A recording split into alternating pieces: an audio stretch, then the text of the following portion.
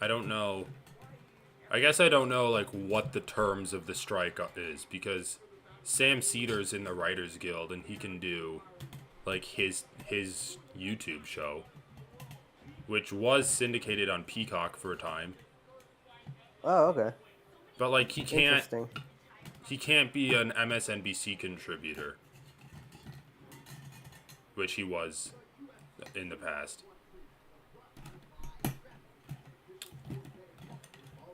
Okay, dude. UFC 291. Interesting main card. Not not not gonna lie, it did take a hit with Michel Pereira missing weight. That fight would have been fun, but it's not If I like, was good. dude. Michel Pereira is only 29. I thought he was in his mid 30s. He thought he was in his mid-30s. Yeah, I mean, dude, the guy looks old, and he fights like a guy that's like starting to put it together, but is past his prime. But if he's 29, he still has like 3-4 years before he's in his prime. So like, I guess the question is, with the weight miss, do you think he could have any success at middleweight? Like if he, Hera? No. like if he He's just too small for middleweight, dude. The middleweights are really big. if he just decided to like put on muscle, not weight cut, just having like a ridiculous amount of energy. But he's such a big I don't see it. welterweight. Yeah, I know he's big. He's just in between. That's a problem. He's just in between. I don't think he's big enough for middleweight. He's only missed weight twice, dude. It's I fine. know, but if you're missing weight for like something like this, where you've known about it for a long time and it's a huge, A lot of people miss weight when they've known about the fight. Just like some days, for whatever reason, their body I doesn't guess you gotta get cooperate. into it. Derek Lewis with abs. Tony Ferguson versus Bobby Green. I mean, Tony Ferguson's gonna get knocked out. Let's be honest, but Dude, did you hear Tony Ferguson's pre-fight interview? I listened to I think all of it, but I might have shut it off. Where he's talking, dude, he's so fucking insane. He just keeps talking about like how he's chasing a bear. Are you talking about He's that? like, I'm not a hunter, I'm a tracker. So I didn't kill the bear, I just I guess. tracked it I guess. and found its watering hole. I guess respect for that. He's so crazy, dude. Dude, no, the funniest part when you said, "Oh yeah, I'm like nearing my prime right now." Oh That's yeah, like- with being 39 years old or something like that. on what, like a 4-fight lose streak? 5. Let's take a look at Ferguson's. 5. Oh yeah, this card Gaethje? also had Paulo Costa versus Aliskerov on it. Wait, how's it 5? Gaethje, Oliveira, Nate Gaethje, Diaz. Oliveira, Dariush, Chandler, Dariush. Diaz. Oh, Gaethje, fuck, he did fight Oliveira, Chandler. I blocked that. out. Dariush, Chandler, Diaz. He's been finished in the I forgot Gaethje about fight, Chandler. the Chandler fight. Like he should have been He finished in the got Oliveira. finished in all of them. No. Oh yeah, no, he didn't get finished in Oliveira. Because right. like he just let his limbs get twisted and cracked in the Wait, Dariush did and he get Oliveira finished fight. against Dariush? No, right? but remember in the first round, Dariush just Yeah, he got got, a like- heel hook that ripped his Yeah. knee apart. He like popped his knee. Yeah. And then, so he should have been Wait, finished in all of the fights, but he wasn't finished by Dariush and Oliveira because he's insane. Hold on, what are the odds for that fight? I thought I heard that Green was like the biggest favorite on the card. Oh, Green's only a minus 357. I thought he was like minus 900 or something. Dude, I'm gonna hammer that line. Bobby Green's actually good. He is good. Yeah, I don't know how Tony would do it. Wait, what are the odds? Minus 357. I mean, he's still like I mean, that's a 3.5 fair. to 1 favorite, but that's like what Whitaker was over Dricus Duplessis. So it's kind of insane. Dude, damn, that Whitaker fight was crazy, dude. That was a crazy upset. I know. I still I did need to show not my see that parents that happening fight. at It's all. gonna be hilarious seeing their reaction. I really did not see that one happening. Well, Whitaker's been dropped before, but like, I didn't think like even if he got dropped by Drickus, I thought he'd be good enough to survive. I guess, and then like figure a way to avoid getting dropped in that same manner.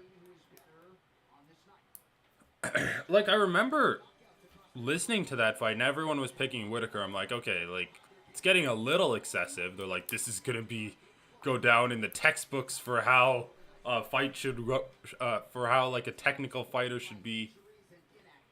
And people were like, oh yeah, I give this like 100-1 or 100-0. Like I'm picking Whitaker 100% of the time to win, and um.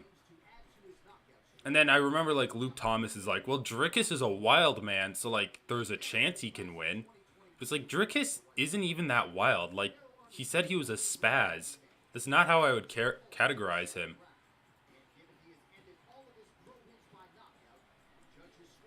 Like, he's pretty... The thing is, like, against Brunson, he was I don't know, dude. I think he actually did level up a lot, though. Because against Brunson... Remember how crazy that fight was where he was like falling all over the place? Even when he had Brunson hurt, he was getting hit in the face when he was trying to finish him. Yeah. What is this? A dog movie for adults? Dude, there were a bunch of those. Was that just a rape scene that they showed us? What? I did not see any rape. I thought that was the implication because the dog was like stuck in an alley and another dog was behind him. Oh yeah, I wasn't listening. I guess. Dude, I think Will Ferrell should retire. He's pushing it a little too hard. In the Barbie movie, he was like, it is almost like a caricature of all of Will Ferrell's other characters. It's like that's what I heard. The Barbie movie's super like self-aware and like just like referencing other shit all the time and stuff. You can't excuse bad parodies by saying that it's self-aware, when in reality it's probably just supposed to be like, oh, this is gonna be so funny, and it just fell flat. Yeah, that's fair. Dude, yeah, no, I've listened to Vosh talk about. Dude, holy shit, Vosh is Barbie. So fucking dumb when it comes to that movie. I've listened to Vosh talk about Barbie for longer than the movie itself, I think. Did you watch the movie? No. I floated out there, but my friend group was not interested. Dude, at this point, I feel like I want you to see it just to, like, settle the debate. Because when Vosh was like, oh, yeah, this movie's actually, like, insanely good, I'm like, am I losing my mind? Like, Vosh... he does put out some media takes every now and then, and like I mostly ignore them, but the ones I've heard like haven't been that bad. But when he's like, oh yeah, Barbie's going through her mansion and all of the jokes lands, where she's like, I actually disagree with a lot of his, like he's super against open world games, where I feel like that's super, he's just basically just like talking about bad open world games is the thing. Oh, but whatever. But he's like, oh, it's so funny when she takes a shower, but a hacky director would have made pink water come out, but this director makes no water come out, because that's what happens in a Barbie house. Because there's no plumbing. I'm like, dude, that's not funny. Like, it's one joke, and then they stretched it over a, like, 7-minute segment of the movie. Where the joke is like, oh yeah, she's in Barbie land. Instead of walking down the stairs... She just, like, gets picked up and placed in her car. Instead of, like, drinking water, she just lifts up an empty plastic cup. And, pretends like she's drinking water, because that's what happens in Barbie Land. Yeah, that's what Vosh keeps talking about, like, the... I don't know, just, like, the fidelity to being in the Barbie universe. That's really clever. It wasn't clever! I guess that's kind of clever. I mean, I don't know. I don't fucking know.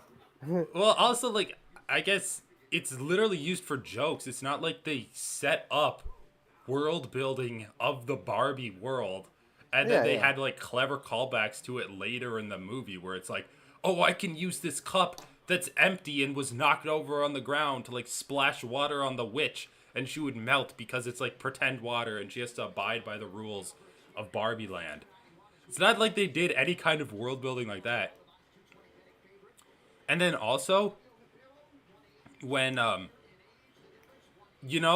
kind of shut it off when he was like, "Oh, the real world isn't the real world. It's supposed to be hyper. It's like a hyper realistic world where it's like a parody of Yeah, hyper. the the Okay, real wait, did world." you listen to the thing where he's talking about Ben Shapiro? That's what I was listening to. Yeah, but I shut it Talking, off. I couldn't yeah, I get can see through that. it all. I But I'm listened like, to dude, like that's half of not it. even true.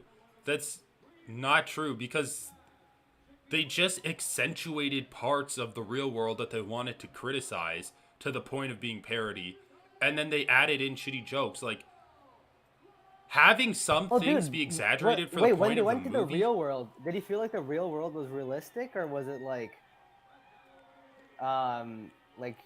was it supposed to be like exaggerating how bad the patriarchy is, or is it supposed to be like this is what the patriarchy is? Like, what's going on in the real world? Basically, is what I'm asking. It's just like straight up, like describing it as hyper realistic is just straight up not true. Like, sure, she gets catcalled in a way that's not realistic, but they needed to have that catcalling because they wanted to demonstrate like the difference between Barbie world where women are in power and like the real world where like it's a patriarchy. But you don't have that much like the patriarchy isn't that readily apparent to someone where you can just walk down the beach and experience it. I know. That's what I would. That's what I would. Yeah. And there's literally a segment in the show where Barbie and Ken split up. And Barbie's like, I'm going to go do my personal quest of finding the person that was playing with me and make them happy. And Ken's like, he's trying to partake in the patriarchy. So he walks into a hospital and he's like, I'll have a job, please. And if Vosh's hyper realistic world theory is true, he'd just be given a job as a surgeon on the basis that he's a man. But when he's in the hospital, the woman he's talking to is like, "No, you can't just walk in here and get a just can't walk in here and be a surgeon." He's like, "Can't I But just Vosh do a was little?" talking about. Vosh was talking about that. He was like, "That's like, I don't fucking know, man. He's I don't know how Vosh integrates that in the hyper realism thing." and then he's But like, "Oh, he did specifically mention that part of the movie, so I'm he's surprised how he like, doesn't account for it. can I Like, have I clearly a?" didn't miss it. It's because he's wrong. Like he's just wrong on these takes. Like the whole thing of Barbie being a doll, that was so obnoxious. It was literally like crammed down your throat for the first 15 minutes of the movie. And in one like 3-minute scene, they must have said Barbie about 100 times. Because it's literally her driving through the city, or the city of Barbie Land, and she's like, "Hi, Barbie." And then the other girl's like, "Hi, Barbie," because they're all named Barbie. And that joke lasts for 2 straight minutes of just her going through the city saying "Hi, Barbie" to people. It's like, I'm like, okay, bro. I was honestly about to leave because I'm like, this is ridiculous. Like, they need to change this shit. And also, like, he was like, oh, when Ken fell down, he didn't act like a human, but he bounced around like a doll. That was genius. Like, no. First of all, it looked visually like shit. Like something that someone could make in a home video that they upload to YouTube. And second of all, like, they didn't, it's unnecessary. It's a throwaway line. Like, it's literally a throwaway line. It's not like they're actually trying to do world building and then it gets integrated into the story somehow, or you're better off for having like learned that part of the world. It's just useless. It doesn't make it feel like you're in a more richer, well thought out place. So wait, okay. So the real world you're saying is like an actual depiction of the real No, world, it's right? not an actual depiction of the real world. It's like a You're depiction saying of. it's not hyper reality. It's not a hyper reality, but it's a movie real world. It's like it's like a movie real world where you're in the real world, but you can still run away from like a security force and not get shot as they're shooting you and missing with all of their machine guns. It's just a movie real world where the director hypes up parts of the director's like, this is the real world, but then they sacrifice realism to emphasize what they want their message in the movie to be. Like, obviously, if Barbie just walked through Venice Beach and no one catcalled her, it's like, oh, well, now we can't show that the patriarchy exists in this world and women are sexualized in this world.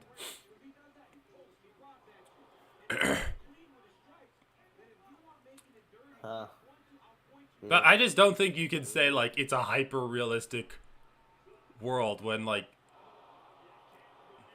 they literally go through the motions to show that people are going through everyday lives, too. Like, there's like a 30-second scene where Barbie's just sitting on a park bench, like, watching the people around her, and she's seeing, like, old people, like, out on dates, having a picnic, like, little kids, and she's just, like, taking in what it means to be human.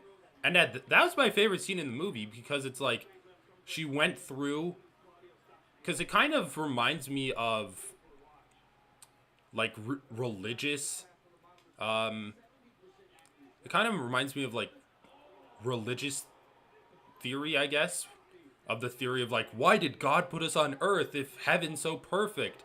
Because it's like she left a perfect place. She's in a place that has problems, but, like, can she grow to appreciate the problems and, like, accept them? And maybe that's what makes life better and worth living. And I thought that's kind of the direction the movie was going to go into. But then they're just like, nah. Let's not go down that road.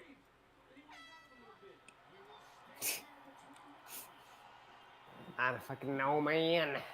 I'll have to watch it on my own, I guess. Dude, just dress up in pink. Do you have any pink Dress up clothes? in pink, baby. All right.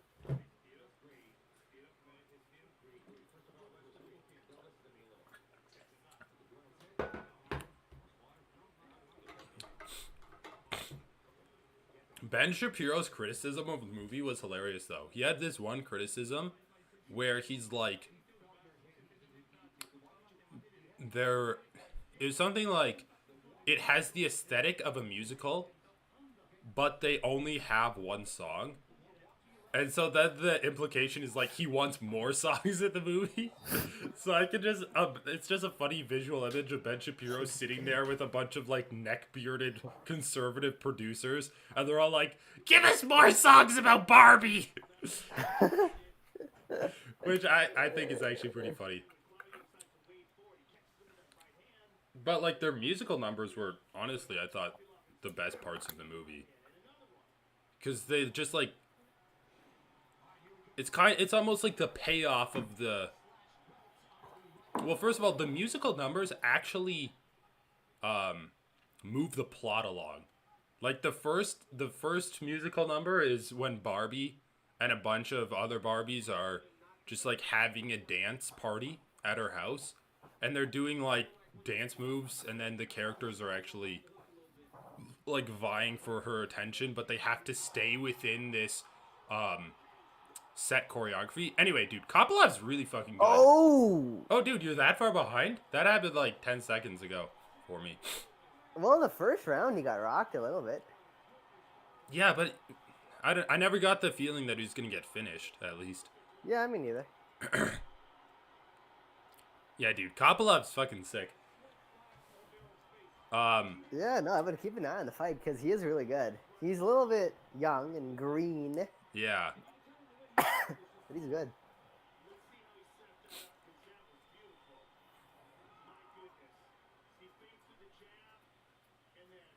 Oh, didn't even have his hand up.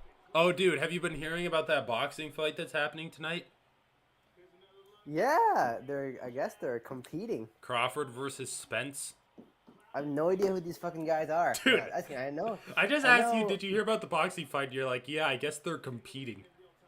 No, I'm saying, like, they're competing with the UFC. Oh, I thought you meant, like, the boxers are competing against each other. It's like, no, indeed, that is what's happening in a boxing match.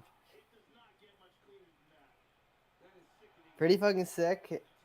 Okay, dude, they really need to separate DC and Joe Rogan. Like, I don't really listen to the commentary anymore because we're doing this. We're talking over it, but apparently people were criticizing him last time.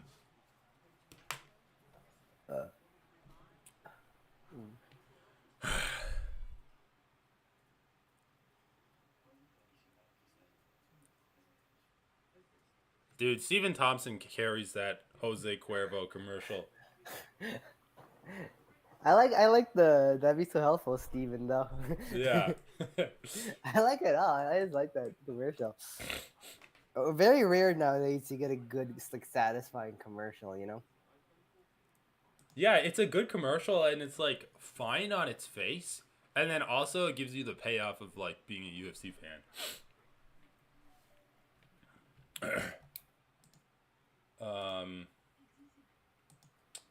What's this guy's name? Anyway, Roman Kopylov just knocked out Claudio Ribera in the second round. CJ Vergara versus Vinicius Salvador. Not very good. Hold on, let me look this up. CJ Vergara.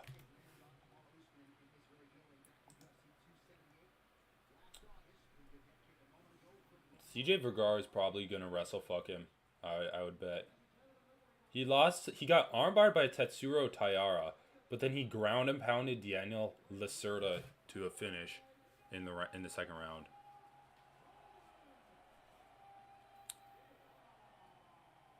Dude, I just like Roman Kopylov's style of striking. Like, he just punches so fast. Remember when he just, like, spam KO'd that little Italian guy? Where he just, like, threw the same two-punch combination, like, 3 times until he was on the ground? No. No. I don't. It was the last... Oh, I guess it wasn't the last Italian in the UFC, which is Vittori, but it was the second to last. He got cut afterwards.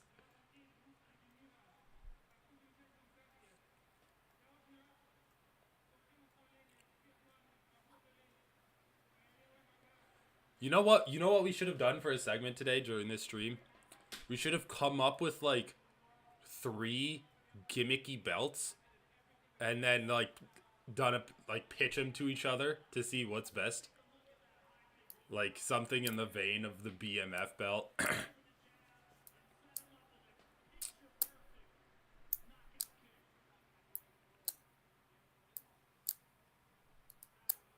Yeah.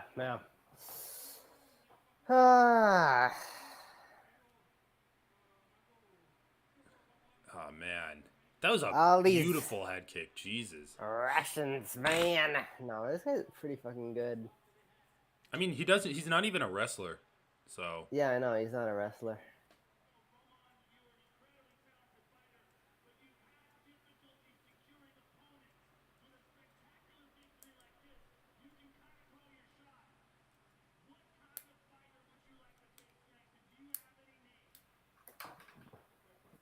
That's not even true. I feel like with a spectacular victory like that, people are less likely to fight him, you know? I guess they just mean, like, the UFC is going to put more weight behind him to, like, kind of force these guys to fight. I mean, yeah, maybe. Dude, you know what's ridiculous in this sport? What? Like, the UFC literally couldn't get anyone for Umar to fight for 6 months until a guy whose game is hell, like Corey Sandhagen, who, like, the only reason he accepted was because of the Bushido code of the Warrior. And he's like... Exactly, yeah. Like, you have to... Corey Sandhagen, yeah. The only way that these guys get pushed is, like, just because of the luck of a psycho like Sandhagen being like, yeah, fuck it, I'll fight it. Like, who cares? It's like... Your sport is reliant on guys essentially committing career suicide to, like, fight these up-and-comers. And everyone is, like, they get praised for it. But it should just be more of an acceptable thing.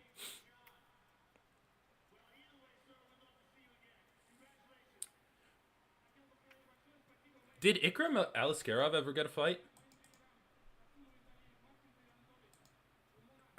Oh yeah, this card took a hit because this was the Costa versus Ikram card. That's funny.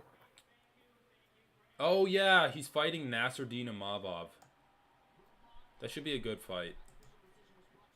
I don't really like it though. Like, I really like the Ikram versus Costa fight, even though Hamza versus Costa is gonna be good. But I don't really like it when they put two guys that should be fighting up against each other.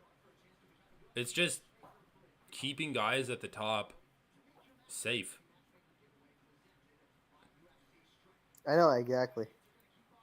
And it's so dumb. Like, the higher up you go, the less you fight. So then these guys are forced to fight other guys that are ranked low.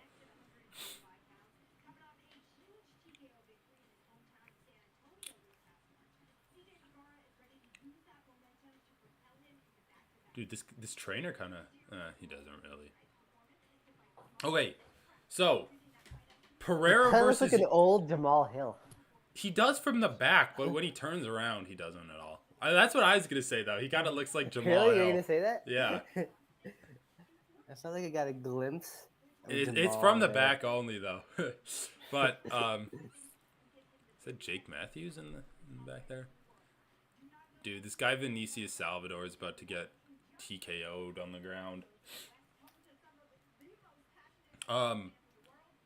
So now that we know that Pereira versus Blachowicz isn't a title fight, let me ask you two questions. What do you want the light heavyweight division to, or how do you want it to play out, and how do you think it will play out? Like, what do you think the UFC lightweight or light heavyweight? Light heavyweight. Okay, so we know Pereira versus Yan is happening today. Okay. Yeah. Yuri's not in attendance either, I don't think, which would be sweet. He's if not he even was. in attendance. Maybe, I don't know, maybe he will be. Like, do you think Yuri will be ready by the time the winner of this fight turns around? Like, is Yuri in the picture at all? He said he'd be ready this summer, but, like, he'll probably be ready. My theory is he'll be ready by, like, this winter or, like, early 2024. I mean, that's fine. I would like winner of this fight Magomed, get a clear title contender. Yuri comes back. That's a huge fight. Clear title contender against the lineal champion of the division. I mean, how lineal is he with John Jones not being there? But I mean, he's lineal because why not make that for the belt? Why not make winner of this versus Magomed for the belt? Because if Yuri's coming back, I mean, he just fights for the belt, though, right? the reason I know. Okay, I just don't feel like it has a lot of significance being for the belt when, like we've had two champions give up the belt now, Jamal and Yuri. It's kind of like so you just don't want the belt to be introduced until one of those guys gets back. I mean, that's what I'm saying. Like, it depends. If Yuri can come back soon enough, yes, then I know. But if Yuri's gonna take a while, okay, yeah, sure, fine, you have to do it then. I just wanted this to be for the belt because, like, if Pereira wins, you get a guy that's not connected to Yuri or Jamal Hill, like, to be the belt holder. So it's not like, oh, well, this guy lost to that guy, and you can't do MMA math where it's like, he's not the real champion. It'd be a fresh face to be the belt holder. I also just want them to have the belt so that they get paid more. Like, when they fight again next. Holy shit, dude. I'm just looking at the rankings. Because I'm like, is there anyone that can, like, pop out of nowhere, like, in a fight and then fight for the belt? Kind of like what Jamal Hill did. There's not. There's no one. I guess there's Johnny Walker, but he lost to Hill. He also lost. Did he fight Ankalaev? Should they do Walker versus Ankalaev? That'd be kind of a sick fight. Walker versus Ankalaev, dude. I just like. The thing is, if they make Walker versus Ankalaev now, he's not gonna be ready in time for the turnaround for this fight, in time for the winner of this fight. I just want Magomed to fight the winner of this fight, or whatever. Like, if it's Magomed I versus think Walker, what's the gonna winner of that happen fight, is, but that's my problem. I don't think the UFC is gonna give Ankalaev an immediate undisputed title shot. I really But don't. he's not getting an immediate undisputed title shot. That's why he fights the winner of this fight first. I know, but I don't. I don't think that the UFC is gonna want these guys to fight Ankalaev. I guess what I'm saying is, like, I think that this is being deemed as the number one contender fight, and they're not gonna make them fight another person before I don't see fighting. what the issue is with making this fight. Just because they're gonna, like, dude, you're talking about turnaround, but if they fight again, like, let's say in another, like, 3, 4, 5 months, they fight again, then you have to wait again all that time before that you can have, like, an undisputed belt. So I think the winner of this is I don't see the rush for putting an undisputed belt on these guys. I mean, there's no rush, but I think history's shown that the UFC wants to get a belt in the division as soon as possible. Just think when, like, I just think the belt kind of loses a lot of meaning when you have two champs back to back voluntarily give up a title, and then neither of those guys are involved in the next title fight. It loses meaning, but at least it gives form to the division, right? It's like, okay, now What form? What form? Who gives a fuck? Oh, it's form. It gives more form than this bullshit where you're like, oh, and then they'll fight Ankalaev, and then they'll fight Jamal Hill, and then they're gonna fight Yuri, and, like, maybe the winner of all of those will get a title shot against, like, the Yuri Paul fight Craig. is the title shot. Come on. Dude, Nikita Krylov's sitting at number 5. Bro, if Nikita Krylov becomes UFC champion, I would actually be, like, so happy. I'd be like, okay, I've seen enough with this sport. Like, Nikita Krylov's champion of the light heavyweight division. It just shows how bad light heavyweight is, dude. Nikita Krylov's at 5. Ankalaev's at 2. Blachowicz is at 3. Prohaska's at 1. Dude, Nikita Krylov versus Alexander Rakic. He somehow beats Rakic, fights for the belt, fights the winner of this, submits Alex Pereira. That'd be so insane. Yeah, it would be. Then Paul Craig would have beaten. Well, I guess Magomed Ankalaev was never an actual champion, but he would have beaten Krylov, Hill, and Ankalaev with, like, his jiu-jitsu.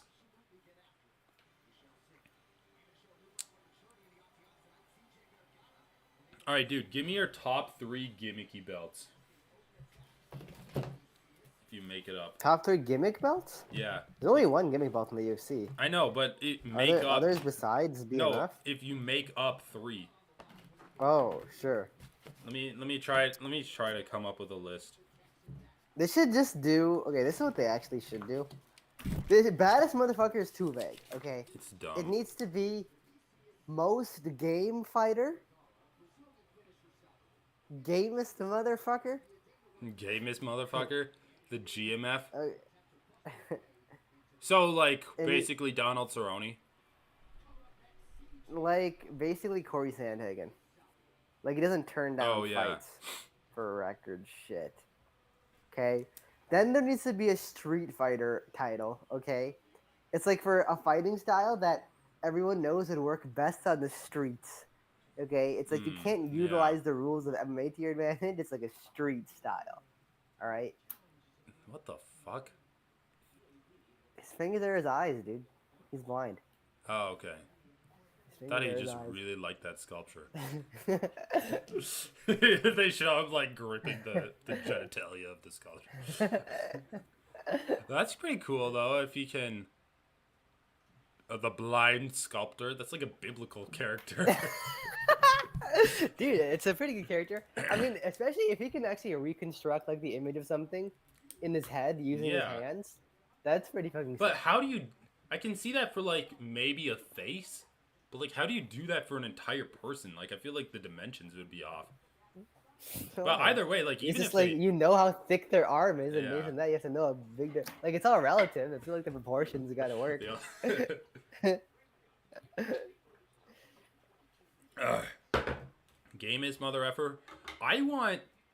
Okay, this isn't really a belt, but I want like the lineal, like the lineal lineation, where it's like just like a coin or a medal, and like just someone has it, and if they lose to someone, they literally have to give it to the other person, and it's just one thing that they like keep passing on, and then just That's what see I where it would, ends and then up. I want to see like how that belt travels, like because it can be the thing that the BMF belt is actually interesting is the BMF belt is a belt that can go from division to division if people like randomly fight across divisions or whatever. Right. Basically, it kind of just a test to see how long it takes to get to heavyweight, honestly. But although I might just get caught in like middleweight or whatever because the jump is too big. And the problem is a lot of guys that are gonna like be in the BMF belt might retire without fighting again because like it's usually guys at the later end of their career. Not always though. I mean, yeah, if they retire, then it's fucked. But I mean, it's still interesting. It's still interesting that way. Okay, if they retire, it goes to the last older. It goes back to the last I older. want like some kind of gimmicky nation brawl where it's like if you ever have enough guys like um maybe you've just beaten like 3 Russians in a row, and then a Russian's beaten like 2 Brazilians in a row, and they have the Brazilian Russian matchup. I The think that'd be cool. Brazilian Russian. Dude, okay, am I going insane? Or did they play that Miley Cyrus song during the Jake Matthews fight against Darian Flowers? Yeah, they played some Miley Cyrus song. You're right. They And they're did. It like, was just like the I can walk on, buy right? myself flowers. No, it was at the beginning of the second round they played it because they're like, and Darian Flowers is getting up, and then they like had some guy on the soundboard. And he's like, I can That's buy that's amazing. myself Just flowers. gets flowers. Dude, the guy just gets like shit on because of his last name. They're like every time Anik mentions flowers, we're gonna like hit this soundbite. Okay, other gimmicky belts. Uh, the OMF, the oldest motherfucker. I think that would be funny. You Just just a veteran belt. I mean, you could just do that. yeah, the veteran belt. But there's not like a ton of. There's not a ton of like demand for old guys fighting each other. I know it's a problem. Because it's a problem. No. The thing is, people like their old characters from MMA, like the nostalgia stuff, like Nate Diaz and Nick Diaz and stuff. But they don't. But they don't want to confront the fact that they're old and shitty. Yeah. So they want to feel like they're in a real fight when they're not. Well, I actually like what the UFC does, where they put old guys up against like shitty guys that they want to see if they can like beat them. Like shitty guys off the Contender Series. I think that's. I'd prefer. I mean, no. If they The just problem is don't no one get the wants to shitty see. guys. No one wants to see their like idols lose to no names. Yeah, that's true. But I don't know, something about it's like, okay, Jim Miller's fighting this like 8-1 guy off the Contender Series. He's fighting him like in the middle of the prelims on the Apex card that no one's watching. And then it's just like Jim Miller like sends him to hell.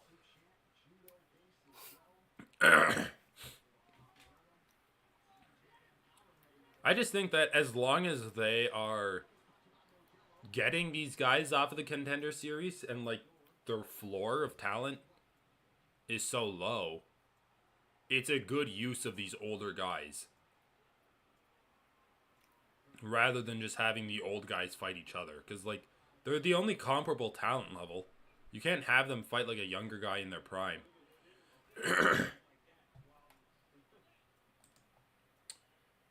Okay, Trevin Giles versus Bonfim Gabriel, or Gabriel Bonfim. Oh yeah, that's what I wanted to look up.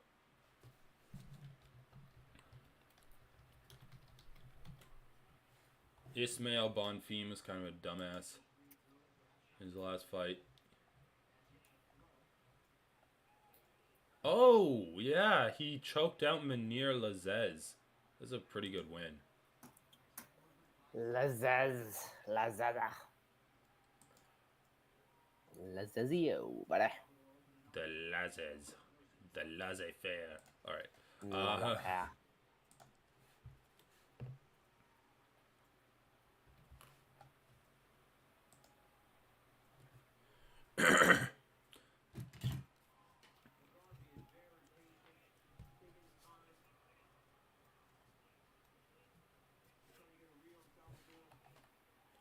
Gabriel and Green. I'm doing a Gabriel and Green parlay. Let's see if it works.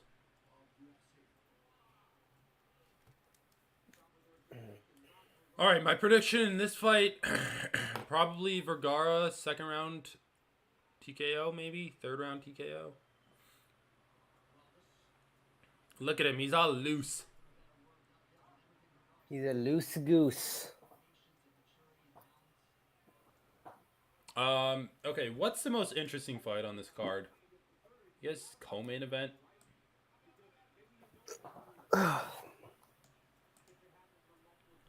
Dude, about Dustin Poirier, like, the guy just makes a lot of errors in his fights. He always does. Poirier? Yeah. Interesting. I feel like it makes errors with regards to takedowns. So what else do you mean? Well, it pulls guard. Yeah, that's what I said. Yeah.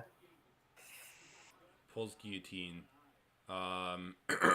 Like awful right off the bat. I guess that's kind of it.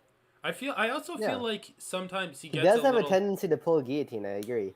Like he really sucks against grapplers. I mean, it was pretty bad how immediately like awful he becomes. I know. And I also think he sometimes has a tendency to like let himself get hit unnecessarily. Like he'll just stop with his defense. I mean, I can see a scenario where Justin Gaethje TKOs him. Although Gaethje hasn't really been TKOing anyone recently.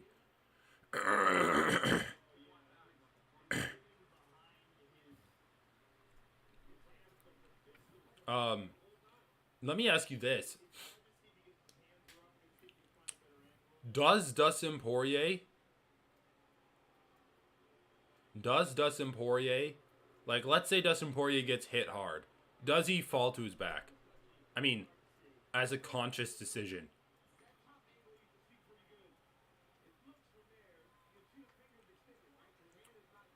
I mean, Justin isn't gonna go for takedowns anyway, though. I know, but that's what I'm saying. Like, should he pull guard like what Oliveira did when he got hit hard against Gaethje? Oh. Nah, I don't. Do you think he has a really good like threatening guard game? Like, do you think but Justin Gaethje's. Look at it this way: would you rather be hurt on your feet and having Justin Gaethje like trying to finish you, or would you rather be hurt and be on your back and having Justin Gaethje like be on top of you? Dude, it depends. Like honestly, Justin, I feel like the ground and pound could be competent enough, especially working with Usman. Well, remember he almost finished Chandler with that uppercut in the second round, and then just like shat the bed with the ground and pound.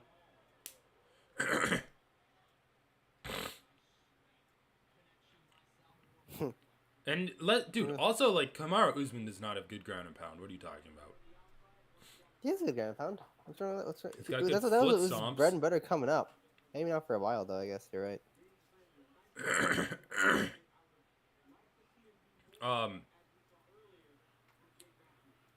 I also like Poirier is a black belt. Like his ground game's probably good enough to reverse on Gaethje if Gaethje goes into his guard. Yeah, I guess it's probably smart for Gaethje to let Poirier up. Yeah, and if we're at this point where we're like, oh, if Gaethje hurts Poirier, should he let him up? Then of course Poirier should drop to his back because it's just giving him more time to recover. Right. It just gives him time. I actually hate how you can just like slowly get up and take your time in this sport to recover. Well, I dude, it's like, MMA. If your opponent's unwilling to go to the ground with you, then you should be allowed to go. Like, you yeah, earned that's fair. that through the fear of your ground attacks. Yeah, that's true. Um. Oh, but with boxing happening tonight, I was kind of thinking about it. Like, dude, I love how quick the finishes are in this sport. I don't. I like it when a guy gets punched once Dude, and then you can okay. just spam hammer fist and it's over. But you know what the reality about that is, right? Like the top level boxers. I was agreeing with Rick's take. You know, Rick said this on Ariel Helwani. The top level boxers are more skilled at boxing than the top level MMA fighters are. I mean, I guess that's true. They really like perfected their craft. It's really hard to hit. Like Gervonta Davis, like he was actually insane. Like he was just moving his head like an inch and dodging Ryan Garcia's punches. It's pretty incredible to watch. I The mean, sport it's isn't that fun to watch, but pretty. it's like these guys are super defensively responsible and like are really just really good at it, man. They're really good at not Yeah, getting hit, not getting get hard. but that doesn't have anything to do with what I said. I'm saying that's why the finishes come slower. No, I'm not talking about them getting hurt at a slower rate. I'm saying that, like, when they get Hmm? hurt, the ref lets them stand back up and recover just for them to Oh, get that's dropped what you mean? again.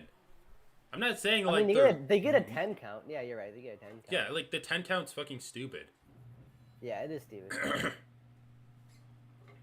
Like, I think the only way ground and pound should be legal is if you drop your opponent in boxing, and then you ground and pound up. Honestly, I just want boxing with clinching. Yeah, but then when does clinching turn into wrestling, you know? Where do you draw the I mean, it's line? technically wrestling, but as long as you're on your feet. When does clinching turn into like, whoops, I tripped you? Dude, that should be fine. That should be allowed. Well, then when does whoops, I tripped you turn to whoops, I landed a punch on your way down? And That then should also be that turned allowed. into. Well, then when does that turn into whoops, I accidentally elbowed you on the ground because I fell with you? Okay, dude, elbows And are when does that already turn allowed in into? boxing. No, Oops, on I the ground, accidentally on the ground. accidentally Then when trianged does you that with my turn legs. into whoops? I accidentally Honestly, shoved no. my shoulder into your neck. This is what Whoops! this is I what they accidentally do to triangled this is you. what they need to do to make boxing better. Add in clinching, trips, and also like soccer kicks on the ground. No ground and pound other than just like soccer kicking the person with the sneakers that they're wearing.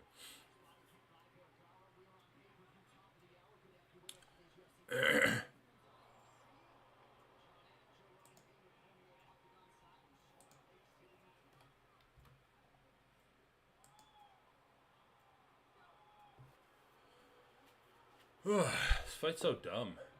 What are they even doing? I thought CJ Vergara was a wrestler. Maybe I should be watching more of his fights. Oh, this is a flyweight?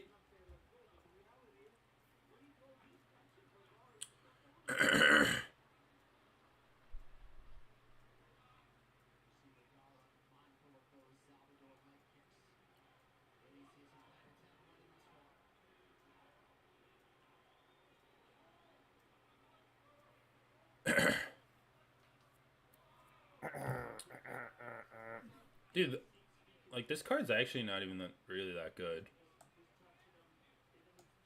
I mean, this fight's not good. I wanted to watch Bonfim, and then the main card's solid. The main card's solid, man. What do you want from me? These fuckers don't give me a good stacked pay-per-view I mean, anymore. Chiesa versus Holland's good, but Hey, Chiesa versus Holland is is really Derek good. I like Lewis that even fight. ranked still? Tony Ferguson is good just for whatever, man. It's Tony Ferguson. He's crazy. I guess I'll. Yeah, I did. The Derek Lewis fight's the worst one. I agree, but that used to be fucking Wonderboy versus Pereira. So, Yeah, oh well. that's true. And then the top 2 fights are good. I mean, 4 of the 5 fights are good, Holy man. I don't know shit! What you are these want. people doing? They're What are they both doing? I like don't doing watch this Wing shit. Chun, but not even attacking each other with it. They're both like, like I am Ip Man. We should rewatch Ip Man. Those are good times. Remember in high school, you used to like watch it just I for the actually fight showed my scenes. girlfriend that movie. She didn't even mind it that much, and she like hates violence. Wait, what? There. Yeah. Wait. Oh, you're ahead of me. They just did the wind chime. Oh, yeah, I think I am ahead of you. They literally just did the shit. So dumb. Ah, man, so funny. Vinicius Yeah, that's literally Salvador is like sparring all match. showboaty, but now Vergara is trying to showboat too. Oh, they're saying this is worse than sparring. They're saying I like know, I've seen dude. sparring better than this.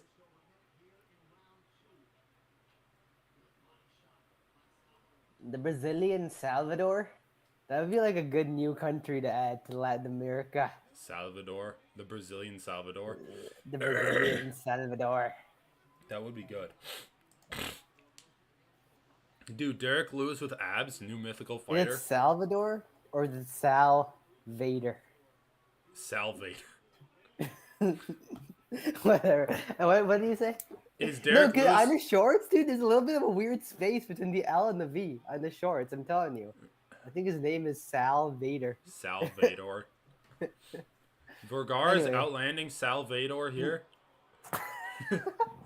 Dude, why is Derek Lewis even on the main card? He's like one of the worst heavyweights. It's kind of he's like the biggest embarrassment to the heavyweight division because he was like 2 fights away from a title, like his interim belt and then the actual title, Yeah. and he sucks. No, he does suck. But in his defense, he was doing pretty good against Ty.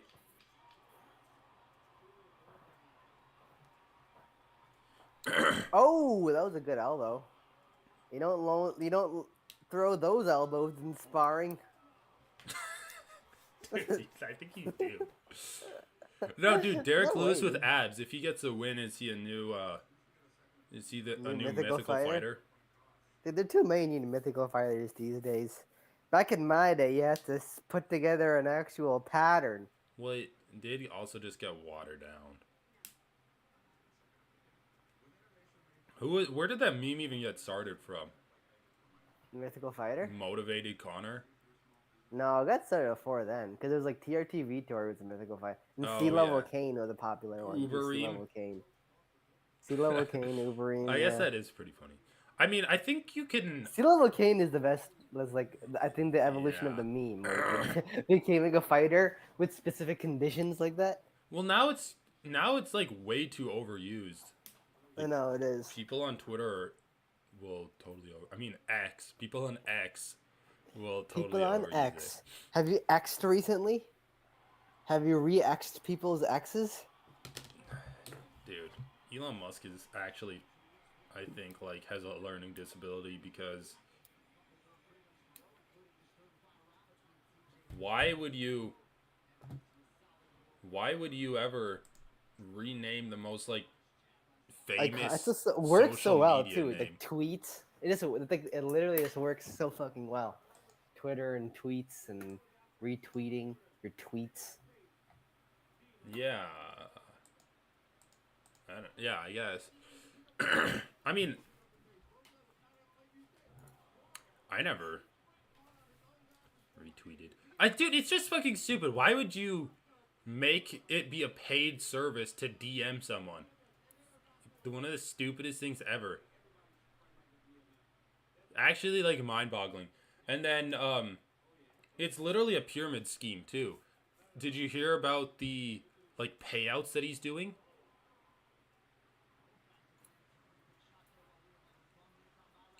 Because he's saying, like, you can get monetized if you do this Twitter Blue service.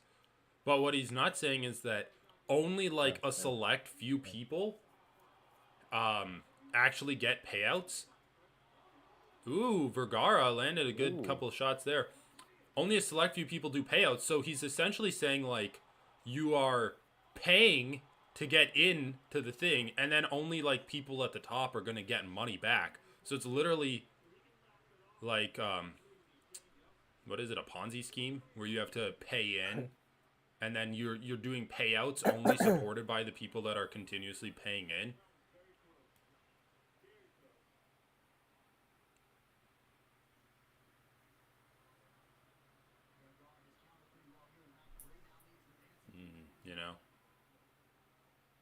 Ponzi scheme.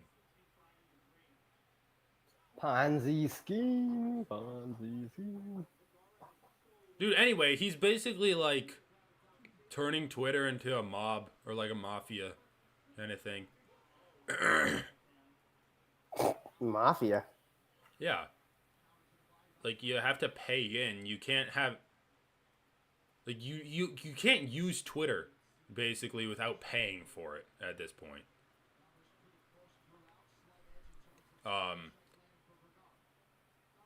It's also just like a fucking cesspool. Oh, dude, did you see Luke Thomas released a video about like the pandemic and vaccines? No, I didn't really. It's so That's funny. interesting. Luke Thomas keeps saying like, "Oh, I know how to turn the corner in terms of popularity. Like, I finally know how to do it." And then like a week later, he releases a video basically saying like, "I'm sorry, I was wrong to tell people to get vaccinated." I'm He like, was wrong to tell people to get vaccinated. Okay. okay, dude. Okay, buddy, old It's pal. like I see ya, just like doing that right wing turn, I guess.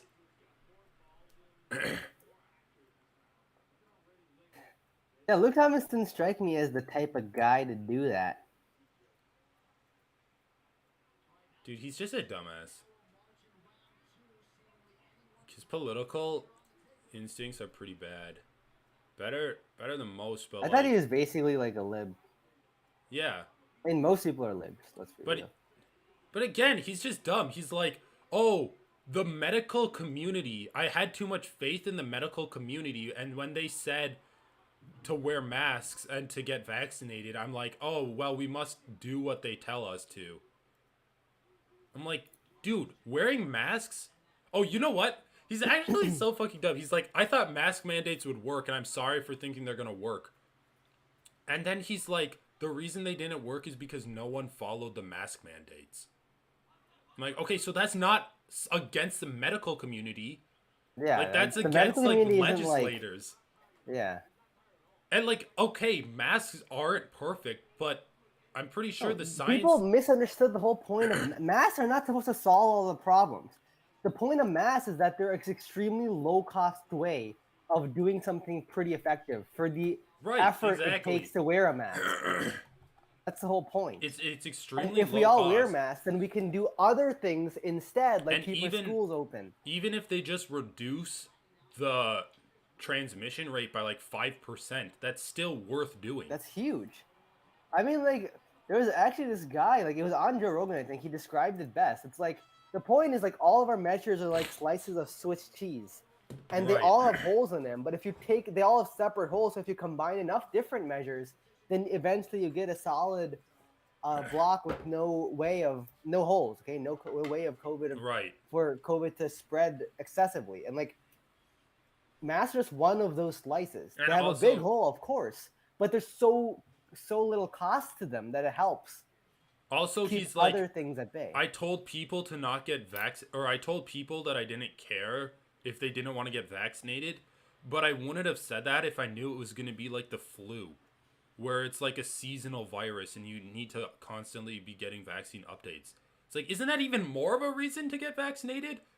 Like, the science exactly. on the health outcomes from vaccinated versus unvaccinated people is pretty much settled right now. It's like, you get vaccinated. And dude, honestly, follow.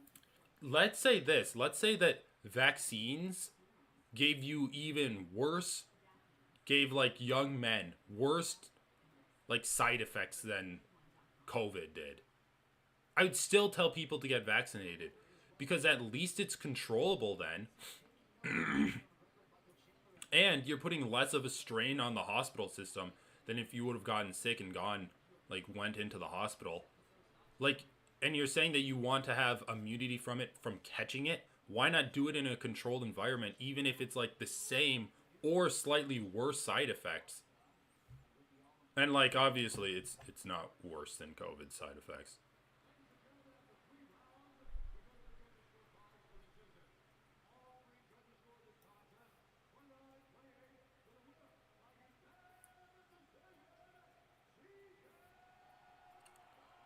Ah, CJ Vergara wins the sparring dude, that match. guy, Vinicius Salvador, is crying, but like, he's really not that good.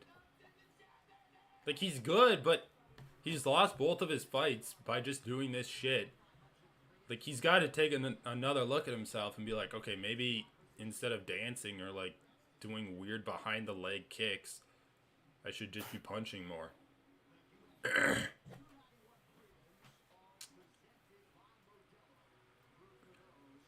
Okay.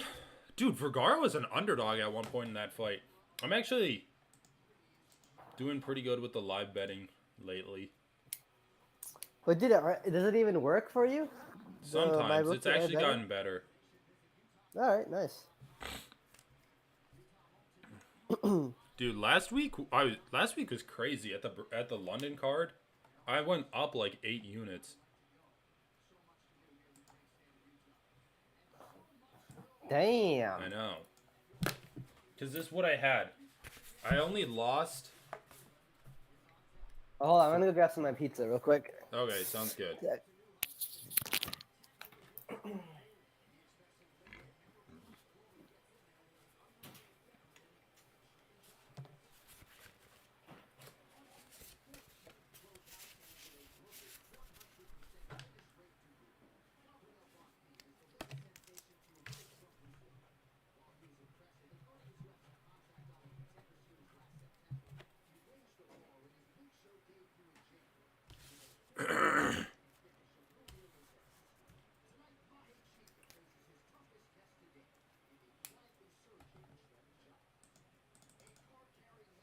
What? Quietly surging Trevin Giles.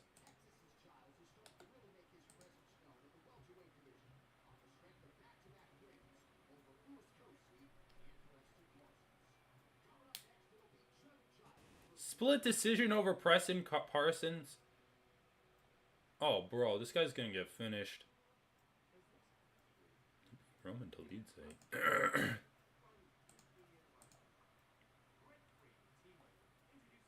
I think he's gonna get choked.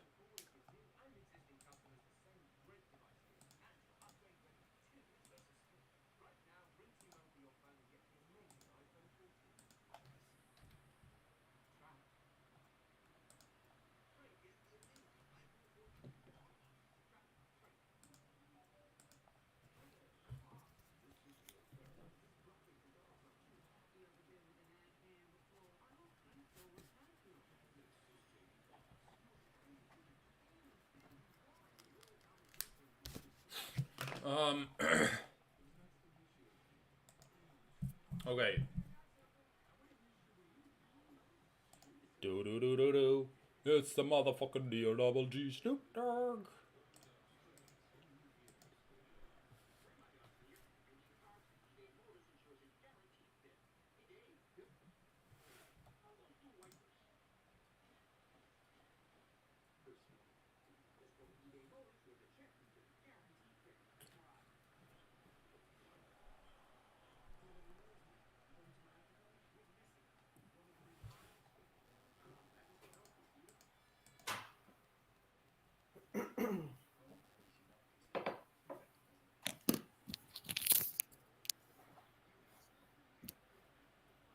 All right, tell me how you did on your betting, filthy gambler.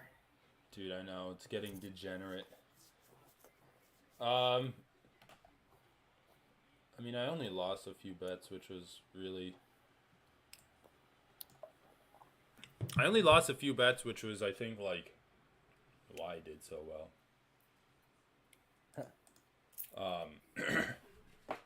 Yeah. But it was Aspinall versus Tybura. Like, that was an easy win for Aspinall. And then I also, Lerone Murphy was at. Like, you remember Lerone Murphy, right? Yeah. Yeah, he was fighting Joshua Kulabau, who kind of sucks. So, and he was only a minus 147 favorite. So, like, I kind of pounded that line. A lot of easy wins.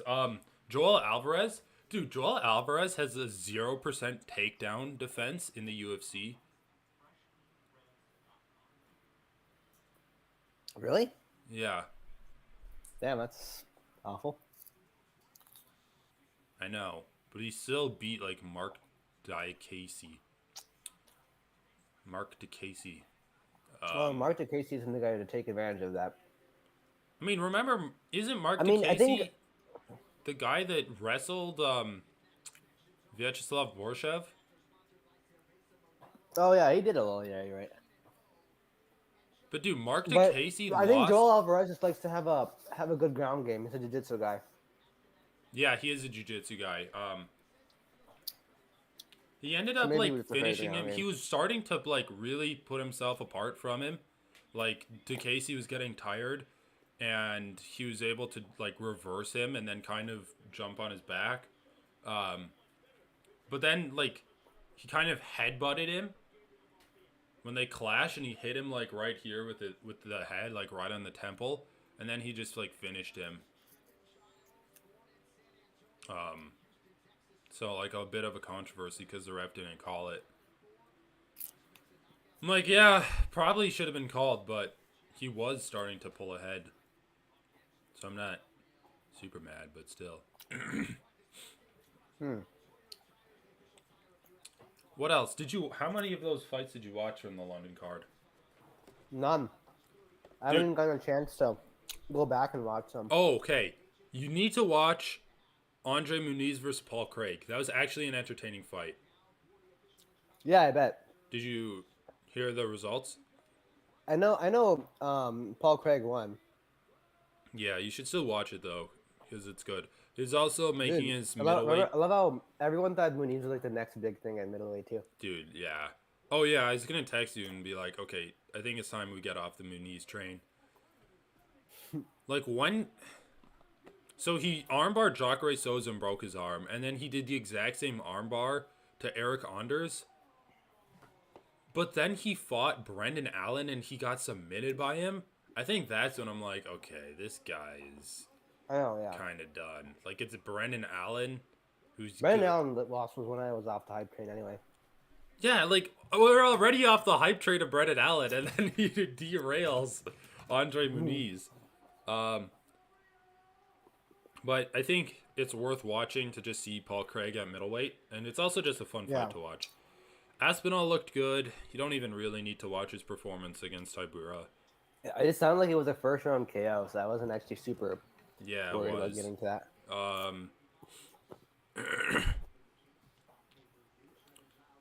Who else is notable? Lerone Murphy did really good against Josh Kulabau. Like, I think Lerone Murphy's a legitimate featherweight. Like, he's good, man. Oh, yeah. And then Molly McCann, like, was fighting Julia Stoliarenko. Dude, what the fuck is this guy doing? Did you see Bonfim throwing punches? He's throwing punches like a child. Punches like He's throwing like punches he was in like a cat high fight. schooler. Yeah, like he's in a high school brawl in the locker room. He's like, like, bro, what are you doing? This is like how Juliana Pena throws punches.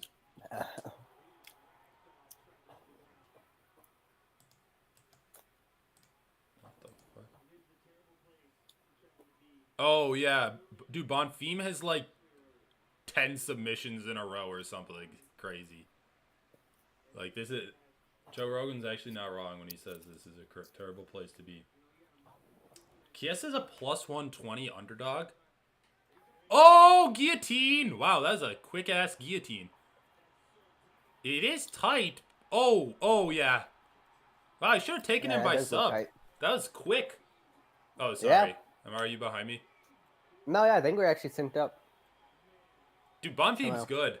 Bonfim's really good. That's like his... Yeah, that was how it showed some confidence to like pull a guillotine there.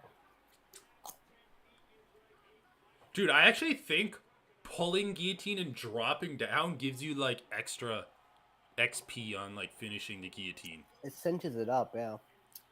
That's the one time I got a guillotine in jiu-jitsu was when I was like, we were doing drills and I was going, I don't know what the drill was. It was like maybe like sumo or something. Anyway, it's like the 350-pound guy I was going against, and I'm like, he's about to throw me out. I'm just gonna pull guillotine, and he actually tapped like pretty quick. He was exhausted though, because it's like after beating 5 other guys, and then I pulled guillotine. Anyway, so Munir Laziz guillotined. Before that, Trey Watersvon flew. Before that, Darce choke. Before that, TKO. So don't count that. RNC, triangle, guillotine, RNC, triangle. This guy has a shit ton of submissions, and he just guillotined this. That's so, like, pretty sweet. Yeah. I guess I guess he's not unfounded with that guillotine attempt. Does need to clean up his striking though, because that looked like shit. Exactly. I mean, he hurt him, but a better striker is just gonna like defend that and counter you. Well, he was panicking when Giles moves like a step forward from the cage. Yeah. Like he had Giles pressured into the cage and then didn't know what to do when Giles was leading a little bit. Trevin Giles is a good guy to do that against, but... Alright, well, we have 20 minutes, or like, we have 20 minutes before the main card starts, so you want to take a break? I'm going to like grab some food. Do you want anything on here? Dude, I'm going to do like an emotional hedge on Bobby Green, just because I think it would be insane if Tony Ferguson won. It's like, how much money am I willing to lose to see a Tony Ferguson win? Say like $10.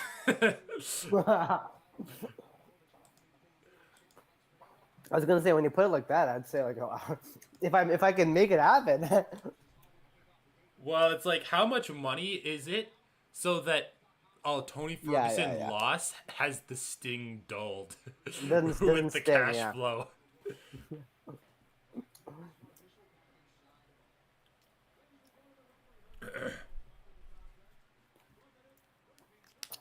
So far, all of the favorites. Are they good deals? Any good lines though? Like, what's the line on Gaethje versus Poirier?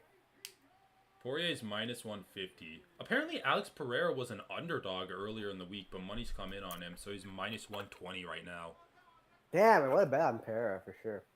Marcus Rogerio de Lima's minus 200.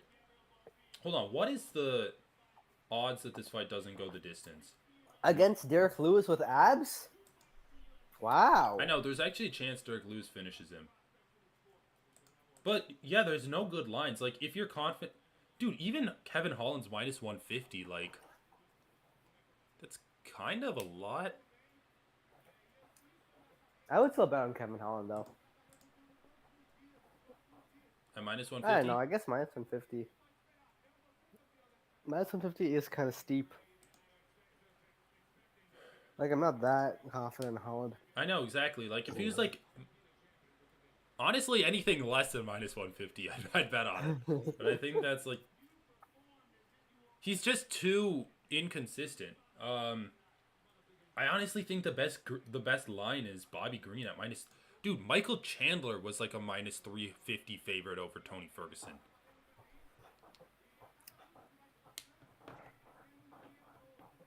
Wouldn't that make the line for Bobby Green worse? Yeah, I guess. I just think that Vegas is, I guess what I'm trying to say is, like, I think Vegas undervalued or overvalued Tony Ferguson in that fight.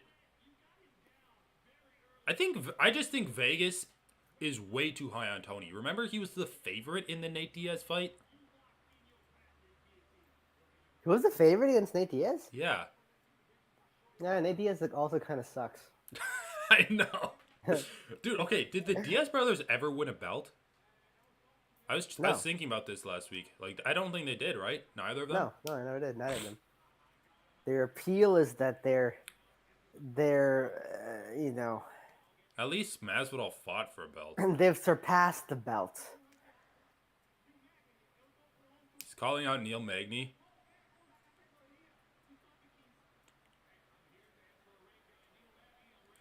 Everyone calls out Neil Magny because they know that he'll take the fight. Because Neil Magny's such a fucking scrub that he He literally turned himself Yeah, into the gatekeeper. you He's gotta like, do what you gotta do in this economy, man. You gotta you call up the guy, I'll take the fight. that's hilarious. The like everyone's just shitting on Neil Magny.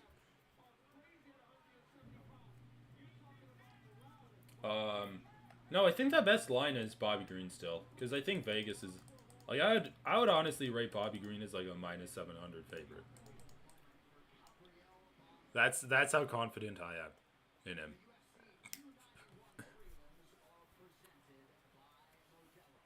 Other than that, if you're super confident one way or the other, like DeLima or Derek Lewis, or okay, dude, the best line is Alex Pereira probably a -120. Like that's still a pretty good line. And dude, it's only a 3-round fight. Like I think he can survive some of Jan's. Jan's not gonna be the kind of guy that like just wrestle fucks you. He's gonna go for a takedown, and if it gets stuffed, he's gonna be fine playing kickboxing. Adesanya did win some rounds from Jan just kickboxing. It's not like Jan shut out Adesanya's game. And even though he's gonna be good against Pereira, like good checking leg kicks and attacking Pereira's legs with his own leg kicks, like it's gonna be, I think it's gonna be a very close decision fight. Honestly, I agree with that. I agree with that. Yeah, you're right. Probably shouldn't down him. Yeah. oh dude, Blachowicz. Okay, maybe this is the best line. Blachowicz Pereira over 1.5 rounds at -150.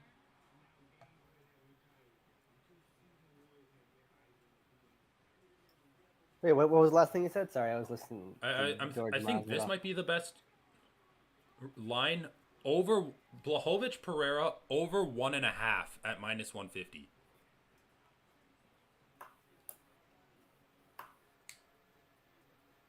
So it's not dependent on the winner, just the fight's going over 1.5. Yeah, -150. because I think if I think that's just pretty fair because Pereira can always knock Jan out. yeah, but he does take a while to like set it up. Like Yeah, he obviously does. against He does. Strickland, He's not gonna like go ham right away. he still set it up. It's just way easier to set it up. But, Yeah, it's tough, man. I don't know if I'm like, just can't justify. well, what I don't about the know. main event? I just like it when you get like the over 1.5 versus the over 2.5. The main event, would you say over or under 2.5? Because they're offering that line.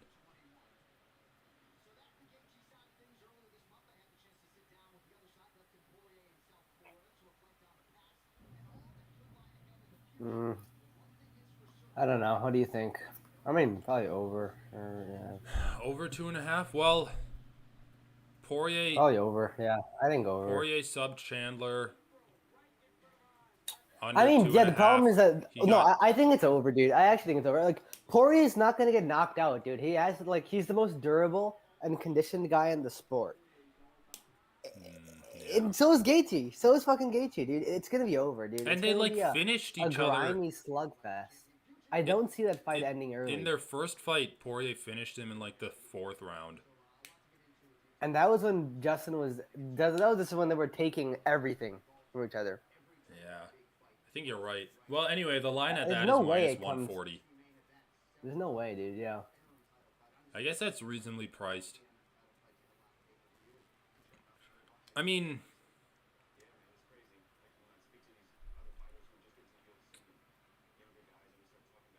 how live is a Poirier submission?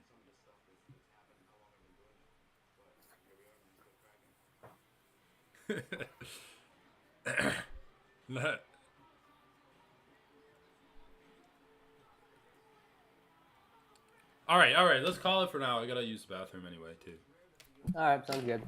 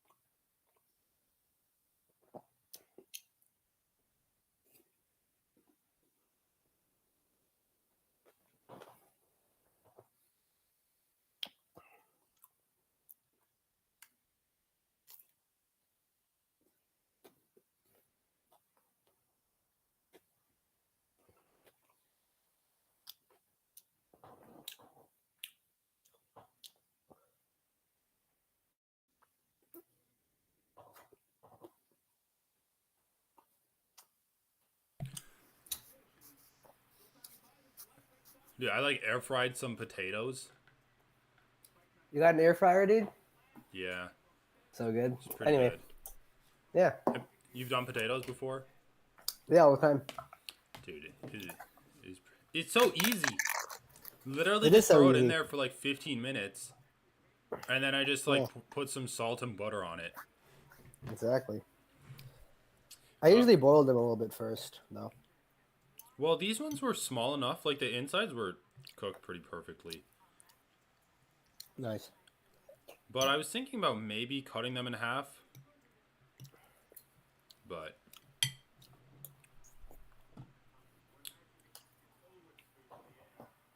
Air fryer, dude, it's so good. My thing has a pressure cooker, air fryer. You can saute stuff in it. dude, I gotta Like get it's one of just those. replaced my whole fucking kitchen. Like I don't even Yeah, fucking use my kitchen. Yeah.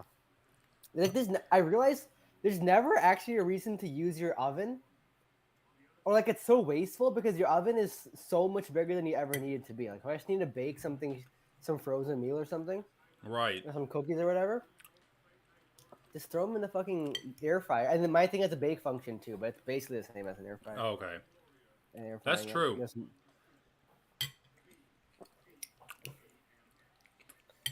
Dude, Dustin Poirier fucked Chandler up. Like Gaethje did too, but Poirier really fucked him up. Like to the point that just blood was like falling out of his face. he did, yeah. But round one was Chandler's, right? Yeah. Round one. Wait. In the Poirier fight, round one was Poirier's. But round two, he allowed himself to get wrestle fucked. That's what I'm saying, yeah. So that's what I'm saying. Like Which the is fight, another. I do think Chandler could have won that fight. Honestly, to me, the Poirier fight is actually one of Chandler's better performances in a sense because I think that was the fight that he was closest to winning against the lead competition. I still think the Gaethje fight. Because Chandler legitimately had Gaethje rocked multiple times in the first round of that fight. Chandler also like had Poirier exactly where he needed him in the third round. He just suplexed him for no reason. Well, that's true. He had Chandler. He just has really bad fight IQ. Is what Chandler we're learning here. was close to winning by decision against Poirier. I guess you're right in this sense, but like again, I felt like Poirier was just making mistakes in that fight. But the problem with saying like, oh, Poirier made mistakes in that fight, so like he might get fucked against Gaethje. Gaethje can't take advantage of those mistakes. Gaethje's such a one-dimensional fighter. Like he is great striking, some of the best striking in the UFC, but one of the worst grapplers in the UFC of like holding people down.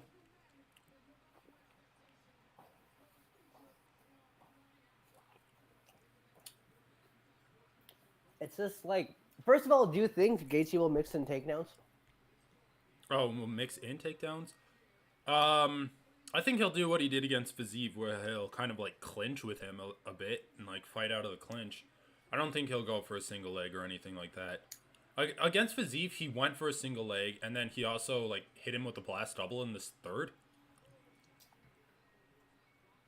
But that's because Fiziev is also pretty much straight up a kickboxer. Poirier's actually a good grappler. And Poirier's significantly bigger than Fiziev, too.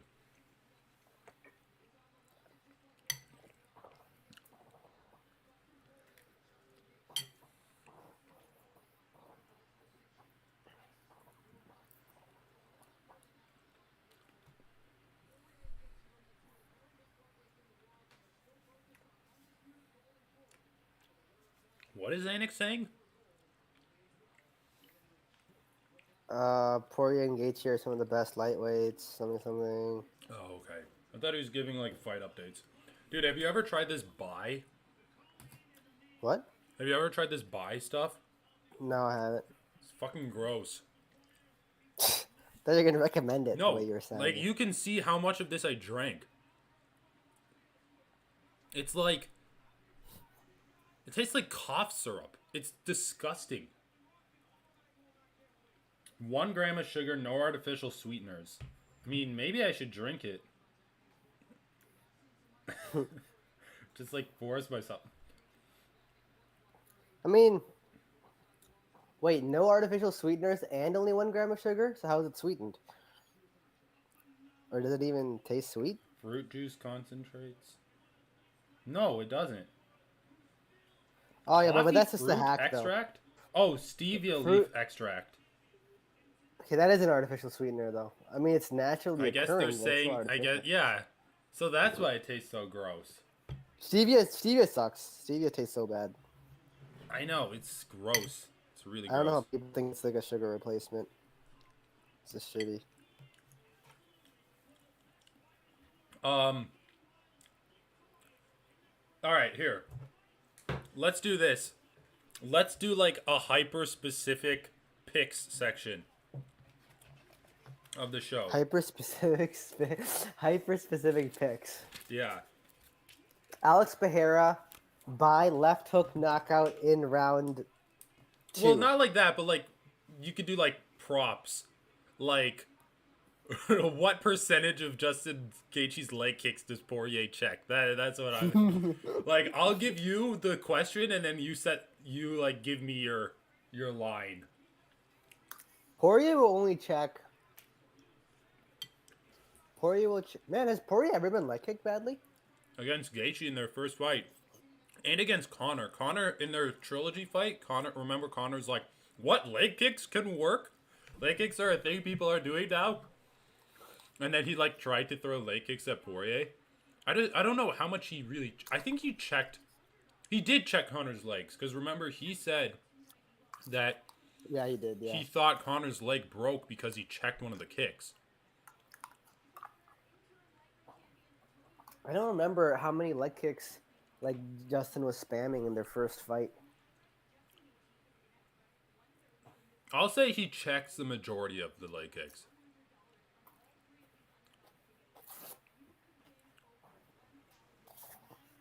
I think he's gonna have worked on that a lot. You concur? Yeah, it makes sense. He better have worked on it.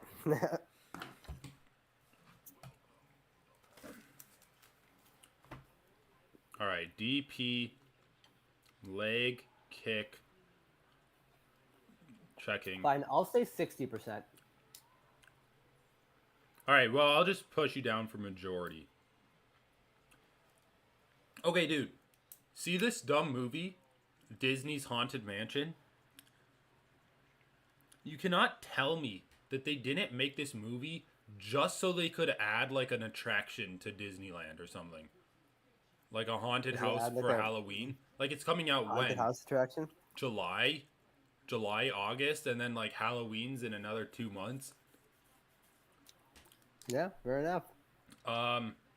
Okay, do you... Alex's left hook, does it at least land and wobble Blachowicz? We all saw that weasel thumbnail of... Oh yeah. I actually did see that one. I didn't see the video, I saw the thumbnail. Yeah, I didn't watch the video either. I'm like, okay, thanks for the thumbnail. It's literally the 2 examples that you're going to be talking about in the video. That's the problem, dude. MMA, you can analyze it all you want. There's never actually enough data to make a convincing argument. That's my opinion.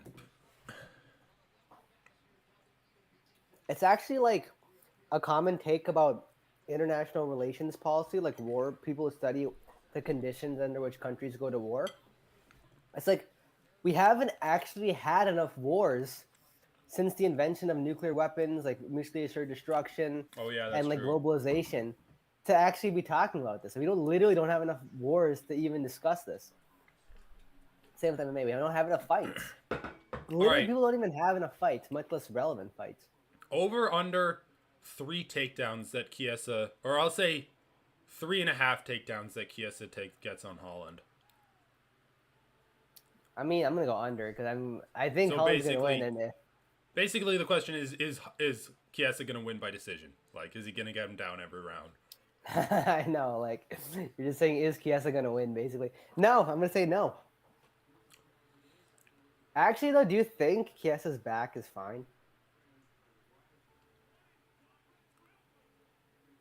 Is it fine? Probably not, but like, can he fight through it? Probably. I'm gonna say yes. I'll say yes. This is so dumb. You just think so? You just think Chiesa's gonna wrestle fuck Holland? Yeah. Dude, Holland's been working on his wrestling too, dude. Give him some credit. Dude, come on. His last opponent just like ran through him with wrestling. Like it wasn't even close. Kyle Dawkins? Wait, who was last? No, what? Oh What are wait, you talking no. about? His last opponent was I guess Steven his last Thompson. opponent that was a wrestler just ran through him. That was before his arc where he wrestled with DC's high schoolers. Dude, I don't think so. Yeah, it was. That after that that was Brunson after Brunson. No, his last opponent had remember his catchweight? Who are you talking about? Hamzat Chimaev. Oh. Come on, dude. Okay, yeah, okay. Also, yeah, you're like, sure. oh, he wrestled Totally, with high schoolers. He's good now. Dude, wrestling with high schoolers is the best base for MMA. Chael Sutton told me that the really good MMA fighters used to go to high school wrestling rooms to stay on the cutting I edge do of the sport. taekwondo with preschoolers. Kick ass. Dude, you gotta stay on the cutting edge, dude. That's how you do it.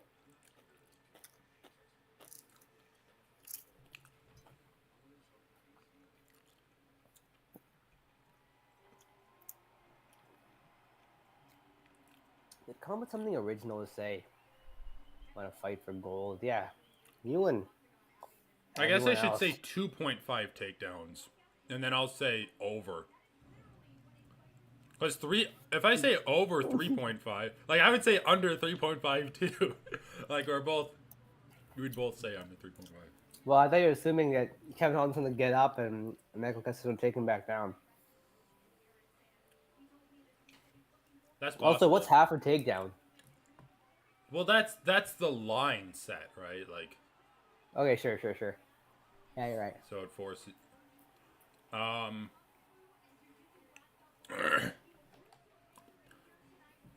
Yeah, we should just like make lines for. We should make up our own lines for every fight.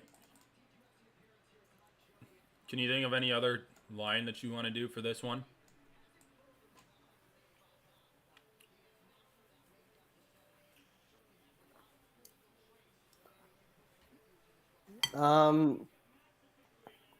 Number of flying knees that Derek Lewis will throw.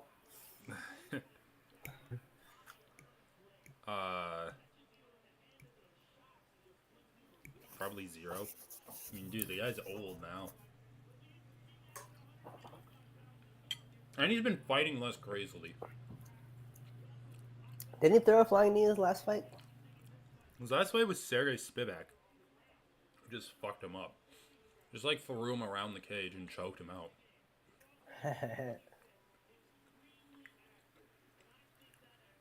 Number of knockdowns in the heavyweight fight. Over or under 0.5. Number of knockdowns. Dude, once someone gets knocked down, Derek Lewis, if he gets knocked down, he's just going to quit, okay? He's not going to keep fighting. He's just going to quit it. Right. And I think Derek Lewis will just, like, knock the other guy out if he knocks him down. So you Hold on, I'll be won. right back. Yeah, basically, I guess one. I mean... Yeah, I guess you're right. Not a lot of heavyweights can survive getting knocked down. I mean, Gon did.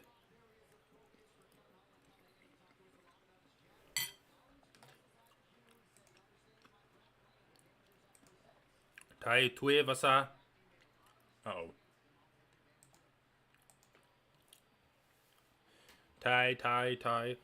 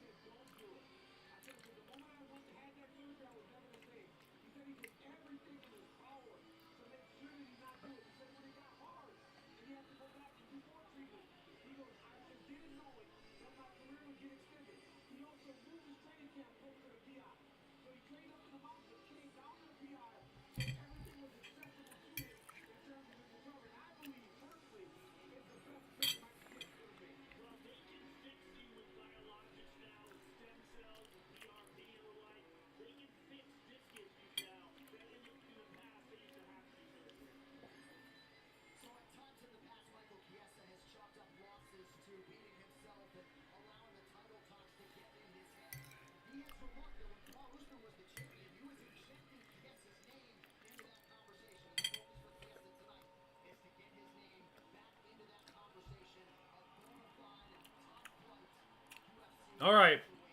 Honestly, this is one of the fights I'm looking forward to the most on this card. Dude, I feel kind of shitty eating that pizza though. Dude, I had a great frozen pizza from Trader Joe's. Trader Joe's is like the bomb, man. I also had one that wasn't that great, but I forgot what it's called, but it was they like fucked up the graphic. I know that's weird. They like put up another I think that's the graphic. third time. Yeah, That's the that they- third time.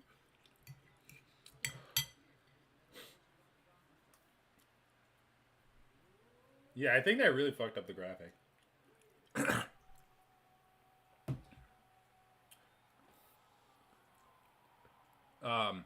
But it was like a it was like deep fried crust. Or like pre-fried crust, they said. Honestly, some of the best crust. It wasn't even really a pizza because it didn't really have sauce on it, but still really good.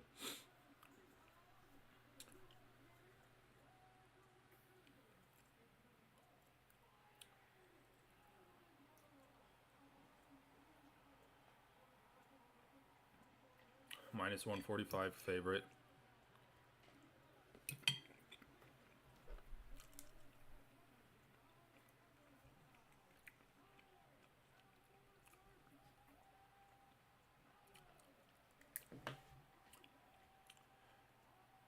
Hashtag has one of the most action-packed nights.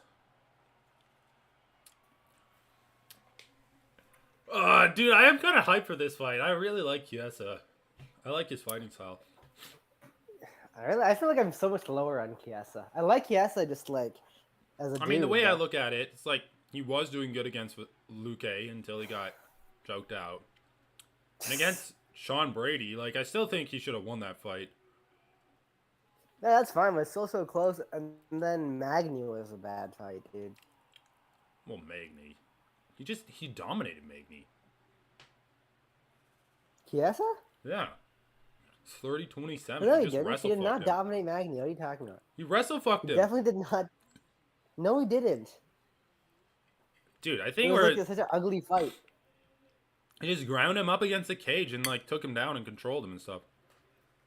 Dude, he was getting like outworked in the clinch.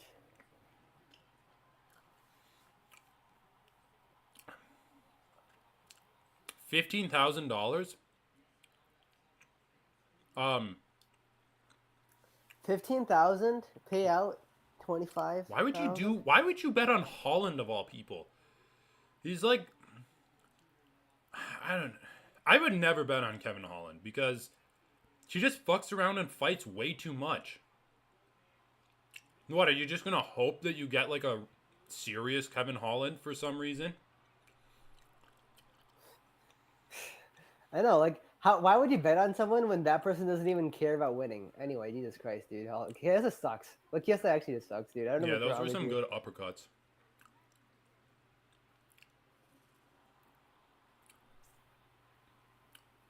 All right, let's see what Holland can do here. What the fuck, dude? What is even happening? He just fell and Holland went into his guard.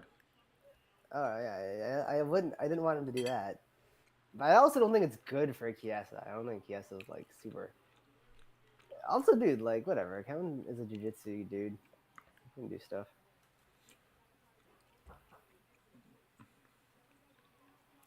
Oh wait, so what I was gonna ask you is, after watching a Dude, fight, what am I saying? Kevin's straight punches at range are just gonna beat Chiesa. That's exactly what's happening. That's like textbook what I said, dude. Word for word. Dude, Exactly word what for I word, said. you said Kevin's straight punches at range are insane.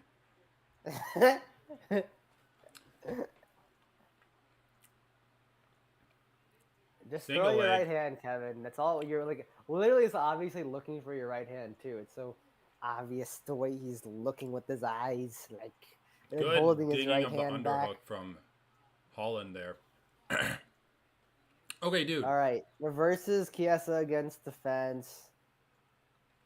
Do you think that you can Says watch a something. fight and then at the end of the fight tell me what odds you would rate it? Yeah, sure. Dude, what is Holland doing? Or not Holland, Chiesa. Dude, Chiesa's defense is literally like, please kick me or please knee me in the face. Okay, this is what I was And saying. another knee, dude. I was thinking Holland's live for a submission because Chiesa He's always got the gets Darce submitted. going. Rolled him over. Oh, dude, he's gonna get Vicente Luque. Oh, he taps. Dude, he always gets submitted. He's a wrestler with no submission defense. Dude, what the? Dude, holy shit, I was so correct about this fight. Dude, you I can't really even do say that. it was that bad of a First, prediction. dude, don't. My prediction or your prediction? My prediction. Your prediction was bad, dude. He was at He least able not to only wrestle him a little bit. he didn't. He got reversed against the fence every time he tried to wrestle. Same thing. This is why I was citing the magnified. No, 'Cause but in you the were clinch, he saying sucks. He that actually his sucks at long clinching, range strikes were gonna win him the fight. which they did. Like they No, actually they did. Yes, didn't. dude, come on. Just Dude, it because was he won in by the. a submission. He landed Just one because long he range won by a strike. His submission. best strikes were like No, he uppercuts landed and more knees than in the one. He clinch. actually did land more than one. But yeah, his best strikes were the knees once he pressured Chiesa against the fence. You're right. But he landed more than one long Anyway. strike. That's not true.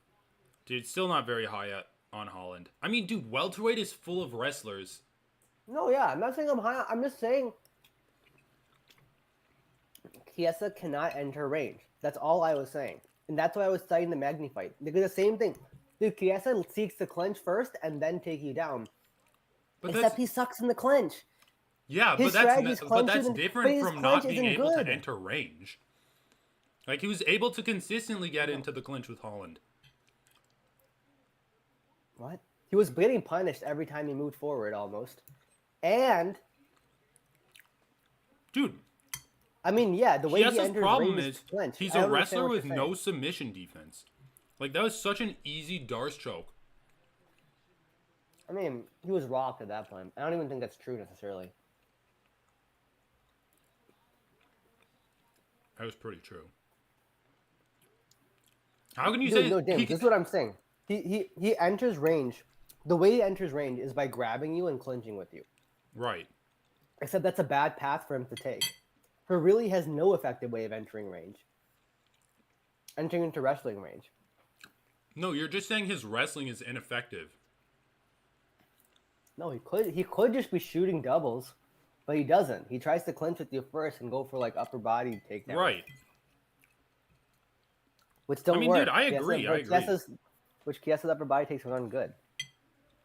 Aren't good enough to win clinches at least. Anyway, this entire fight week, I'm like, I don't see Holland winning unless it's by submission.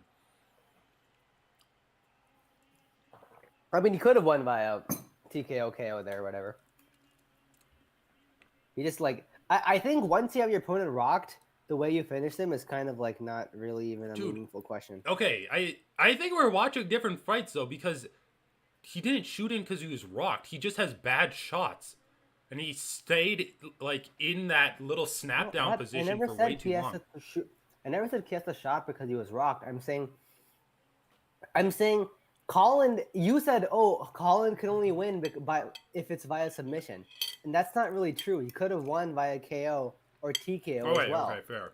I'm saying once you have your opponent rocked, it's trivial the finishing method. Like anything Right, really but that works. wasn't the point of the fight that he got the submission in.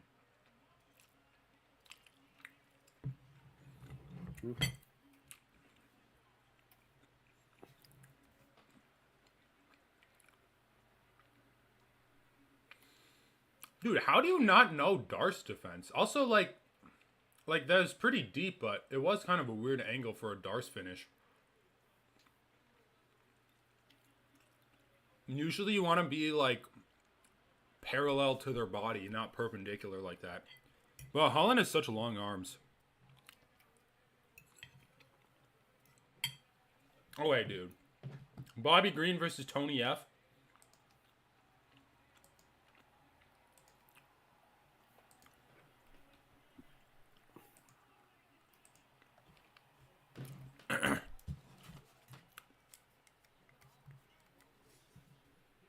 Dude, why though, dude? Like, you're not a natural 85er. You're like you fit pretty Wait, fucking well he at said he wanted to 170. go back to middleweight?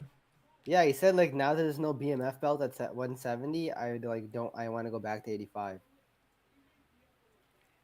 Yeah, Dude, that's fucking crazy. exactly. Dude, DC is like speaking logic here. What is he saying? He's just saying he's gonna be better against wrestlers at 170. He's saying the obvious. Oh, yeah. Yeah, that is obvious. Heisman Trophy winner.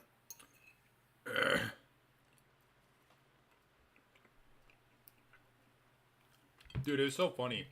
They had a bunch of UFC fighters doing a Q&A with fans yesterday. And the fans were all fucking stupid. They're like, Bilal Muhammad, do you think you could beat Gilbert Burns with a full training camp? He's like, what are you talking about? I already beat him. Like, yeah, but he didn't have a full training camp. It's like, this was like 3 weeks after he fought Masvidal, and he had a full training camp for that. And then they're like, Bilal Muhammad, do you think you could win a decision in a street fight? Yeah, I saw that. That is actually kind of funny. And he's like, step outside, I'll show you. But the funniest part was like, Megan O'Leary was like acting like the mom with unruly children. Like, okay, we're not saying that now. We're gonna mute your mic if you say stuff like that. And they're like, Basie Barber, do you think I have a shot with you? It's just like the most like the shittiest fans in this sport represent the fans, and they're in those Q&As when they show up there. But I do have to give in Paris, France last summer, Blachowicz and Whitaker did a Q&A, and like the fans were actually asked pretty respectful questions there. I guess it's just American fans. American fans do suck. I still stand behind Florida's the worst crowd in the UFC.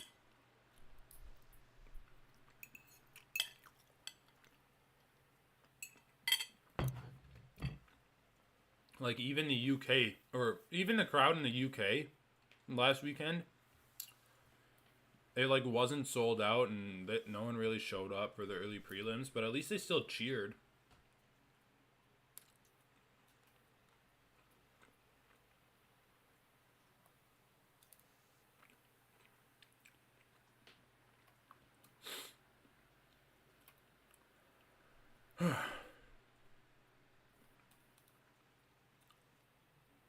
Dude, you know this gimmicky thing the UFC's doing where they're like, put together a fight card and pitch it to us, and then we'll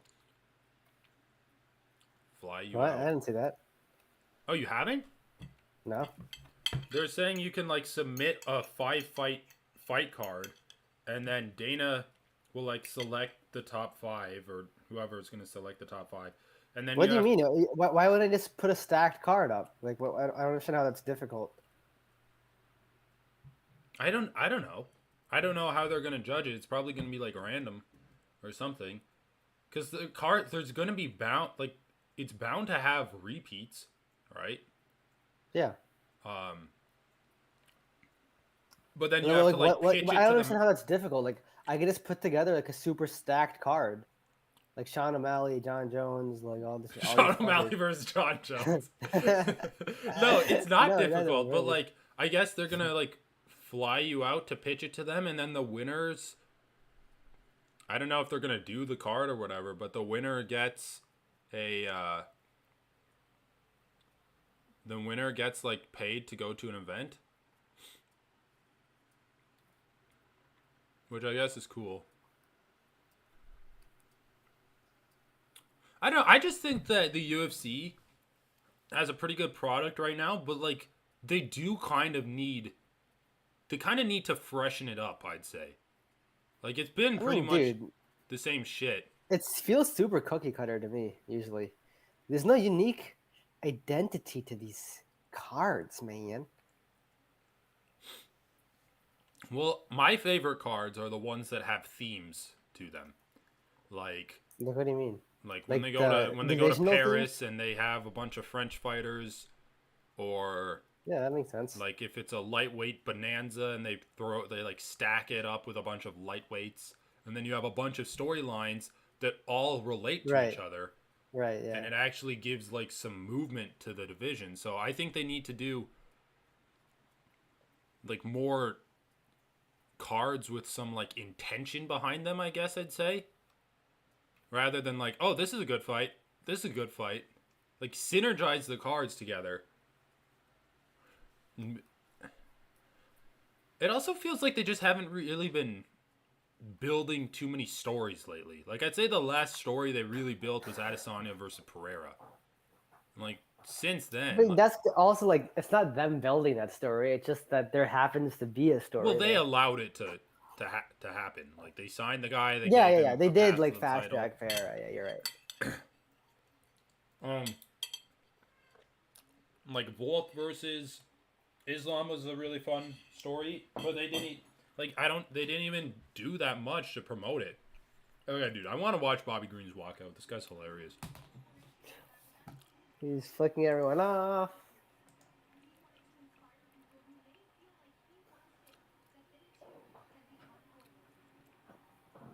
Dude, holy shit! Why is Megan O'Leary always talking over the walkout? It's like she says the stupidest. I don't give a fuck what you have to say, dude. I just tune her out. I'm just having to tune her I out. know.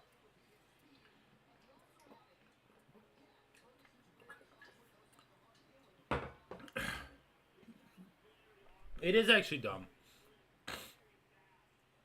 Like they have the three commentators that can say shit. They don't need Megan Levy to awkwardly stand there. Why don't they do like pre-fight interviews? That'd be interesting. Should use her for that. The problem is the UFC has no incentive to change anything, and they're like operating under the mindset of like if it ain't broke, don't fix it. But like I mean, they're definitely resting on their laurels. That's how I feel. Like, there's no good competition that effectively matches them in all the different areas, so they can just kind of do whatever the hell they want. but they're not I don't know. I guess like they're not really doing whatever they want. They're just doing the same thing over and over. Like they should take I would say since they have so much of an edge on the competition, take this opportunity to like try some different things with the broadcast. Maybe not for these huge pay-per-view cards when all eyes are on them, but dude, I'm waiting for the day where Bobby Green just face plants when he like does that little skip, hopping and jump into the cage. Just like I don't know, change it up. You're so far ahead of the game, like changing up one Apex fight night. Just like try out some different ideas.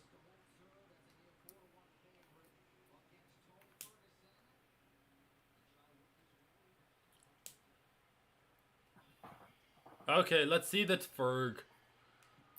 Let's see the Ferg. I wanted Tony Ferguson to retire after the Chandler fight. And this is 2 fights later. I mean, dude, how concerning... I mean, I thought Nate Diaz was a good fight for him to take. Assuming I don't know if he got any extra money for that. Yeah, but he looked horrible in that fight. Yeah, whatever. But he deserves a money fight, you know. I guess. But I don't know if he actually gets paid more. Okay, if Tony Ferguson beats Bobby Green and, like, looks good, I still, I guess, wouldn't mind a Conor fight. Yeah, sure. But I don't know. I think he gets like really badly KO'd by Connor. Yeah, but I mean, if you're Even gonna if he get beats KO'd Connor, by yeah. anyone, should be Yeah, might as well Connor. make it Connor. Yeah, Yeah. you're right. It's a fight he's always wanted. If they're not gonna do the Chandler fight with Connor, who else are they really gonna do? Like, there's kind of precedent with Connor fighting an older cowboy.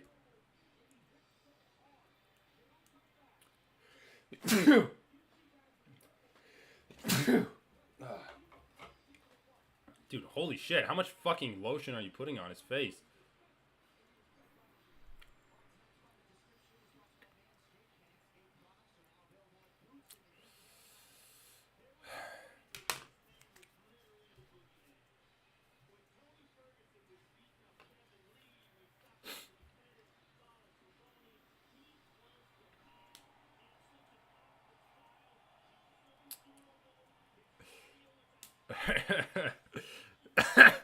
Oh, okay.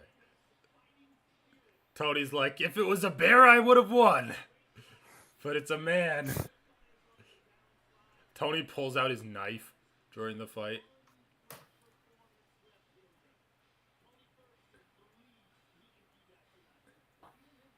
Dude, this might be Joe like Rogan is like, oh my god. this might be pound for pound one of the like weirdest fights in the UFC. Like just the sheer amount of weirdness packed into I just this wanted to throw sand. 310.5 pounds of man in the cage. They're both just so weird. Did you hear Bobby Green's interview? He's so funny. Yeah, I think so. He's like, "Oh, I got my I paid the tax man, I paid the land man, I have my house all my houses paid for." And then John Morgan's like, "Well, how much did you have to pay the jewelry man? That looks like a lot of ice." And he's like, "Oh, well, you know, in the streets, you have to have the jewelry first. I bought all of this first before I had a house because that's how you get respect in the streets." It's like, dude, you're... He's just so funny. And he's like, he's like, "Oh, I go to the streets. I'm like, oh, let me see your toughest guy." And then I box him up a little bit. I'm like, "Oh, okay, I see you." It's like, that's pretty good. Dude, Tony Ferguson looks pretty quick. This little fancy footwork. Come along, Tony F. Let's go, buddy boy. His name is Ferguson. Then Maragliata.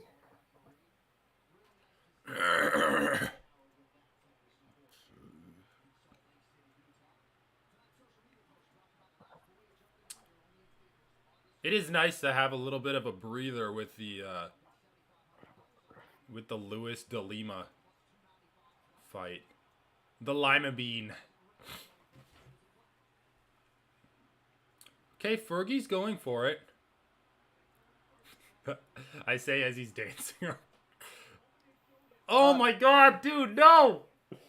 This is the first punch that he threw, and he like turned his back to it.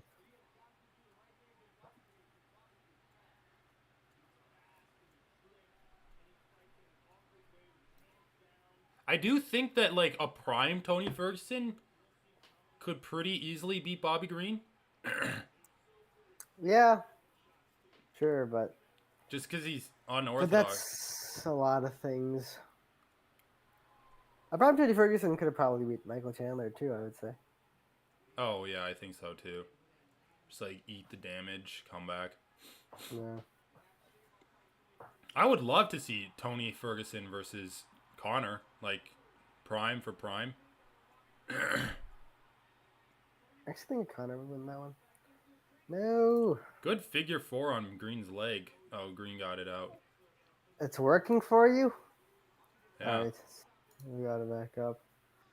Tony went for a takedown, almost got Green's back, but Green, like, he figure four'd his leg. Like, while they're standing, Green did a good job of getting it out. Dude, I really don't like how Tony's looking away from these punches. Like, that's how you get punched in the back of the head.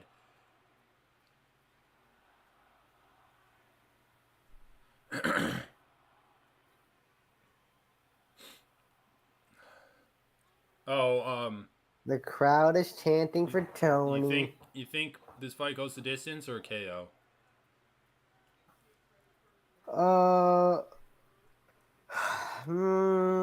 Distance. I still Does think Tony actually have knockouts? TKOs. Remember, he dropped Gaethje at the end of round 1 in their fight. Yeah. Or was that at the end of round 2? Either way, I still think Green knocks him out. Like, the way he beat Ally Quinta, that's so fucking nice. He was actually winning round 1 of Chandler, though. He was winning it. So, yeah, maybe he's got something.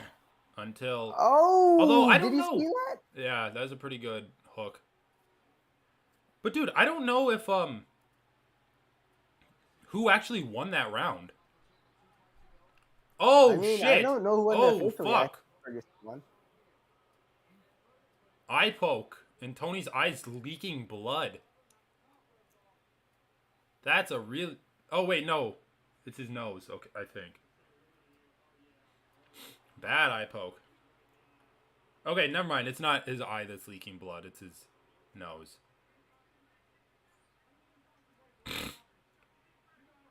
Damn it, dude. Tony's actually looking good. I know, dude. He actually is looking good. Let me have some hope here, man. Give me that hopium. I mean, Green... Okay, hold on. When did Green lose? Give me that hopium. He headbutted Jared Gordon, and then before that, he got knocked out by Drew Dober. Like, Green's chin, I guess what I'll say is Green's chin isn't that good, but he does do a good job of rolling with punches usually. But, like, that's why I was saying that Tony would match up well against Green if he was in his prime, because I feel like Green's better against orthodox strikers when he can see the punches coming and he can, like, slip with them. Rather than, like, spinning elbows and, like, weird-ass, like...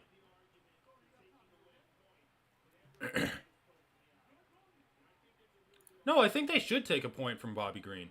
Like, that was a really bad poke. What do you think? I mean, was it really, really bad? Was it like... I don't know. I feel like the thing is, I feel like I'm biased because I like Tony, so I don't want to be like, yeah, take a point, you know? But, dude, I think that, like, if a foul is significant, they should take a point. Yeah, I agree. I agree with that. Especially if the referee thinks that it's, like... Because I don't think you can recover from an eye poke in, like, 90 seconds like that. Like, well, they have 5 minutes. They just never take it. Yeah, that's true. But, like, can you also recover from an eye poke in 5 minutes? Have you ever gotten anything in your eye? I don't know. Yeah. I got, like, sand in my eye once. It took me, like, an hour to get it out. Sand is going to persist in your eye. That's different, though. Well, dude, I don't want Bobby Green's nasty fingers in my eye. I'm just saying, it's not the same as, like, I guess that's sand true. in your eye in terms of recovering. Have you ever been poked in your eye? I don't think I have, actually. I guess not. One time a bug flew into my eye. Oh. That actually hurts so bad. Yeah. I was, like, biking and a bug flew right into my eye. I have to give the UFC credit. Like, this was a good matchup. Yeah, but anyway, you know, I'm just saying. I guess it did take me a long time to recover from that. Longer than 5 minutes. Even though there's nothing in my eye. You know what, you're right. Eye pokes. I mean, you have to judge the severity. I just think, like, the ref should be in charge of judging the severity of fouls. And, I guess. I don't know. If it's severe, then do it. I just don't think it's, like, a simple eye poke equals 1 point off, dude. Yeah. Like, eye pokes happen on accident so much.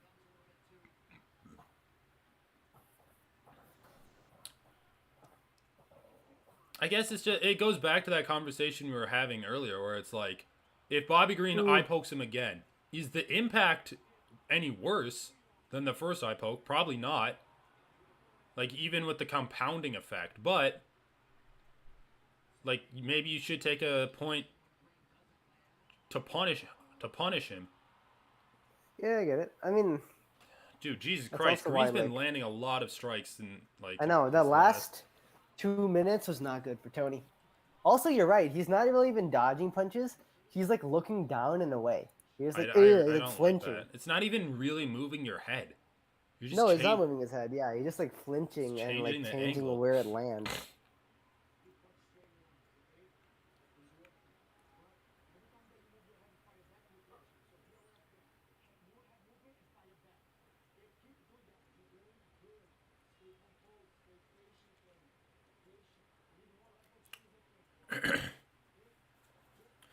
I guess I'm much more sympathetic to groin kicks. I'm much more sympathetic to the perpetrator of a groin kick than I am to like an eye poke. Just because I think eye pokes take longer to recover from. Like, even if you can open your eye, a lot of times your vision is still blurry. And also, like, it's way easier to accidentally kick someone in the groin. Oh, that looked more of like a slip from Bobby Green than an actual getting rocked. No, I didn't think he was rocked. Yeah, I think he like was moving backwards and then Yeah, he like combination of the kind of kicked. He was off balance when he. the punch. I thought he was actually like hit. But you see what I mean? Like, if Bobby like kicked Tony in the groin, I'd be more sympathetic to saying don't take a point. But like, I don't know. Yeah, no, I agree. Eye pokes have a lasting impact more than a groin shot. It's also just Round 1, 10-9 green. Yeah, it's fair. it's something the fighter's consciously doing. Like, if you're kicking someone, the target area can change based off of what your opponent does. So, like, if they run forwards, like, really quickly while you're already throwing the kick, you can kick them in the nuts. But you eye poking the person doesn't really. It's not affected by whatever they're doing. It's by you keeping your fingers exposed like that. Oh, triangle! Triangle! Triangle! Come on, triangle him, Tony! Triangle him!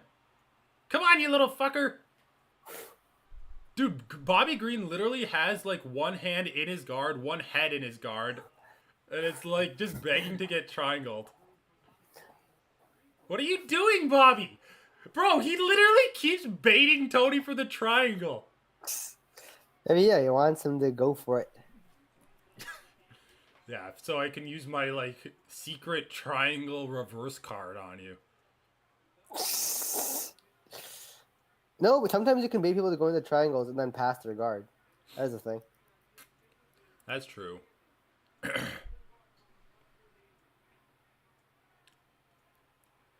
Bobby Green's wrestling looks pretty good here. It's easier when Tony just flailing barely and trying to get up. Yeah. Then how did Tony's grappling get worse? I feel like that shouldn't even be affected with age. He just hasn't been training it. His training's fucking crazy. Dude, he's good. This is like causing me stress because Bobby Green, by all rights, should win this fight. And he continuously is putting his head and arm between Tony's legs. I mean, this is good stacking. Like, he's stacking Tony right now, so that's good.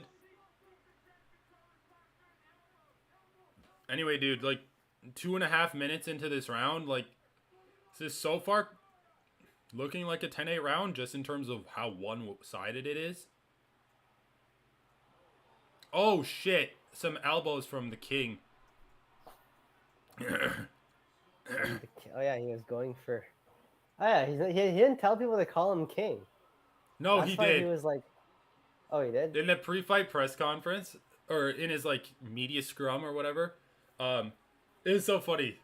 They're like, John Morgan's like, we have Bobby Green written on our cards, but should we change it to King? And he's like, oh, that's all right. If you respect me, you'd call me King, but if you don't, it's fine. He's basically saying, like, my pronoun is King. Yeah, it is kind of like your pronoun. He lets up Tony. Interesting. Cut Tony with the elbow. All right, man. I mean, I think the real prediction of this fight was if it goes the distance or not. Green doesn't have that many KOs. Oh, Jesus Christ. Tony's head is literally turning into one of those speed bags. I mean, he hasn't been like getting wrecked, I guess, but he has been losing. He just isn't moving his head. Like, yeah. It's literally just target practice for Green. I honestly think Green could finish him if he just jabbed for the rest of the fight. I wonder what the live odds are, if my bookie has them.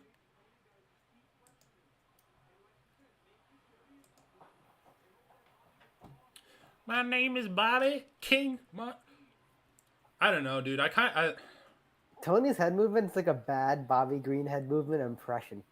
It's like the same style, but it's not nearly as effective. I like King as a nickname rather than a name. I also just think it's dumb. It's like, I was born into wealth and power. It's like, that's what your nickname is? I'm inbred. I can't stand without the support. Oh my god. Oh my god. Dude, did you see that little Prime pop-up ad? That was so cringy. This is what it was. It was Izzy, and he's going like this. He's going like this.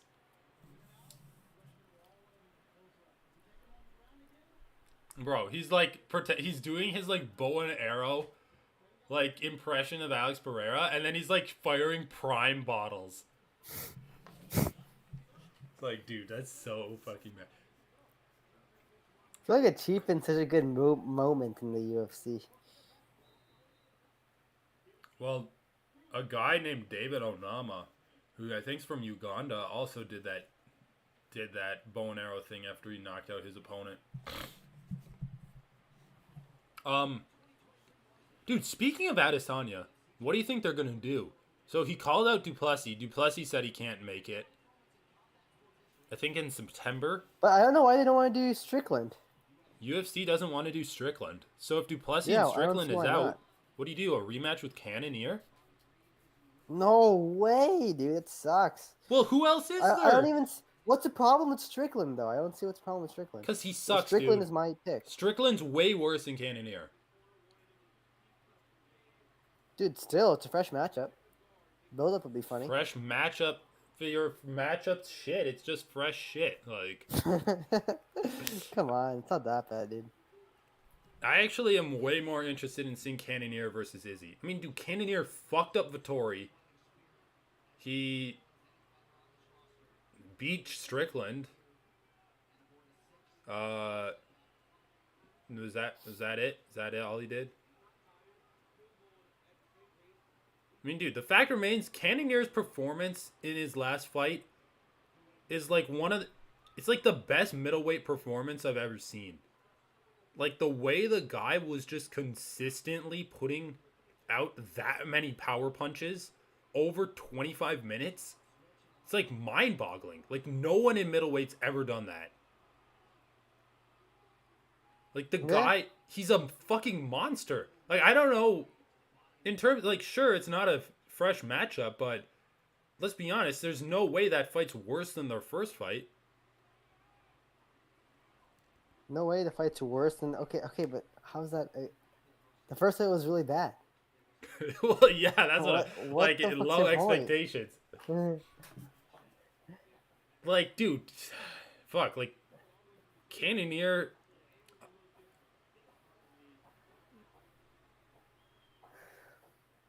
I just think that Strickland versus Adesanya is a horrible matchup. I think it's really bad. I mean, why? Just because Strickland's bad. Strickland's a bad kickboxer. It's not that bad, dude. He's done pretty well. Done pretty fucking well for himself, to be fair. I mean, I guess, but like, look at the guys that he beats in kickboxing: Nasruddin Imavov, Jack Hermanson. I just don't think Ha- it's that bad. Like, yeah, I agree, Cannonier is better, but I still just am like happier with the fresh matchup. And I think the build-up will be funny. Like the reality is, they all lose to Izzy. They all lose to Izzy. Like the fight itself is kind of pointless. Middleweight. I'm more in it for the build-up and the storyline. They all I lose mean, to that's Izzy, what dude. you'd be doing. Well, that's what you'd be getting, right? Like okay, granted, the build up would be way better than Cannonier, but Yeah, the dude, build-up also is way Cannonier better. is fucking nuts. Like, Cannonier is nuts. You're like right. he's actually more crazy than Strickland is. Yeah, he actually is. But Strickland plays it up. But it's Yeah, so funny. Strickland does play it up. Strickland's just funny. Cannonier, it's like peering into the abyss. It's just like, what the Cannonier is fuck is just going straight on up here? fully into the QAnon stuff.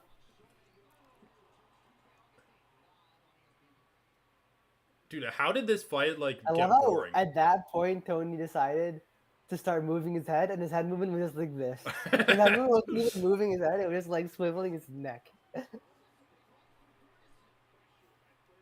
Ferguson. okay, actually, like he is just flinching. He's just flinching from punches, and like Yeah, looking away. Like, it's like me. yeah, I mean that's how I would do too. I mean, dude, Oh, the first thing you do when you learn striking is like get the flinch beaten out of you, basically. Just like yeah, work yeah. it out. Which fucking sucks. Like there literally is a drill where they're like, "All right, we're gonna punch at your face and don't blink." Like that's that's the I drill. mean, yeah, yeah, makes sense. Bobby Green just got No, triangled. Oh, I mean or he needs a finish, so in that sense it might be fine. All right, let's see. He's doing something weird. oh what is this? A buggy choke? He was doing something weird, but then he He's just getting gonna arm triangled now. triangle him. Dude, looks like Tony's about to tap. He's just gonna go out before tapping, dude. No, maybe. He's gonna tap. He's gonna tap.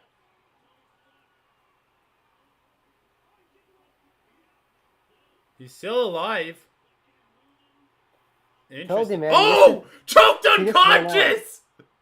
I told you it wasn't gonna tap, dude. He was the way he was flailing his legs. It looked like he was Yeah, straight up, like it looked like he was unconscious.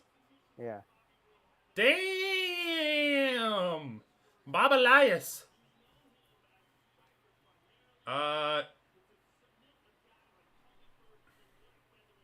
All right, give Tony Ferguson Dan Hooker. Let's see how let's see how much we can stretch Yes. this Tony piece was of like, I taffy. didn't get enough CTE from just the punches. I needed to go unconscious at the end of all those punches I to really, needed to bathe really all of my massage it CTE in. in a dose of unconsciousness. Because Let's I'm not getting knocked out this fight. Well, I might as well go unconscious just to, nice, dude. Choking out Tony Ferguson. Has that ever happened? It's actually impressive. Like, Dariush and Oliveira weren't able to do that. I mean, okay, I guess Tony Ferguson's worse than when he fought them, but still. Yeah, dude, I don't know. Those kicks looked kind of fucked up. Like, No, like he's literally like they look frantic. no, it Is looked what like it he was is. going in and out of consciousness. Right, right, Like, he was right. waking up and kicking, and then, like, he'd go flat, and then he'd wake up and Yeah, kick yeah. some The way more. he would go flat, like the way he went flat in between some of the bouts of kicking was weird too. I agree. John Anik's like, so he never tapped. Bro, that's what you're talking about? Wow, Tony said... Dude, the UFC keeps taking you saw like every silver lining from every Tony fight. Like, oh, well, he never tapped. Like, you gotta give him credit for that. That he gets like punched in the first round, KO'd. Oh, well, he was able to get into the cage by himself. Like, dude, the guy's still got it. So Tony's like in a wheelchair, and he's like, well, he was able to climb the steps. Dude, honestly, like, I don't think there's anyone in the UFC Tony Ferguson can beat. Yeah, I don't know. Lightweight's just a tough division too. Like he looked fine. I think he's like fine in the gym probably, but UFC is a different No, level. I don't think so. You don't think he's fine in the gym? I mean, He- dude, he- An average martial arts gym, like, do you think he'd do well? Probably. Like, can hang in there for the training. Like, yeah, regular gym I sparring. think like if you're in sparring, he's gonna be getting knocked out consistently. But like whatever. This is kind of dumb to say how well he does in the gym. We're talking about I UFC mean, here. yeah. Like you're No, saying, I'm saying, how well I'm will he do saying. against cardio kickboxing against soccer moms? Can he hang in there?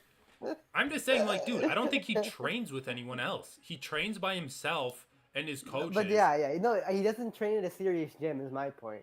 I think he gets a lot of like negative, like bad reinforcement of bad habits and like bad techniques because he just trains at like his own gym with like shitty dudes. Okay, man. Tony Ferguson's retirement fight. Let's say he book it for me. Give me a name. Dude, okay, dude. There's no. This was his retirement fight. This was his retirement fight. It's done now. There's no retirement fight after this No, fight. but dude, he didn't tap. You're missing the point. He didn't tap. You're right. You're right. Yeah, he didn't tap. So he clearly has more in him. He didn't tap. Yeah, So he didn't tap. he's Like, got that dog in he him. he wants that smoke. Dude, that's what I said. Didn't I ask you, like, is Bobby Green by submission a real thing? Who the fuck is I mean, that? it showed me he knew how to triangle someone. It's, I mean, Dude, I gotta admit, like, I don't think I'd be able to do he that. My arm knew triangle's so he, bad. he knew the technique I learned my first day of jiu-jitsu. That's good. But you gotta get a feeling for it, dude. Uriah Faber. Dude, why didn't they give the mic to Tony? I thought Tony was gonna retire. No, dude. They should have just made him retire. They should have just taken off his gloves and been like, No, Tony, okay, give but your retirement speech. seriously, like, I don't think they're gonna say you can't fight in the UFC anymore. But let's just I say think Tony's gonna get released. I actually do. I think Tony's gonna get released. It's just a bad look at this point. they should have released him 2 fights ago. After the Dude, but no, like Dariush, Chandler, like these guys are elite. Bobby Green is not. Now we're at the point where it's not even like elite guys. Bobby Green is like a good unranked lightweight. So he's not at the bottom of the barrel. But all I'm saying is, like, if you had to give him one more fight, who would you put him up against? Would you give him like an old guy fight like Jim Miller, or would you put him against a ranked guy again? Put him against like the worst guy in flyweight. Flyweight. I would give him a flyweight fight. Give him a flyweight. But like Tony can still weigh in at lightweight. So a catchweight fight with a flyweight fighter. Oh no, dude! You know who we give him? Zalgas Zumagulov. Zaddy the baddie. Yeah. Dude, the guy's actually funny, dude. Did you see his last thing? He got the Patty the baddie haircut because he was like, "Oh, the judges are gonna like favor me more because he keeps going to decision." I know. The guy's actually fucking dude, hilarious. he lost like 6 split decision fights in a row and got released. I know, dude. Hold on, I actually need to look up his record. Okay, so you just don't want to see Tony fight anyone. What? Dude, Stephen Thompson didn't receive his show money? That's not fair. It's stupid. You don't receive it's not show money. It's like how much they pay you to fight. And then you get a bonus. No, apparently it is if you make weight, and that's good enough for your show money. Well, maybe they're just going to give him another fight in a week. Okay, dude. This is Zalgas Zumugulov's record. He gets it a split decision at Fight Nights Global, and then he comes into the UFC, loses by unanimous decision, loses by unanimous decision again, chokes someone out, gets knocked out, then split decision loss, and split decision loss.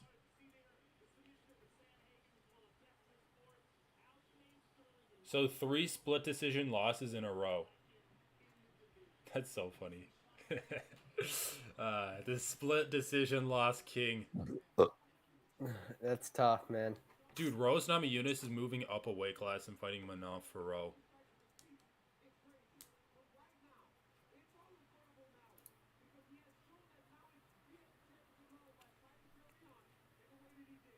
Dude, honestly, okay. I'm trying to think about this. Like, who had the most disgraceful exit from the sport?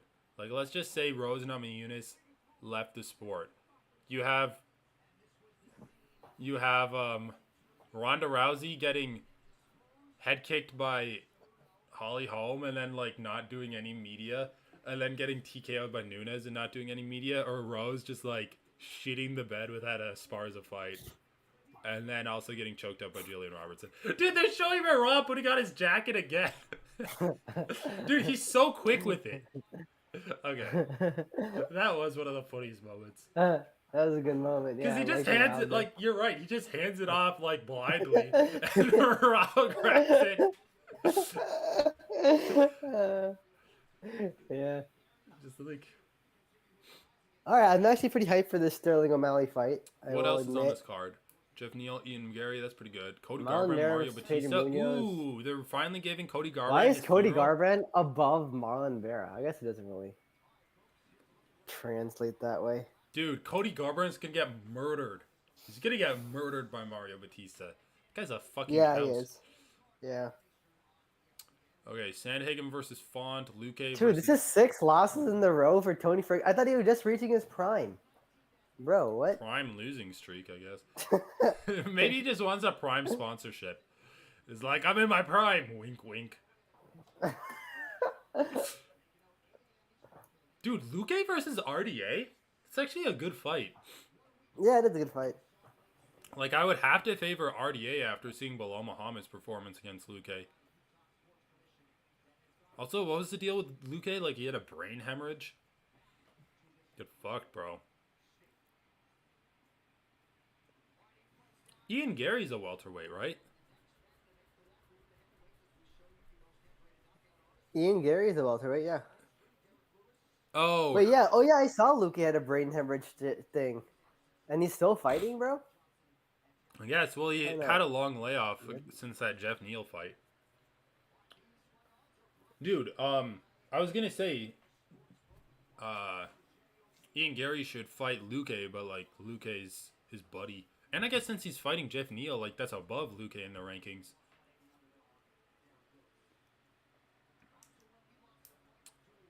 All right, dude, I'm hyped for these last two fights. Like this fight, I don't really give a shit about. Honestly, I'm gonna go get some water, some more food while they're doing the hype up for this. Yeah, that's fair. This fight's stupid anyway.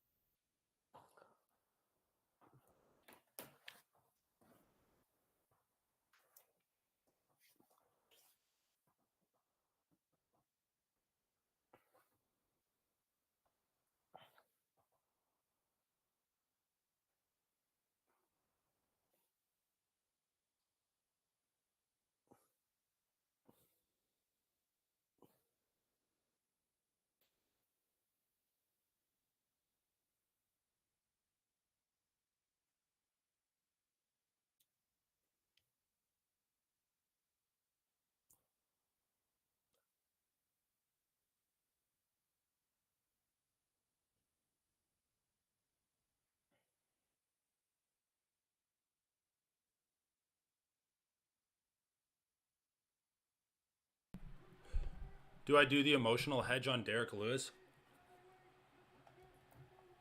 Do you actually care much about Derek Lewis, dude? No, I don't. It's like, do I even want Derek Lewis to win? Like, I don't even care. Dude, have you seen that woman that, like, is supposed to be, like, a comedian and she does skits with MMA fighters? What? No? Skit? Yeah, it's... The only woman... It's like this Helen Yee or whatever. No, not her. It's this other woman. I don't even know her name, but she does, like, skits with MMA fighters. What the fuck just happened? Holy shit, on a monkey! Dude, over, under, flying knee! Oh, Was heel that a hook! flying knee? Yeah, he had a tried a bit. Anyway, I gotta give De Lima some credit. He's hanging on. Oh my god, dude, these big boys are being big. Big boys are big. Big shots from the Lou. The Lou Reed. The Lou Reed just gotta bleed.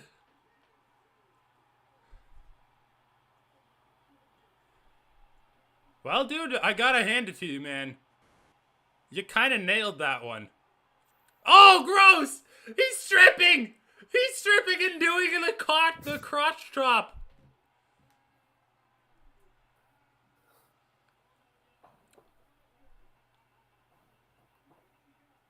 Oh, no!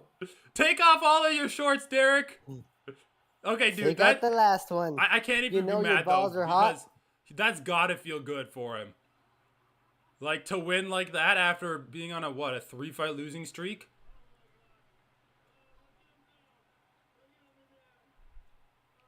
I can't even shit on him for this post-fight celebration because, like, dude, that was a legit threat. De Lima's really good.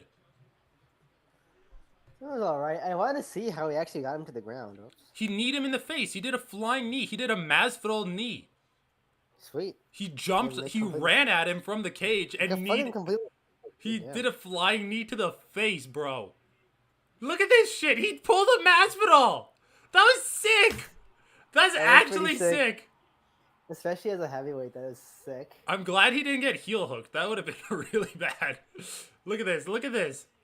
Oh, the switch. Damn, he landed clean, Oh, dude. wow. And I gotta give him credit, too. Like, that finishing was good. Like, De Lima was rocked for sure, but he had his faculties about him. He was able to push Derek Lewis off of him while, like, look at this. Lewis mounted him. And look at how De Lima just, like, pushes him up. Beautiful, beautiful way to get him off of you. But then Lewis was just on him like a white on rice.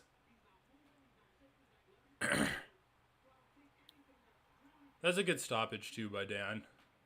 He gave him the chance to fight out of it, but...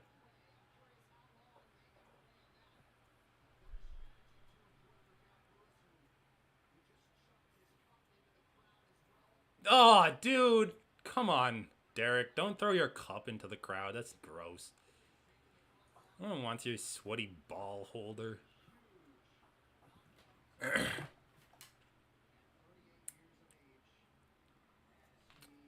He's throwing everything into the crowd. Throws Bruce Buffer into the crowd. Have Bruce. Oh, dude, he's counting his abs. He's like 1, 2, 3, 4, 5, 6, 7, 8. All right, well. Do you know what he weighed in at? No, like 250, 245, or no, he's like 263. Well, the weight limit's 260 though, isn't it? 265. Oh, 265. Yeah. Dude, apparently Derek Lewis was having to cut a ton of weight to get down to 265, like cutting 20 pounds. And he was saying that he was like passing out because of the weight cuts in his previous fights.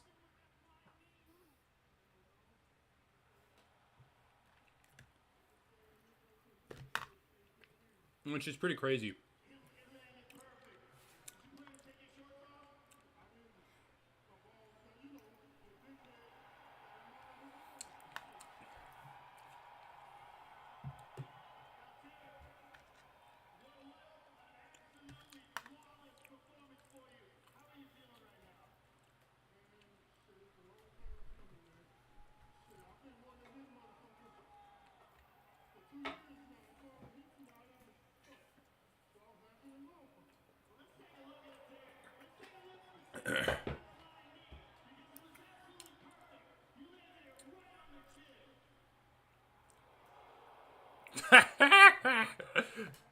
Derek Lewis has been training with the Yair Rodriguez.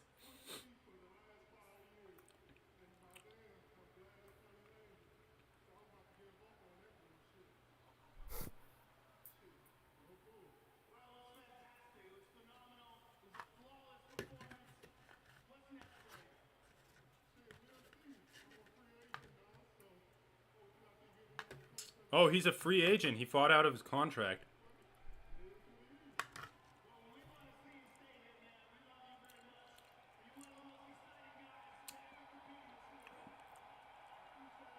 That's cool.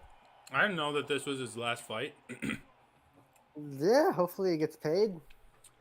I mean, they've got to keep Derek Lewis in the division. The heavyweight division's already so thin. Yeah, dude. The UFC should just like give him a really good contract to keep him, because I know he hasn't been performing that well, but let's be honest, he was fighting guys like... I mean, dude, he's performing as well as you can. I mean, compared to the other heavyweights, what are we talking about?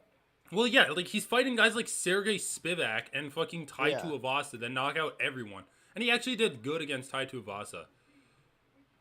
Or wait, no, he's fighting Pavlovich. Like, Pavlovich knocks out everyone. Like, Pavlovich is gonna do that to John Jones.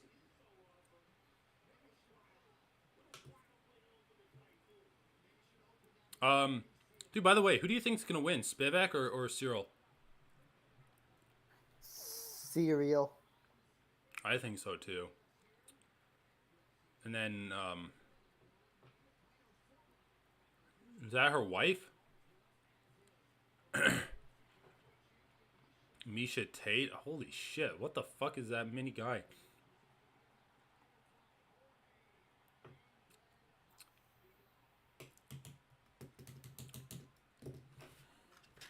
Alright, dude. This fight's so good, man. This fight's actually gonna be sweet. I know, dude. Fuck.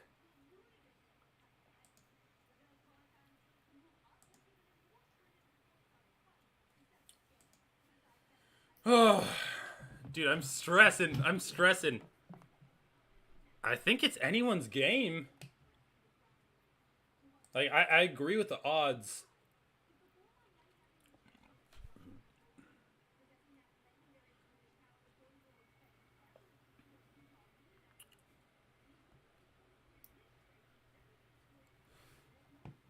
The thing is...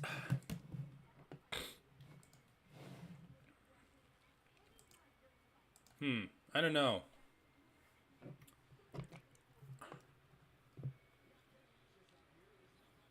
Jan Blachowicz does not have the best takedowns in the world, and he actually pretty consistently gets out-wrestled by wrestlers that are better than himself. Yeah, That being said, in terms of wrestling, I think he's better than Pereira.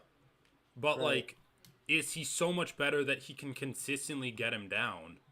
That's what I'm wondering about. Right.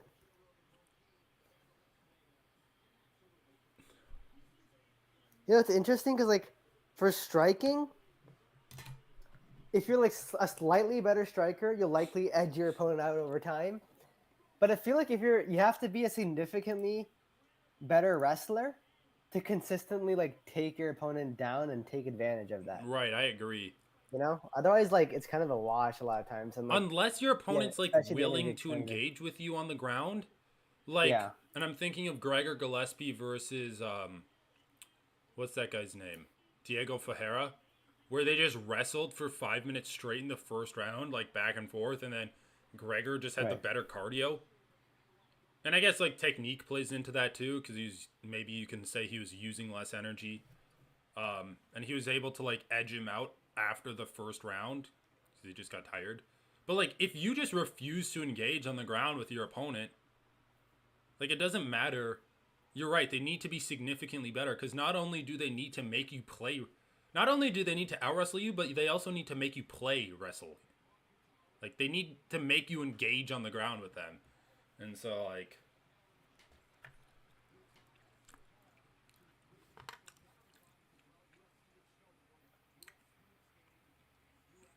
it is interesting.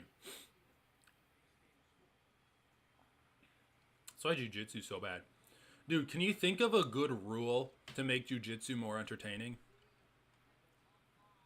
A good rule to make jiu-jitsu more entertaining. Like I mean, they've tried so many the Eddie rule sets and Bravo stuff too. invitationals have the sudden death thing where like there's Yeah. no rules and then if it's a tie, you do those submission escapes.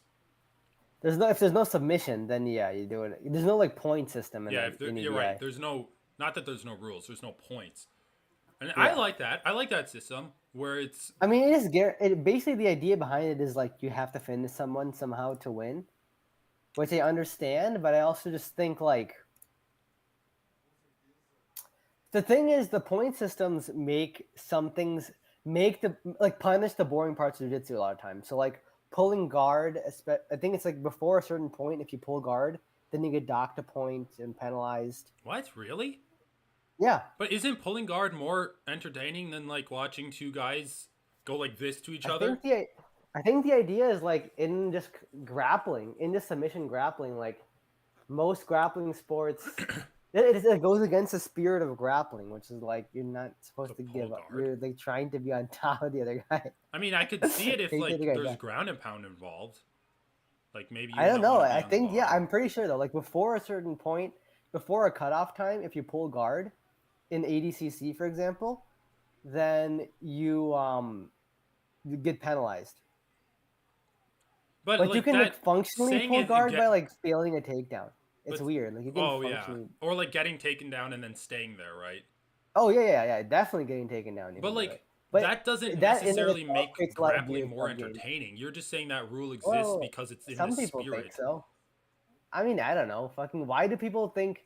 Well, I guess you have to start there then. Like, what's the reason why grappling's not entertaining? Because like I'm just saying like I'm working under the Stalling? assumption that submissions are the most entertaining. I guess like what I rule mean, set that's the idea of EBI. I think it's kind of, I think it's a good rule set. I think it falls short a little bit because what it encourages a lot of times is for people to stall for just like the normal fight period and yeah. then like try to score points in overtime with the positions. That's like what people were saying. To get a lot of stalling because like it's the risk reward isn't really worth it to go for something big in the position in the time before like the Right. tiebreaker stuff happens. So it doesn't actually solve the problem of it being boring, even though like yeah, that's what it's motivated by to an Well, extent. what? How do you feel about this? You know how like in EBI, if it's a draw, they go to like the overtime where you get the spider web position where it's basically a locked in armbar, and then the person has to finish it, or they have their back and then they like are trying to finish the rear naked choke. You know what I'm talking about? Yeah. And then like whoever gets out fast enough is the winner. What if like all grappling is that, where it's like hyper specific positions to No, that maximize. sucks, dude. I feel like you have to be able to grapple like in a neutral starting position. You have to be able to just like fight each I other. mean, I don't know. Okay, what about this then?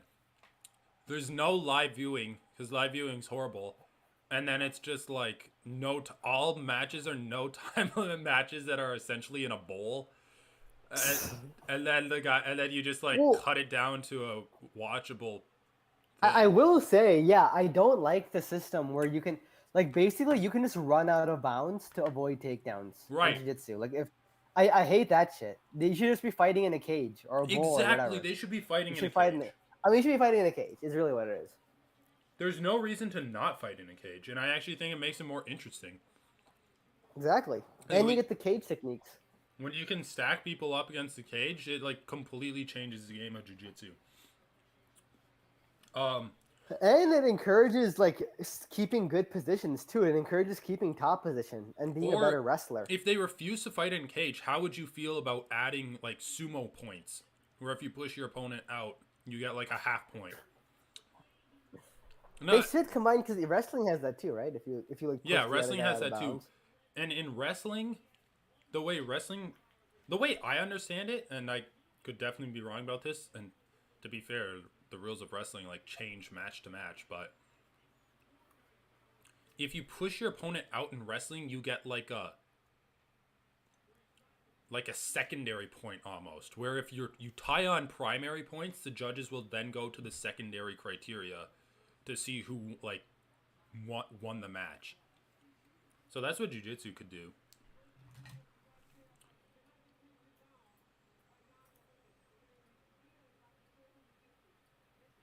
At least it would make it more entertaining than just guys running away and getting reset. The only reason I'm asking is because I saw like a video of Luke Rockhold grappling Nicky Rod. Isn't that the guy that trained with Danaher or something? Yeah. And now No, trains Nicky Rod. with Craig Jones. Yeah, I thought he trained with Craig Jones. Yeah. Well, I think didn't they train with Danaher and they split up, and that's why they call Yeah, I themselves the think B there was team? something weird like that. Yeah.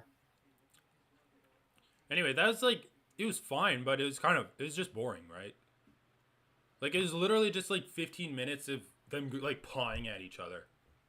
Nicky Rod actually did mount Luke at one point, and Luke did a pretty good job of getting out of it. I didn't watch it, but Yeah, I'm not saying yeah, you should. Dude, I fucking love Luke Rockhold. It's like in grappling. Oh, if only I could kick you in the face in kickboxing. If only I could grapple you in MMA. If only we weren't at elevation.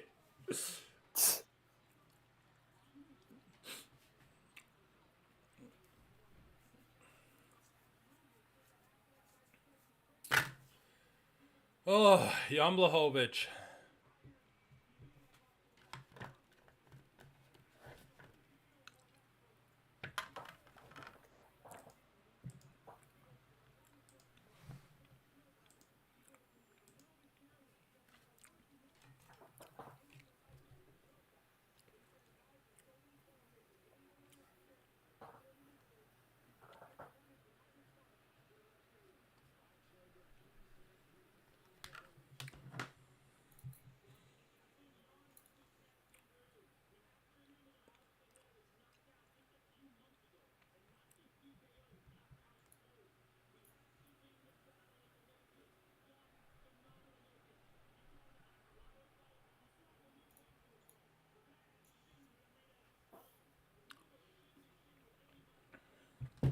All right, dude. Fuck. These last two fights are good, but again, like, there's no theme behind these fights. It's just random. Like, imagine if Adesanya was fighting after this. It'd be so sick.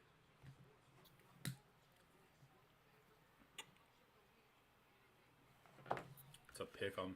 Yeah, yeah. I think you are right. I do like the themes. Or like, imagine if this was another lightweight fight. Do whatever. I mean, the main thing that would make the broadcast more enjoyable is fewer ads. Let's be real. Yeah. Fewer ads. What else? What else could they add in here? Like, assuming they couldn't expedite the fights any further than they do. Because they haven't been playing ads. Or I guess they have been playing ads between fights. But they're not playing that many ads on this pay-per-view main card. But like, what other content would you want to see? Like, you could do interviews with... Dude, okay, why do we need to do any... Why can't we just do fights? And this fights after the fights? Why are we trying to get interviews in? But they are doing that, pretty much. Like, they can make it faster, I guess, but... They can make it way... And they're not doing that pretty much, dude. They build an ad time into the broadcast. I don't know how much faster they can make it. That's all I'm saying. Dude, I've given you examples of them doing so, though. What? Of other promotions doing so. Yeah, other promotions. Yeah, so what? No, if other promotions Just can do it, why BKFC, can't... that's all you have. I mean, that's because all the other promotions do ads. True. Like, yeah.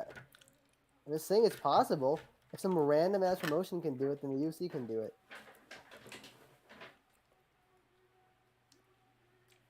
Dude, I think what they could do is, like, broadcast, I don't know, while they're getting ready or something, broadcast the fighters that won, show us what they're doing. Um, maybe do like post-fight interviews, pre-fight interviews with up-and-coming fighters.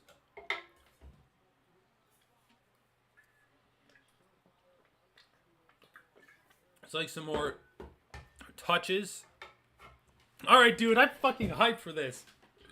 Okay, watch this. All right, let's see. All right, John lands the first shot. Oh, immediately in at a What? single. What are you on? What time are you on? 4:45. Damn, you're like 6 seconds ahead of me. Huh. Okay, so I wasn't too concerned. Okay, I guess a better way of saying this is I was expecting Jan to possibly mix in wrestling, but I was curious to see if he would do this, like this Dude, imagine if he prolonged gets guillotine. cage grappling. Damn, he does have him in a good guillotine. Jan might have to break his grip to get out of that. Oh no, it's basically done. It's basically gone. Sounds so disappointed. It's basically done. It's basically done. Well, I did the over 1.5. I am disappointed too. His head is still very red. I mean, I'm sure it hurts. It's just like you're not gonna tap to it. Who's man? Alex Pereira has pretty good takedown defense. Like, I mean, the guy. I think he is taller than Jan too. I don't know if he weighs more than Jan, but he's looking pretty strong in this clinch right now, right here.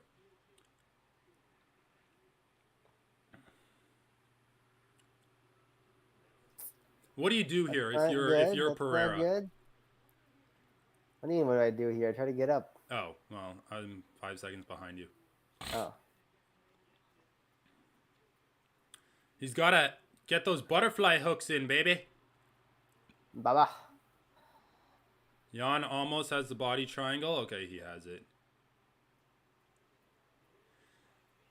Dude, this Squeezy, lemon squeezy.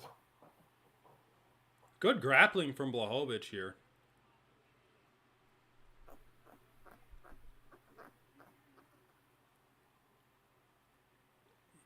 But dude, you have to imagine like how this is what Alex has trained with Glover, like in the gym. This exact situation. Yeah, I agree. Let's see if it's been effective training. I mean, so far, he defended the chokes. But obviously, yeah, he's got to get him off his back.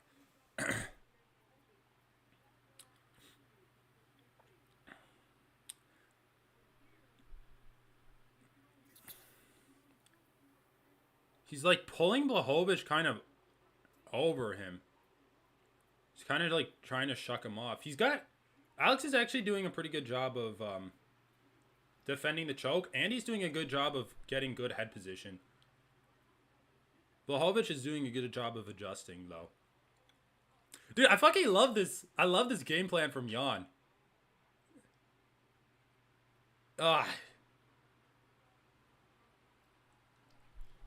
Jan's turning into a little grappler. Grapply. I mean, dude, this is actually really good to see because he's lost.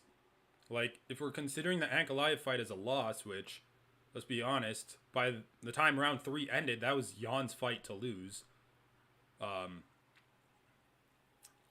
He has lost because of grappling, so, like, it's good to see that he's working on his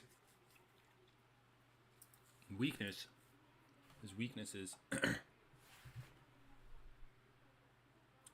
It's a good body triangle. Oh! He's almost reversed it on Jan.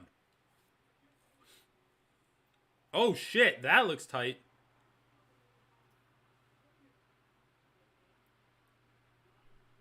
Oh, dude, he's got him almost flattened out.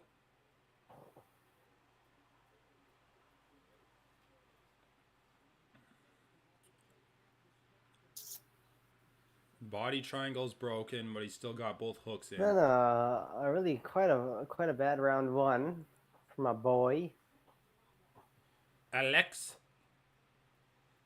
I mean, dude, it's an obvious game plan from Jan, and like everyone in the light heavyweight division is gonna have this level of Right. grappling or better, except maybe Jamal Hill.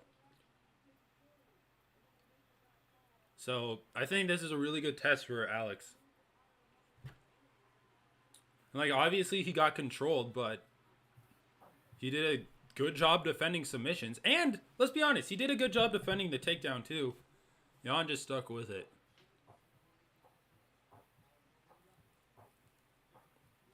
Playing the old cruise.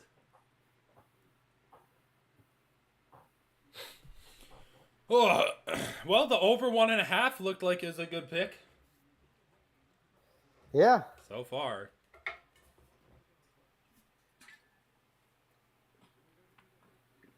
So how did Jan even initiate that? He just kind of like ducked down for a single leg?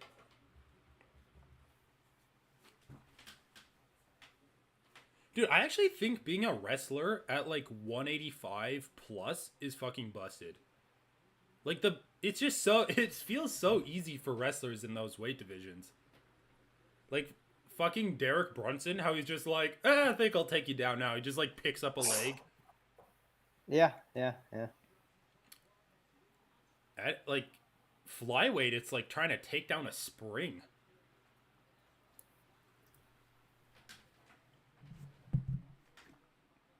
Dude, Pereira looks very tired.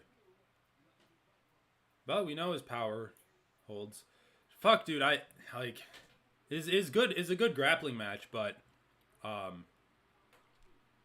did want to see them kickbox. It's a good grappling round. Good leg kick from Pereira.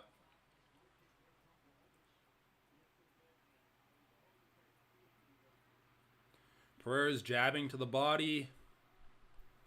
Tried to throw the left hook. Looks like Jan just landed a pretty good jab there. Ooh, Murray. Oh, dude, I'm wait. Jan's gonna level change. Good jab from Alex.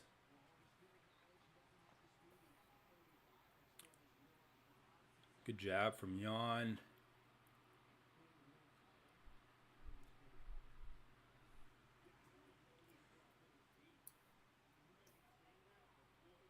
Jan's landed 2 good leg kicks this round. They're actually both just like beating the shit out of each other's front legs. It's hilarious. It's like I would imagine Alex can Jan last longer, but like they both have really good. They both have a history of just fucking up their opponents with leg kicks. Good left hook from Jan there. Holy shit, dude, this is getting crazy. And he gets to take him. Man, Jan has good timing on these takedowns. Dude, He's gotta fuck. implement these more. Jan's takedowns are fucking impressing me. I mean, he did the same thing against Izzy, right? Like mixed in takedowns and good times. Yeah. And this thing is good at it. I just want to see him do this against a wrestler. Or maybe not do this, but like have good wrestling against a wrestler. Well, dude, Alex is probably going to need a knockdown or a knockout. A knockdown and a knockout.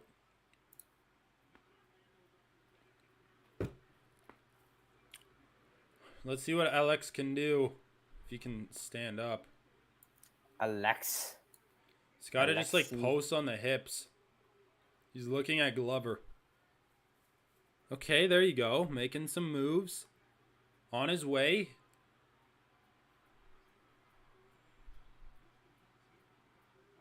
All right, good. Over 1.5. Let's go. Let's go. What?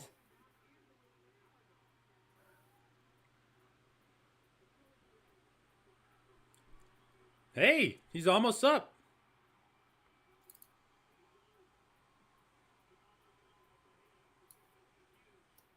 He got up. Yeah. He got up. He did it. We like that. Dude, Jan is like seriously good. Like I feel like everyone or underestimates him. It's like against Reyes underestimated, against Adesanya underestimated, against Glover I guess he was overestimated. Or Glover was underestimated. Damn, dude, did you see that little switch that Alex did? That was clean. You know, Alex can still win this round. Jan didn't really do anything that much on the ground. But Jan's left hook is getting close to landing. Like Alex. Oh, okay. That was the weirdest takedown defense I've seen. God damn it, bro. You're like spoiling it for me. Oh shit. This is a close round. This is really close. I think it comes down to this last minute. This last 40 seconds could really determine who wins this fight. Oh, okay.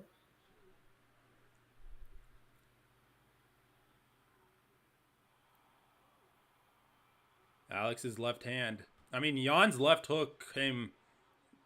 Jan's left hook landed. It's just that Alex was like rolling. Holy shit, dude. Jan looks really hurt. He did. Yeah, I don't want to say anything, but God damn it, bro. You're like 5 seconds ahead of me. Remember the last time? saying anything. Remember the last time you were 5 seconds ahead of me with the Adesanya fight versus Pereira? Oh my god. Like literally a difference between 5 seconds was Alex losing the fight. Okay, dude, I think Alex won that round. I mean, dude, he was. Did you see like the actual end where Jan like got hit and then like fell weirdly into a takedown right when the round ended? Oh, I don't know. It didn't look like he got that wobbled. He looked pretty hurt to me. Dude, look at how many fucking scars are on Alex's head. Dude, we're into a fight, baby! We're into a fight. I'm getting into a fight, brother. Damn it. Fuck. I like both of these guys so much, though, and I don't want, like, their title aspirations to end here. Poirier versus Gaethje, I don't really care who wins because I don't think either of them are beating Oliveira or Islam. I would love...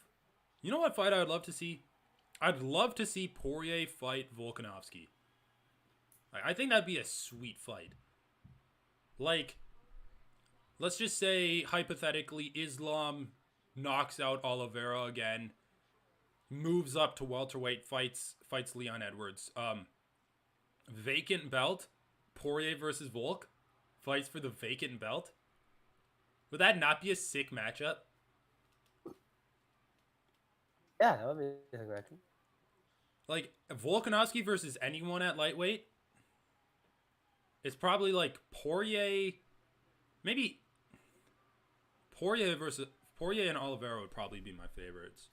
Anyway, dude, I have to hand it to these fighters. You remember how many guys were gassing out the last time that we were in Salt Lake City? Yeah, no, people haven't been gassing out nearly as much. Holy shit, Blachowicz just landed a fucking brutal left hook. Alex has a ridiculous chin. What? The live odds are minus 110 to Pereira? I would rate him higher than that. Oh, higher, yeah. I thought you were going to say lower. Put him as a favorite. Like, right? Yeah, I'd say I would say so. I just think that get up in the second round was amazing. It was like huge for Pereira. Yeah, on my bookie, Pereira's a minus 500 favorite. I might be behind or something, but I just think Jan's tired. Like, the elevation can't be helping him, and Pereira's been attacking his body from the beginning.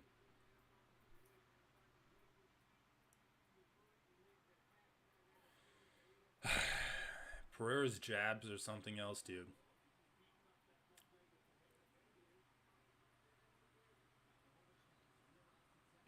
Dude, I have to give Pereira a ton of credit for this performance because, granted, Blachowicz isn't the best wrestler at light heavyweight, but honest to God, he's like one of the best strikers there, and he has good wrestling. So, like, for Pereira to be beating him on the feet and good enough on the ground to defend his takedowns and like get back up is really impressive to me. Like Jan's does a good job of mixing in wrestling with his strikes. Holy shit. Dude, holy fuck, man.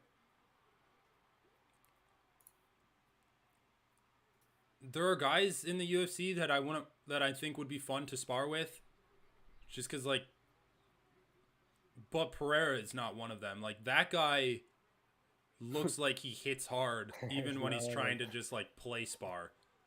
Like it just looks like he doesn't even try and it just will like leave a bone bruise on you for weeks. Good jab from Jan. Who's winning this round, bro?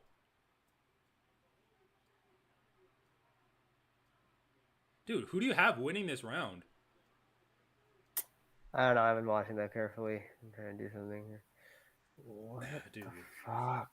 Alright. Do this later. The only reason I'd give it to Pereira is because he's moving forward and like judging his vibes based, but Jan's landed a few good shots and like a couple combinations too. That's a good one. God damn it, what time are you at? 105 now. Oh, was it that left hook Pereira landed? Yeah. Didn't really wobble him that bad. It didn't. It was kind of surprising, dude. I feel like I don't know. I guess the guys that really hurt bad at the end of the second. Jesus Christ, look at Pereira. His hands are at his hips. Both these guys are feeling the elevation, clearly. That was a sloppy takedown, but it worked. But it's really bad for Pereira because he needs to win this round. 40 seconds can win the fight. Striking was too inconsequential. But dude, my prediction of Alex by decision was pretty good. Yeah, it was pretty good. Do you think if you like spit in your opponent's face, that's a foul? I'm pretty sure there's got to be a rule against it. There's got to be. I mean, Chandler did the like nose blow into Poirier's face in their fight, but he also like fish hooked him and eye gouged him. So it's not the worst of the fouls, I guess. Pereira needs to like fucking get up at this point. Dude, I mean, it shouldn't factor into the scoring. What? The takedown? The takedown, yeah. But why not? Because it's a takedown. I mean, there's nothing that came of it.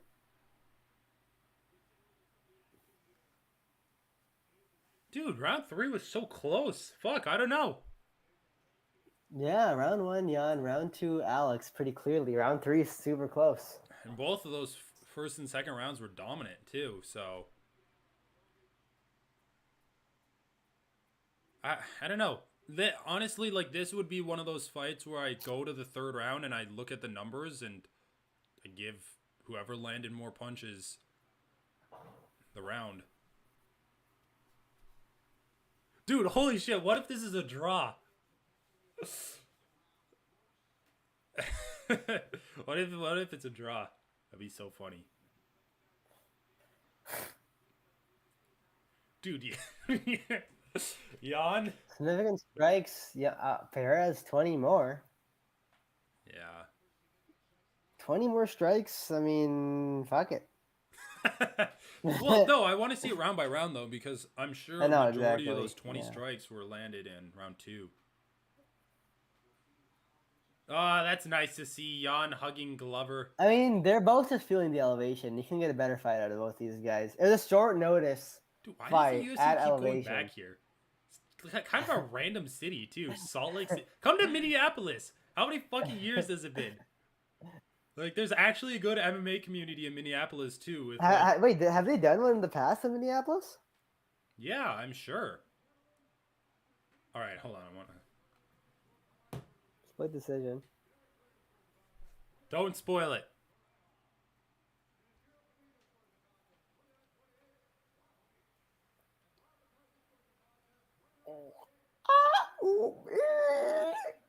Okay, I won't spoil it. Yeah, I thought Alex won. This is a close fight. The close fight. But anyway, like, Salt Lake City, kind of a random city, is like They like the Mormons, there's dude. You gotta give the literally Mormons some love. 2 gyms that produce like global level talent in MMA in Minneapolis. Like there's 2 UFC fighters training out of Minneapolis right now. Jake Shields is from Minnesota, even though he's like a fucking homophobic piece of shit. That's like an anti-Minnesota argument, Yeah. though. Jake Shields is really gross, dude. Like, he literally does the thing where it's like, oh, so many gay people, like 87% of gay people were molested. Or like 80%, I don't know, something like gay people are molesters. He like posted something like that. Dude, okay. I have to give Alex props though. That was a really good performance against Jan. Like, obviously some mistakes, but the guy did super well. And I have to give myself props too because I called it. Alex by decision. 3-round fight, baby. All right, man. I'm going with the DP, the diamond.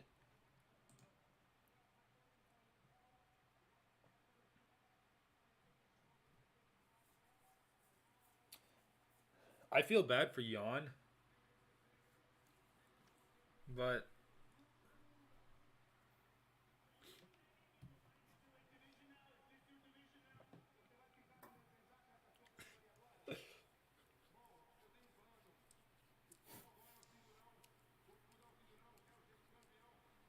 Alex looks really good at light heavyweight. I mean, okay, I wouldn't say that, man. He does need to work on his takedown defense. Like, those takedowns weren't even good, and he's getting taken down.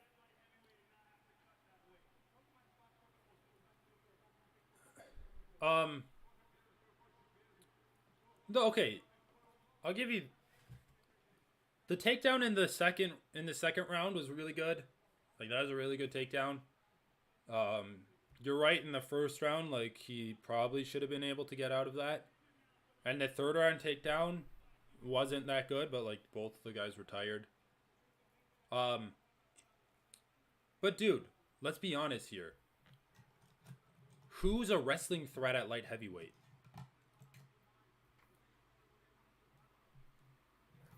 Ankalaev. You said Rikic wrestles. Ankalaev is obviously a huge wrestling threat. Both those guys. Other than that, there's no one. I mean, Anthony Smith, Johnny Walker, maybe Nikita Sure, Krylov. dude. I mean, dude, it's not like you need to be a great wrestler to take down Alex. It's like, yeah, sure. Those guys are wrestling threats. No, they're not. When have you ever seen them wrestle someone? Dude, you don't have to be a great wrestler to wrestle Dude, Alex. Jan Blachowicz is a good wrestler at light heavyweight. Why do you say that? Because he wrestled Izzy? Like, honestly, Jan Blachowicz wrestling credentials are about as equal to, like, Johnny Walker and all that shit. He got out of... He has good timing with his tabletakedowns. He's, like, able to negate... Yeah, you're just talking about Izzy. Like, you're like, why is it... No, dude. Blachowicz's wrestling credentials just aren't that much better than anyone else's. He just... You're only saying that because of the Izzy fight. I'm only saying that because we haven't seen a lot of people actually employ wrestling at light heavyweight. I mean, yeah, I guess maybe they will against I'm saying you don't need to have a lot of wrestling credentials to wrestle Alex. I guess that's fair to say, but I also think Blachowicz has better wrestling than a lot of guys at light heavyweight. I just think, like, Ankalaev and probably Rakic are, like, Alex's biggest problems, but Rakic has a ton of fights to get back to before he's fighting for the title. And he's probably going to be fighting Yuri. Dude, Alex is probably going to be fighting Yuri in his next fight. That's going to be an insane fight. Yuri's not going to really mix in takedowns. Like, he doesn't really go for takedowns unless he's rocked. All I'm saying is, like, there's not a lot of guys at light heavyweight that will actively go for takedowns. Like, you're right in the sense that maybe when they're fighting Alex, they'll go for it. Dude, what is this? Is this Pirates of the Caribbean? What the fuck is this?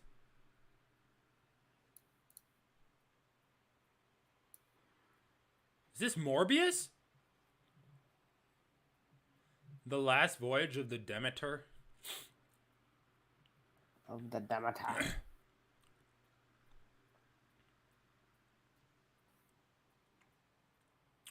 But dude, I think we saw enough. Well, first of all, we saw a lot from Alex. Like, we saw more in that fight in terms of mixed martial arts ability than we did in like almost his entire UFC career. Like getting taken down, getting back up, fighting off submissions, even going. They accredited him for a submission attempt of his own in the first round with the guillotine. Which, like, even if guillotines aren't close, they can still be useful to change position on the opponent. Obviously, in this case, it wasn't that useful. Anyway, I'm going to go with the diamond. You're gonna go with the diamond? I mean, to be fair, Gaethje actually trains at elevation. I need some water, though. Ponder that for me while I get some water. Yeah, that's true.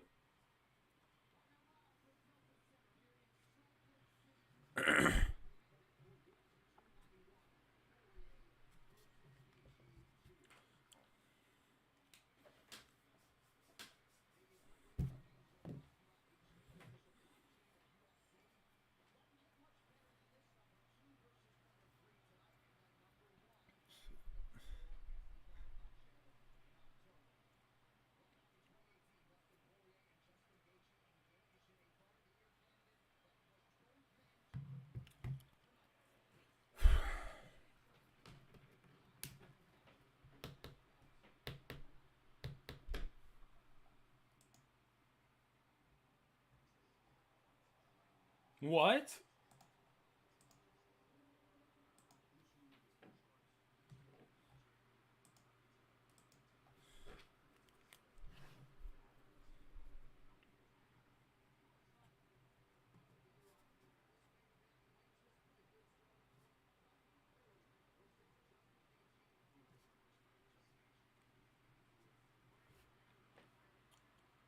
Wait, that's crazy.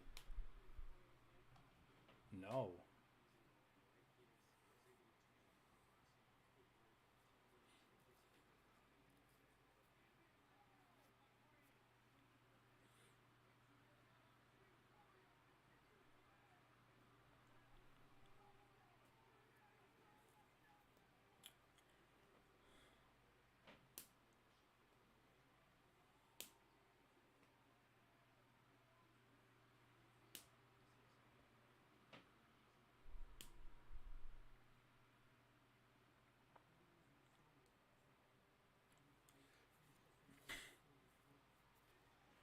Damn, boy. This is gonna be pretty good in the hood, like a school trip field slip. School trip permission slip.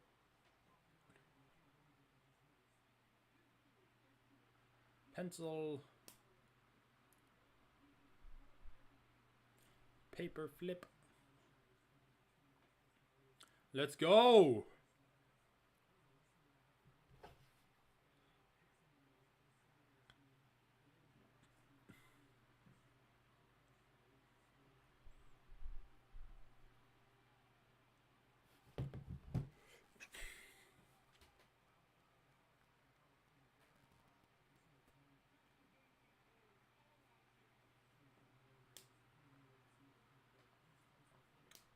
Okay, dude. Dude, I have a good bet for you. Oh, yeah, what?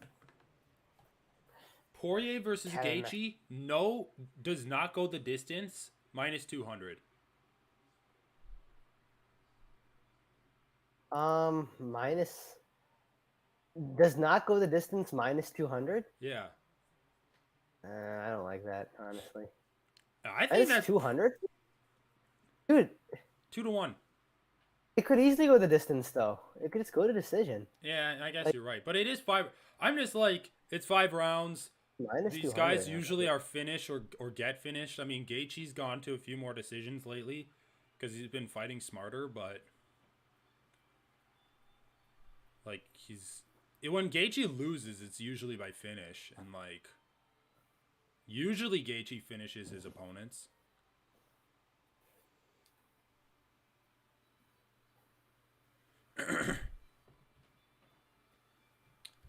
All right, winner of this gets title shot in their next fight. Yay or nay? Next title fight? No, not the next title fight. In their next fight, they're fighting for the title. The, oh, So like Islam's gonna fight Oliveira, yeah. right? So they're not getting the next title Well, fight. I mean, I think it might be different if it's no, yeah, no, never mind. Yeah, no, yeah, sure, perfect, yep. Because I'm trying to think. Poirier lost to Oliveira, and then he just beat Chandler, and now he's fighting Gaethje. Whereas Gaethje lost to Oliveira, and then just beat Fiziev. So they're both one fight away, or they're both one fight removed from a from a failed title shot. Right, that's true. I mean, Islam's a new guy. I just think both these guys like get so badly wrecked by Islam, dude. They fight so badly. Both these guys just really suck against grapplers. I would love. Like, honestly, their skills wise, they would maybe even be fine, but they just fight. They just change their whole style. Like, they fight so timid against grapplers, Yeah, bro. I know. Who do you think's a better stylistic matchup? Like, who do you think would do better against Islam?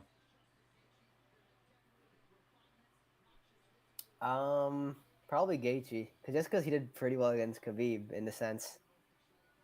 Yeah, but dude, Islam is so much better striking than Habib. Like, it's not even close. I think I he know, but knocks like Gaethje Islam's out. also not as durable as Khabib. I feel like he doesn't give me the sense like he has the iron, just like Terminator in there. That's fair, Like but the leg kicks I just think that were if hitting Gaethje's gonna Khabib be could coming do. at him, throwing leg kicks like that, he's gonna get countered, rocked, and then Islam's gonna jump on something. Like, that's pretty easy for Islam to do. The guy hits fucking hard too. Justin's gotten wobbled in the Oliveira fight, the Chandler fight, and the Fiziev fight. He's gotten wobbled in like his last 3 fights in a row. Before that was Habib. He didn't get wobbled, I guess. He just got choked unconscious. He even got rocked against Tony Ferguson. Like, Tony Ferguson dropped him with an uppercut.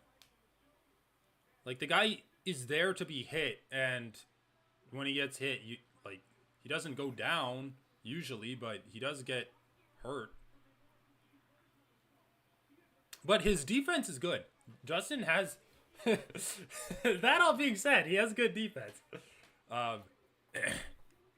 He actually moves his head. And he's pretty good. Like, Justin's really good at fighting in the phone booth, right? Oh, dude. Is that boxing fight on or what? Oh, I should look. I mean, I'm not gonna. I would much rather watch this. I can't believe it was even a discussion on Ariel Helwani they would watch. Yeah. Like, bro. Dude, I am actually so thankful to Derek Lewis for making that an enjoyable moment. Like, that fight could have been horrible. That fight could have been 15 minutes of leg kicks and jabs. I think the fight already happened. Oh, okay. I think Who won? this is Terrence. I don't know. They're hugging it out right now. I think Terrence? this is Terrence and Crawford. Maybe it's just starting and they It's like Spence each and other a Crawford. lot. No, dude, they're beat up for sure. And like, it's the boxing thing where everyone's in the ring. Dude, boxing is All at fucking once? ridiculous. Like their whole family, and they're like dancing now in the ring, and like there are a bunch of women dressed in gaudy dresses dancing around this guy. I don't even This know is like who they are. This is like the most boxing scene ever, dude. This is like Dude, I've such literally a typical boxing scene. God, okay, fuck this. like I've never really heard of Terrence and Spence. Definitely can't put like a face to their name. No, me neither. I didn't know or care about them either. So This song is not that good to listen to, but like it's a really good walkout song. Yeah, it's pretty good for a walkout song. I like it. And the only reason I say it's not that good of a song by itself is because, like, it's literally just this on repeat. Which makes it a great walkout song, but not super enjoyable. Dude, are they going to give Wonderboy a fight next week? Next week it's Sandhagen versus Font. You have Dustin Jacoby versus Kennedy and Zechiku. Oh, they should have a rematch Kevin Holland. No, I don't know. So dumb. It's so dumb. They're gonna get some unranked guy for Wonderboy, or like unsigned guy for Wonderboy to fight. Come on! Come on, DP, let's go. Let's go, DP. El Diamante.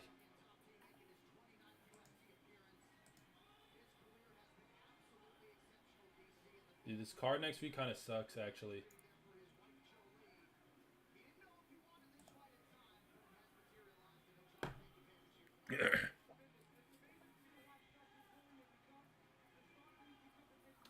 God damn, there's like no one good fighting. Next week is one of those cards that the UFC needs to put together just to like churn the unranked guys through each other. Like it's a bunch of unranked people fighting. Which I mean, I was really only excited for the main event. The fact that Umar is out really like. And yeah, Sandhagen versus Rob Font's good. I feel like I might just watch the main event I know. next week. Dude, honestly, every single fight is one of those fights where it's like you recognize the names, but they've like lost a couple, won a couple, and it's just like it's like the glacier of the UFC having to grind through the landscape. Like these guys are at the bottom of the glacier. Billy there's the Bieber guy. Oh, is this the Justin Bieber guy who fought Mopsar Evloev and almost won? He's fighting. Again, it's like, oh, I recognize the name. Am I clamoring to watch them fight? Not really. Man, what is going on? These UFC cards just suck now. I just don't know. Dude, I used to watch like all UFC media too, all the interviews, everything I could give my hand. I used to watch. Now I like don't give a fuck. I don't know, man. It's not the same. I guess the novelty is worn off. Also, they all just say the same shit every time. Well, dude, it's just like you have the guys at this level, right? They're like, are they really gonna make it that far? Probably not. Okay, no, I mean, dude, forget it. Let's just watch this. Let's enjoy this. Yeah, like, don't get me depressed on the. I'm just gonna fucking watch dude, UFC 2. This crowd is hilarious. They just showed a picture of the crowd. They're all like dancing to the song. That's like one of the most wholesome UFC moments I've ever seen. It's just like they're all just such a chill walkout. Yeah, it's such a nice walkout. All just chill. Dude, Dustin Poirier. Yeah, that's an iconic walkout song. James Brown. It is literally the same musical phrase repeated for like 3 minutes though. 34? Dude, these guys are so fucking similar. SpongeBob versus... Okay, dude, I think their graphics team is fucked up. Like, dude, by the way, we should try to refresh before this fight to see if we can sync. I mean, do you want me to refresh? Sure, I'll refresh. You should refresh too. Yeah, I did. Alright, play. Okay, baby. Honestly, I see Dustin. The fight I'm most looking forward to is Billy Quarantillo versus Damon Jackson. Sure, whatever you say, buddy. And the main event should be good. I think Sandhagen can pretty easily beat Rob Font though.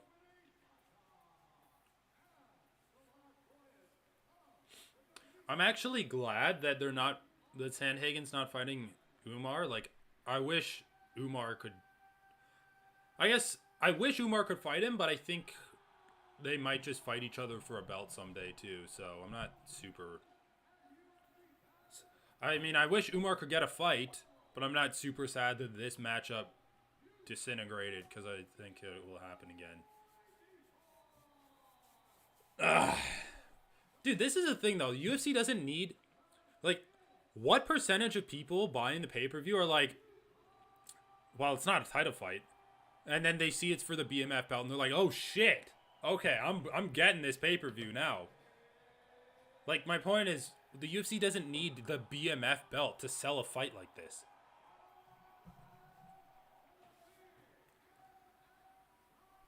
Like, they should be doing this more, where it's just good-ass fights.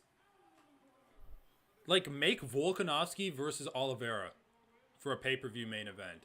Like, if Oliveira loses to Islam and Volkanovski loses to Islam, just make them fight for, like, a pay-per-view main event. That'd be a sick pay-per-view main event. UFC should just be doing more of these fun fights that are fan favorites without having to have a title involved all the time. Yeah. Especially if they're struggling to put together title fights, which it looks like they are for some reason. Like, how do they have no one for Adesanya? Why? It doesn't even need to be a title fight. It needs to be like top contender fights. Dude, Adesanya wanted to turn around like 3 months after he beat Alex. Yeah, Adesanya is not the problem. He's super active. No, that's what, like, how is the UFC put him on ice for this long? Hamza Chimaev. You have all of these fucking fan favorite guys that want to fight more. Umar Nurmagomedov, perfect example.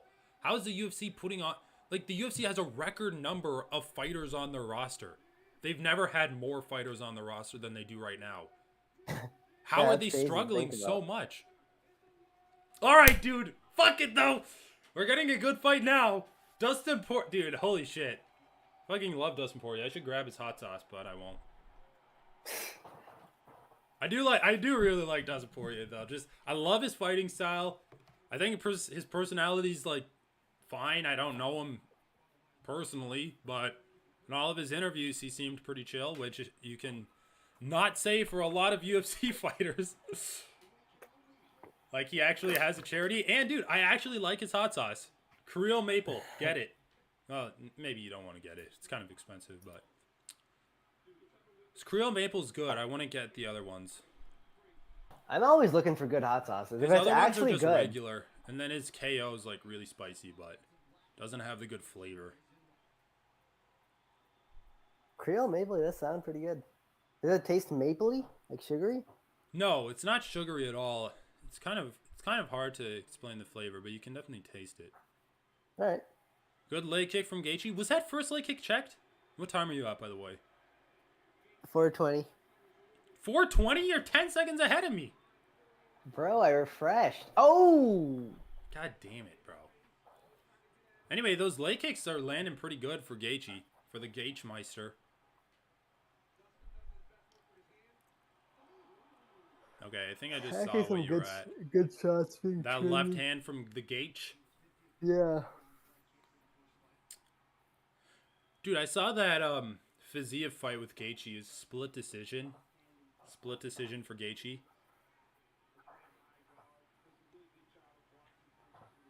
And again, I guess, like, I think it was just a super close fight. Those leg kicks from Gaethje, they're adding up. He's hitting Dustin Poirier, like, high on the thigh. So you basically can't even really check those. Like, how can you check? Gaethje is, like, actually looking fucking amazing to me. Yeah, Gaethje's head movement is good. Dude, how do you check those leg kicks? He's not even going for the calf. He's hitting him, like, above the knee. For the back of the thigh ones, yeah. Well, you can still, like, lift your leg and try to block it with your shin. Again, and Gaethje's getting the outside foot position, too, on a lot of these exchanges. Those kicks from Poirier to the body are nice. That's like, let's say Saeed is obsessed with outside foot position. He's like, look at that. He's fighting for the outside foot. When you have a foot fetish, but just not the regular kind. He's always so happy about fighting for the outside foot position. Yeah.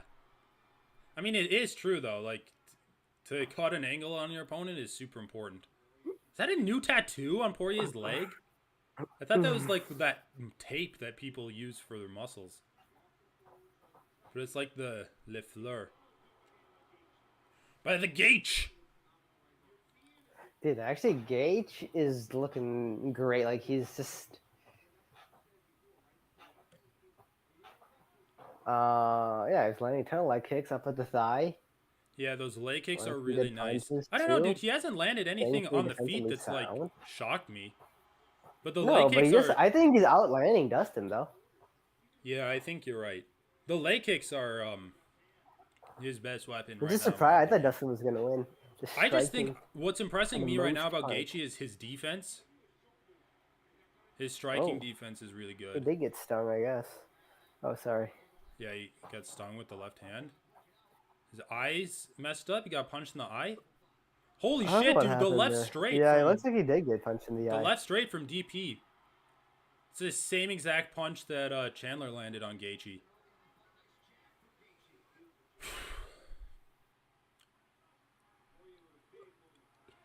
Dude, okay, who's got the more like impairing take? Justin Gaethje wiping his eye or Dustin Poirier lifting up his shorts? who's like Yeah, why does he just lifted his shorts up again? Like, why he does he even always do does that? that. Yeah. Ooh, DP cut him up above the eye. And that left eye of Gaethje. Let's see what Dustin can do. It's kind of funny, like Gaethje's actually done a pretty good job lately of being smart. I guess except for the Oliveira fight.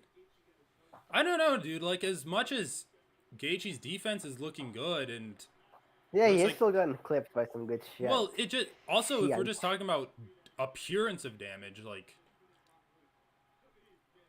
he has landed some of those left hooks though. Those left hooks from Gaethje have been nice. I do think Poirier has landed the bigger shots. He landed 2 left straights that wobbled Gaethje.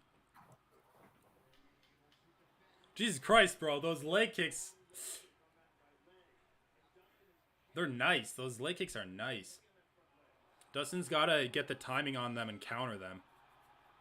Close round. Really close round. Probably slightly lean towards Gaethje, even though Dustin had the bigger moments.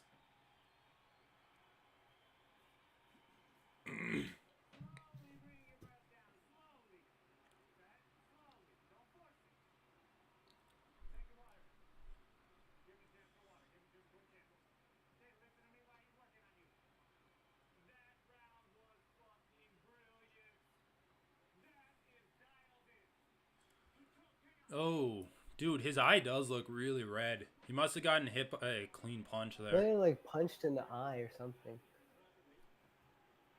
It is kind of must have been like when Jorgen was saying he got stung for a second. Maybe that's what happened. Yeah, they're going to show the replay.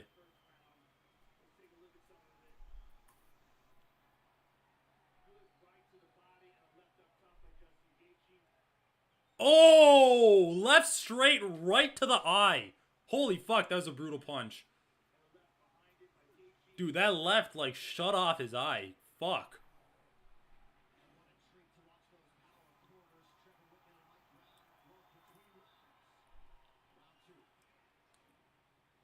Dude, people always talk about how like Trevor Whitman's cornering is brilliant.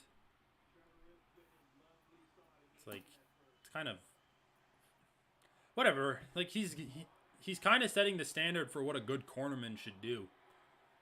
So if you're the standard, you can't really be criticized, but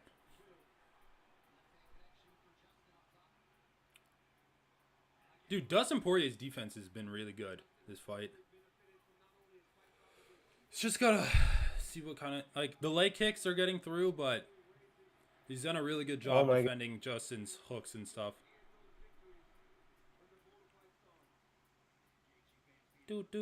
Wow, I was not expecting that. Oh my god! He just got the. Oh my god, dude! I was. What the fuck, dude? Wow. Well, was not expecting that either. I mean, dude, Poirier even blocked it.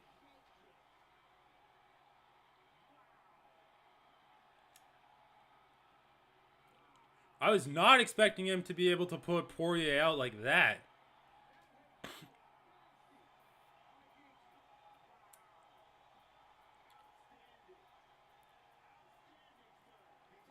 Okay, dude.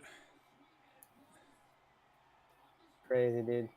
The first That leg kick that he threw, doesn't make the any first sense. kick he threw with his right leg. Just like, Dude, head kicks are overpowered. Seriously overpowered. doesn't even. Yeah. Damn it, dude. I was rooting for Poirier, but I can't even be mad. No, I can't be mad. I mean, I wasn't sure who I was rooting for, but yeah, no, I mean,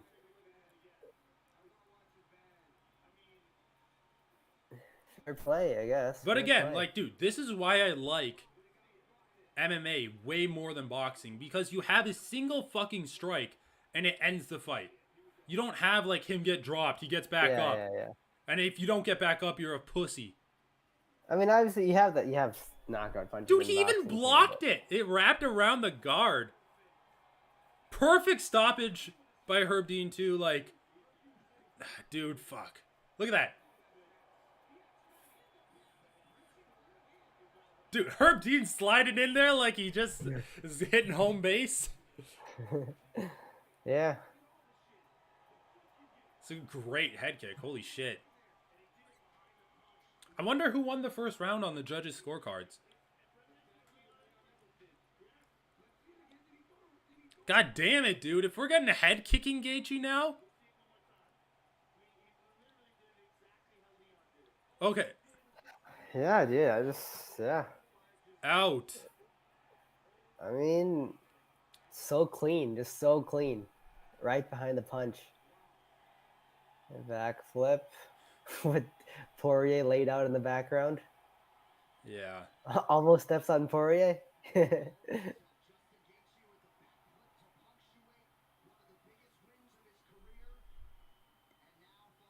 Damn, dude. I mean, dude, this is what I'm saying.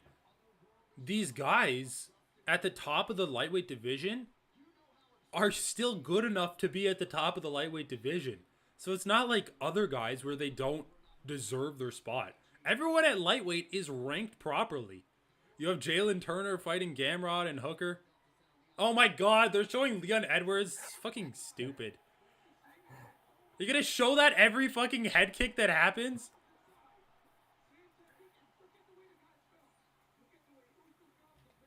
Yeah, he kicked him in the head. It's happened so often. Dude, Masvidal's in there.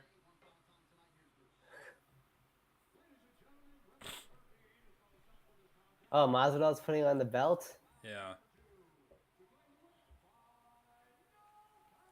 I guess that's kind of a cool touch. Yeah. They should do this every time. The way he puts it on him, that's so funny. Masvidal is such a cute little guy. Just walks over wearing his leopard print shirt. Alright, dude, 1-1. Damn, dude, what a crazy, crazy result. Yeah, no, I mean, do you think we're gonna get the rematch, the tiebreaker? I don't know, maybe eventually.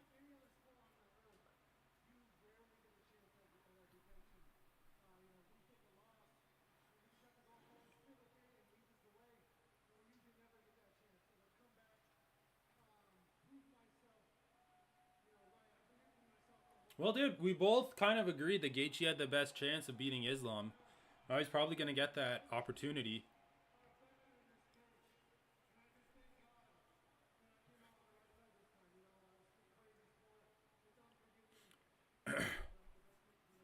Dude, tough for Dustin Poirier, though. But he's had a great career. Like, I mean, it's not over. He just lost the Gaethje. no, I dude. know, It's but I'm it's just not saying, even like, he the doesn't have game's- a clear path to a title shot at this point, so. Yeah, I know he doesn't.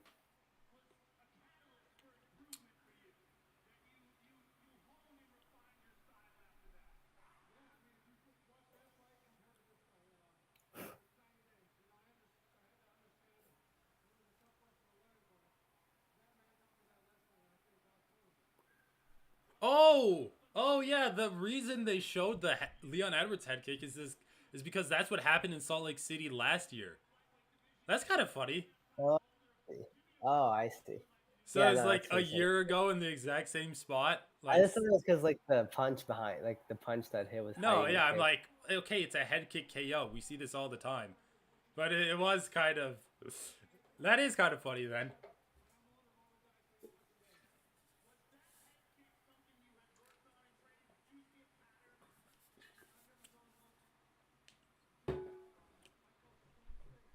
Dude, the thing is, saying, like, do you see a pattern there? Dustin Poirier's guard is literally like the Philly shell, where he always shells up like this and protects that side of his head. So,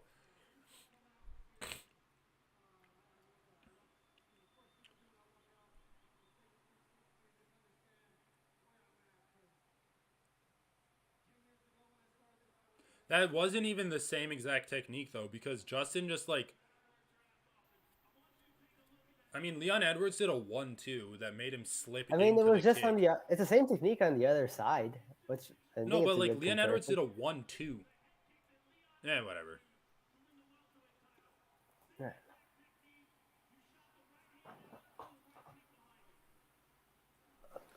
I guess it's pretty much the same. That's pretty much the same, dude.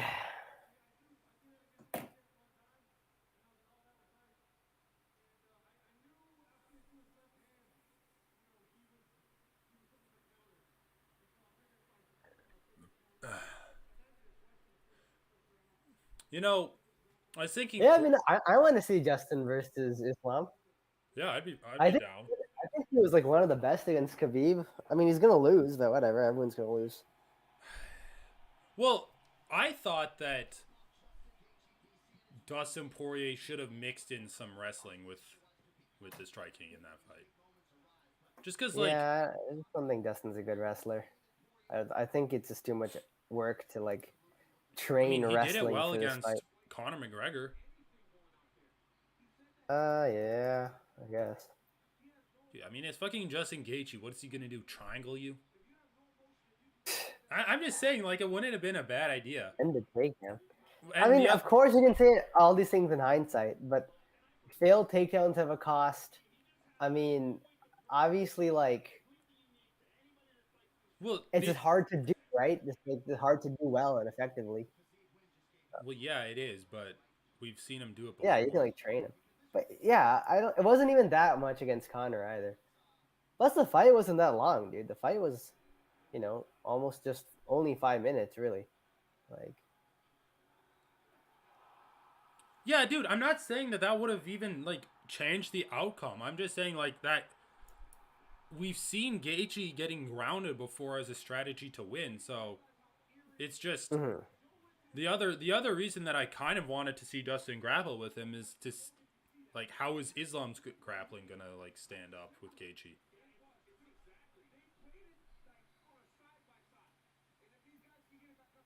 Dude, okay, that stoppage by Herb Dean was kind of sick. He just slides it out of nowhere, and he's like Slides in. vertically.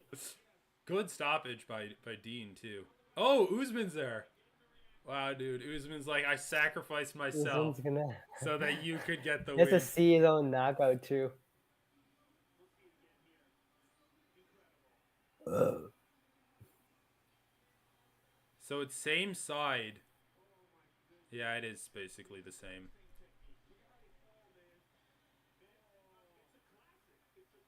That's hilarious. The main event, it's all. Dude, what's hilarious is Dustin Poirier even blocked the ground and pound shot. He even got a No, hand up. that's literally exactly what I was gonna say. Like somehow he moved his I glove, mean, just he like wasn't completely out of it. He saw it.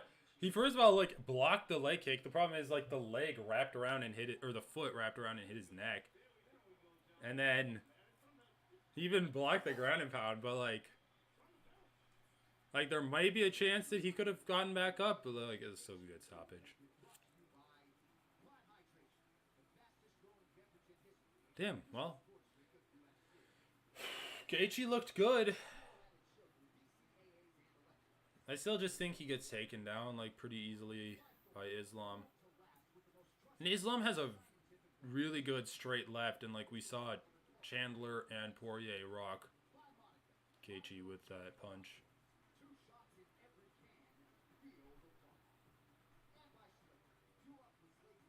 Does Gaethje have the power to knock Islam out? Yeah, he probably does. Does he have everything else to make the knockout happen? I don't think so.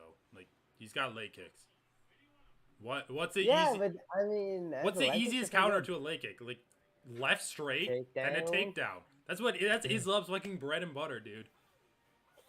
Yeah, yeah, I yeah. think Gaethje's gonna have to like survive behind his jab, and that's a very good weapon of his, and I think he's done a lot with it, like a lot to improve his use of the jab. But is it still enough to beat Islam? I don't think so. Well, good stuff. Pretty good night of fights. I liked it. Yeah, that's pretty good. All right, let's take a look at what's coming up. Are we watching the next week? I'm just watching the main event. I'm gonna fuck about any shit. Yeah, I think I'm just Honestly, I gonna might watch the just main skip event the week tomorrow. after. What's the week after? Luque versus Dos Anjos, Who's RDA. fighting this? Oh, Chris Dawkins fighting Khalil Roundtree. I mean, there's some decent fights, but I don't care that much. And then it's the good stuff. UFC 292 is really good. Zhang Weili defending your belt. Joe versus Sean O'Malley. I'm super excited for. Although honestly, the rest, God, why do the card just never seem that good to me anymore? Like the rest of the card isn't even that good. Well, dude, Marlon Vera versus Pedro Munoz was pretty good. I think the thing is, we're seeing guys and like we see them fight, and we pretty much know their upside already, and so it's like, why would I watch this guy fight? Ooh, 292 Weidman versus Tavares. That's kind of fun.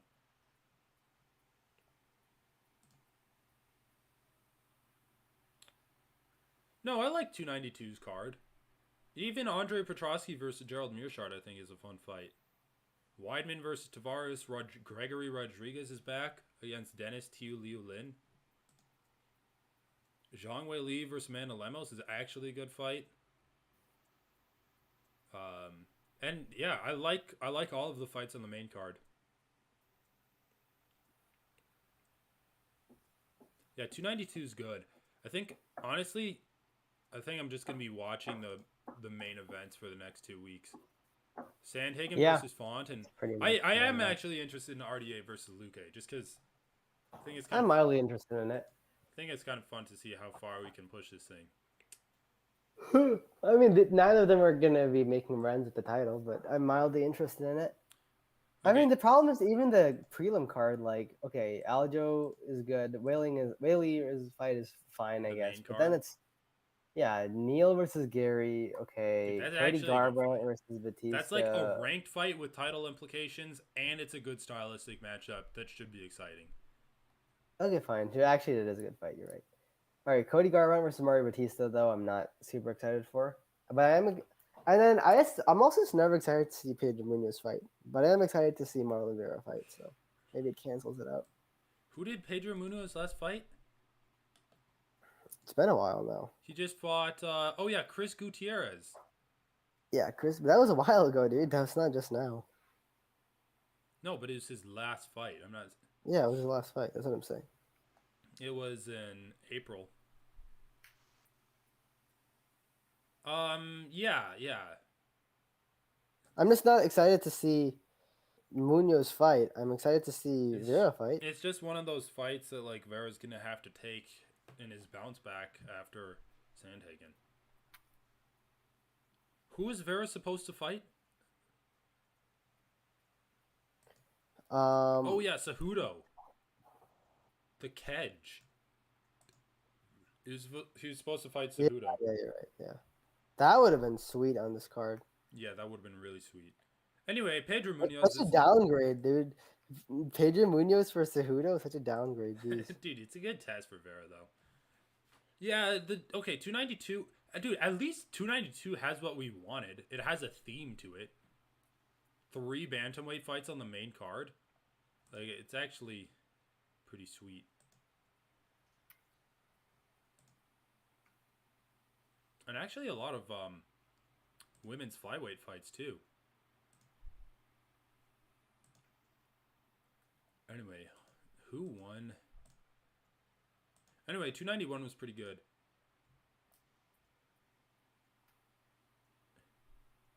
Who won? Oh, Miranda Maverick won against Priscilla Cachoeira.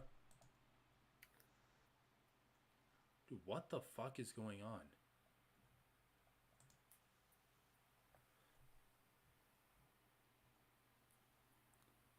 Armbar.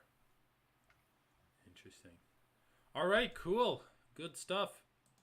Boxing fight that they said was going to be the best ever. I mean, Luke Thomas and Ariel Helwani were apparently like hosting some event or calling it or something. Yeah, Ariel Helwani's into boxing now. I kind of want to watch it just so I can like judge boxing at its apparent peak. Dude, when people are like, the best of boxing is better than the best of MMA.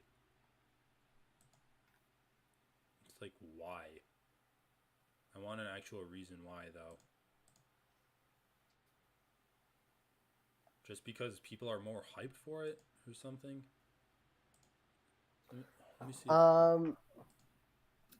I don't, because dude, it's like an easier art to hone. Well, that You know, doesn't there's that just less mean like the shit. skill ceiling is higher? No, it means that one person can spend more time on one craft.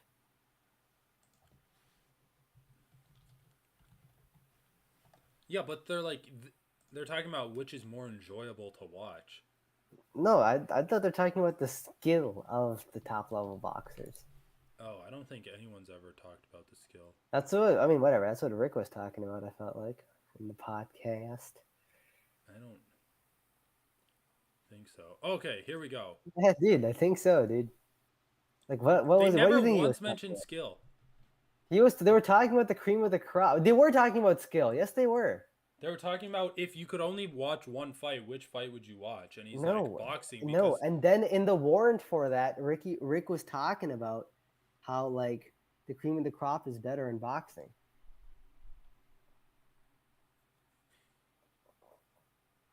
he's talking about the cream of the crop is better in boxing. Yes. I don't think he meant like skill for skill wise. I think he Yes, he meant did. the That's events. actually like I exactly what think he he was was talking talking about. about the cream of the crop in terms of events is He better in definitely boxing. was not talking about events, dude. I mean, besides, the events Well, in the boxing context suck. of the conversation is if you could only watch one fight, what fight would you? Yeah, and Ricky was like, "Oh yeah, if I just have the chance, if I can only watch one fight here all at once, and like I'll take the boxing fight because despite the fact that Dustin Poirier and Justin Gaethje are the cream of the crop in MMA, and these guys are the cream of the crop in boxing, the cream of the crop in boxing is better skilled, like a bit more refined and like just a Oh, higher skill well, than MMA. That's what he was saying. All I right, mean, highlights. It's most you have to of the first. skip to like 7 minutes in to It's a see them 10-minute actually fight. video. Yeah, you have These are to the skip to. highlights, apparently. These are the highlights. It's Okay. just pirated and uploaded to YouTube. Dude, don't even watch it. All It's right, fucking useless to watch. Did they get a knockout? Is Donald Trump there? dude. Donald Trump. Dude, anyway, talking about skills is fucking stupid. Then you might as well say, like, oh, I'd rather watch BJJ because their skills are so much better. I agree. That's why. Like, I don't think really highly skilled boxing is fun to watch. In fact, I think it's shitty. So I don't do it. It's like, literally, the skill is, like, who can cheat more by, like, clinching in the best way possible. I'm actually kind of surprised that boxing still has so much of a demand for it. Like there's people that I meet that are into MMA that are our age. I've like who is into boxing?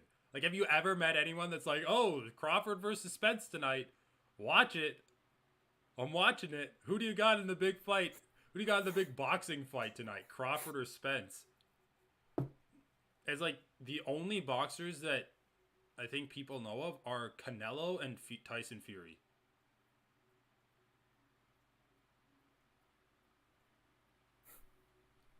Dude, this is like, I mean, the way it's zooming in is unwatchable, but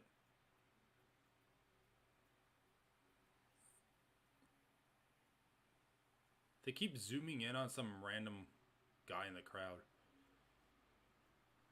I guess there's some young people there in the crowd.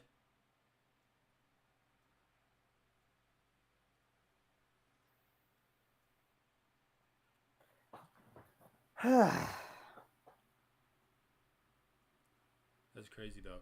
All right, dude, give me your odds for Gaethje versus Islam.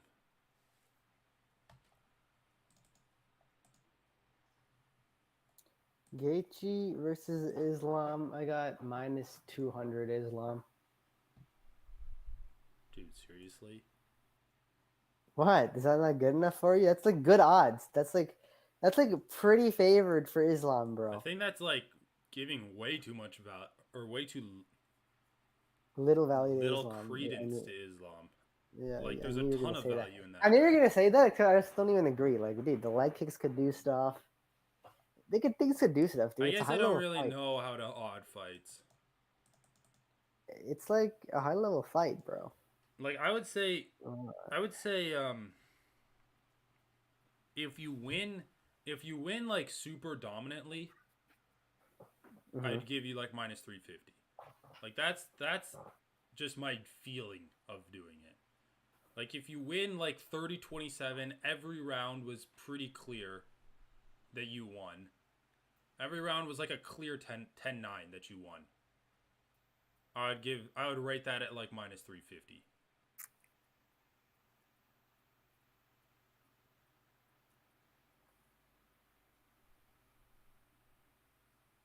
Wait, say that one more time. Like if we're just talking I didn't about register. that matching the outcome of a fight to like the odds, like to come up with a metric, because I'd say like I mean, that's like kind of stupid, but yeah, yeah, it's kind of sure. stupid, but I think it's interesting to think about. Maybe it's a dumb way to think about it, but like I'm just thinking like if you win a dominant decision win 30-27, every Yeah, round was yeah, pretty sure, clean 10-9. sure. Maybe like minus 350. Like that's a good I mean, I see. like cuz odds aren't a descriptor of how the fight's going to play out. But I'm just saying like They're not. Yeah, it's not like it's not a descriptor of like how dominant the fight will be. It's a descriptor of the chance of winning. It's actually like this, which is separate. These things are separate. If I like well, know for sure, it's not even a if I knew descriptor one of the hundred chance of winning. percent, well, yeah, it is. It's a predictor. Yeah, it is. I guess. It actually is. Yes, it's like an estimation of the chance of winning. But like, if I if I know 100% that it's going to be a really close split decision, but I know who's going to win, then the odds would be, extremely skewed, even though the fight's really close. Yeah. So, like, it's not really, but obviously you don't know that. In real life, though, in practical terms, yeah, I do think in practice, oftentimes it's kind of a measure of how dominant a fighter is going to be over another, because that's like like that is Right. increasing the chance of winning. So.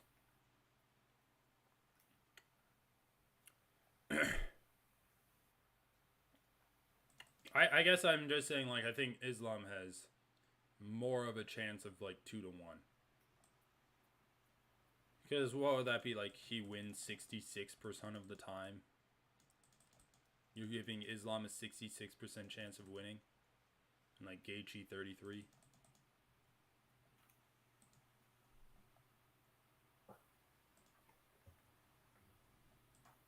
Pretty much. Yeah, exactly. Like, isn't that pretty good? I just feel like that's pretty fucking good for a title fight to have be like favored 66-33. It's fine. I would give more like 75.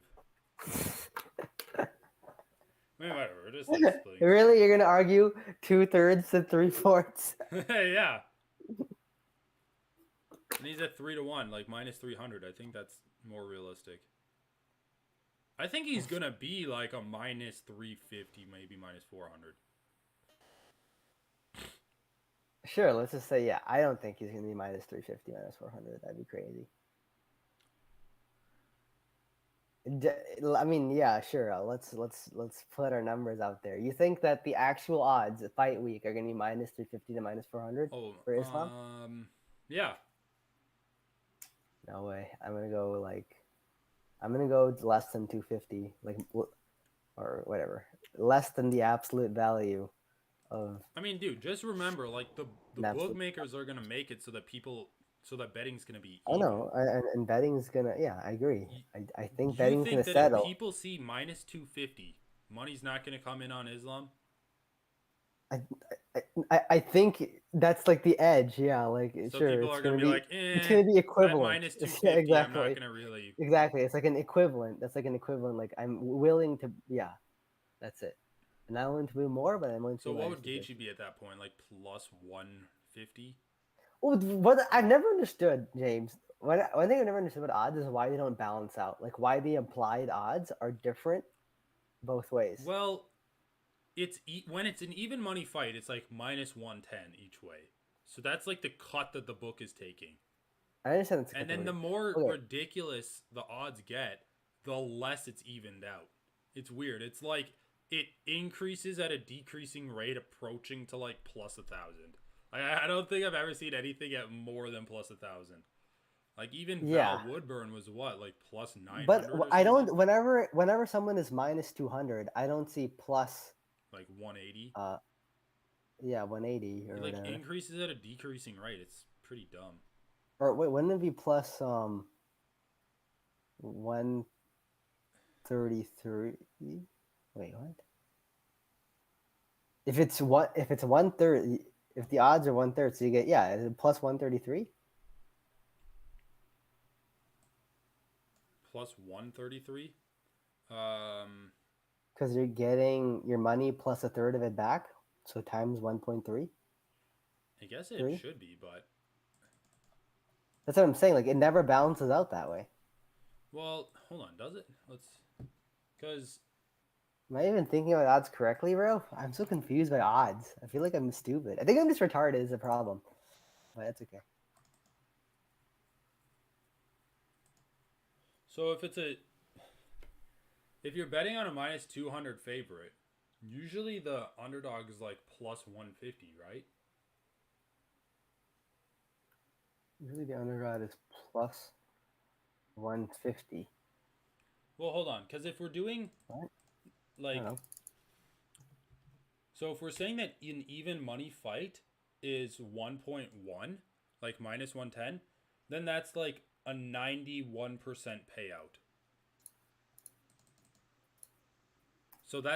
So out of everyone betting, they're only going to pay out 91% of what they do. So if it's like one, so I guess it should be how it should work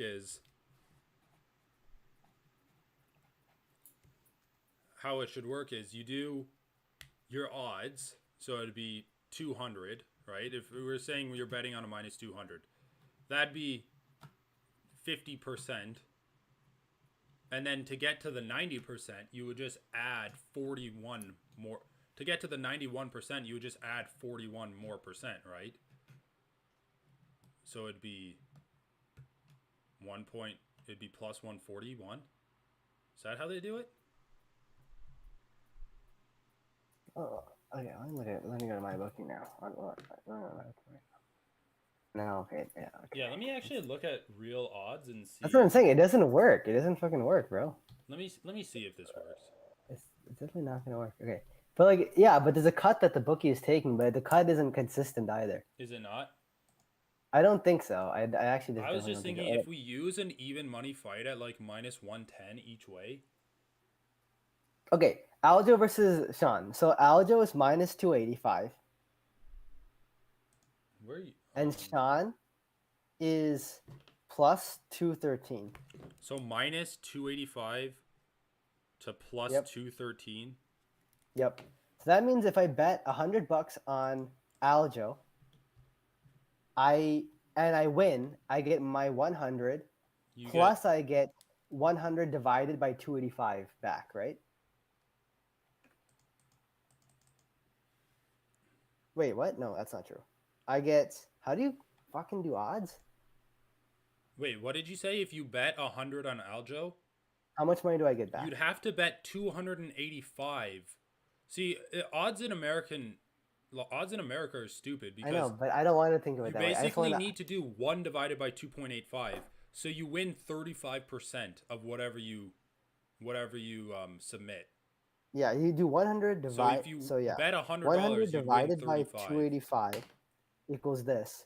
So So $100 will turn into $135, so I'm saying the basically. opposite odds should be 91 divided by or 91 minus the 35. So 56. 91. Wait, what? Why? Wait a minute. Wait a minute. Okay, hold on a Just second. Hold on a because second. I was Hold on. saying like you get 91% of total value because the bookie's taking 9%. Oh, bookie's taking 9%. Really? No, that's not. The bookie's taking more If than it's 9%. minus 110 to minus 110 is even, if those are even odds, then isn't that 9% pretty much?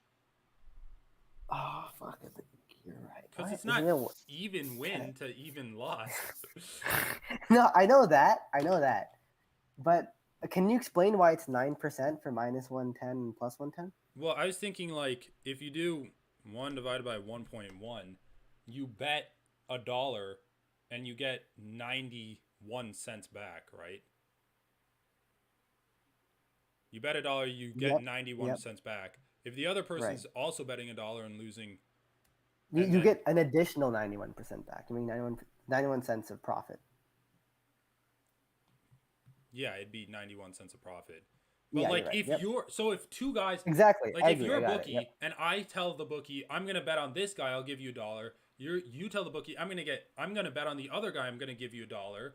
The bookie Right. The gives bookie's me cut is 9 91 cents. cents of your dollar and keeps the 9%. 9 cents. Exactly. Okay, perfect. You nailed it. 100%. But You I nailed it. don't know if like I think you're right that maybe the cut doesn't remain the same. That's why, just for a second, I want to see, like, assuming no cut. So, Aljo, you bet 100, you make 135. Okay? Mm-hmm. That means I'm basically saying Aljo has a 35. a 65% chance of winning the fight, Right. right? I'm saying Aljo has a 65% chance of winning the fight. And then therefore Sean O'Malley has a 35% chance of winning the fight. And so if I Should bet be. $1 on Sean O'Malley, I should be getting, in theory, 1.165 back. Right? If I bet $100 on Sean O'Malley, I should be getting, in theory, $165 back if Sean O'Malley wins. But If you instead, how? wait, no. That's not true. If we're saying that Sean O'Malley has 35% chance of winning Oh the yeah, that's fight, not true. then you would do what 100 divided by 35, and you get Sean O'Malley has a 35% chance of winning the fight. and you get a Then you want to do 2.85, or yeah. You're right. You're right. You're right. So so 100 you should get divided by 35. 2.85 to 1 odds. Right. Exactly. So you should be getting $285 back. But you're only getting 213. You're only getting 213. So what is the margin of error then? So in this case, um, So 213 divided by 285 is 74%. So it went down from the 91% that you're getting returned to 75% that you're getting returned. So the bigger the favorite, the worse odds you're getting essentially. but On that the makes sense, right? upset. Because but think about it this way: in the minus 110 to plus 110 example, the bookie was basically um basically like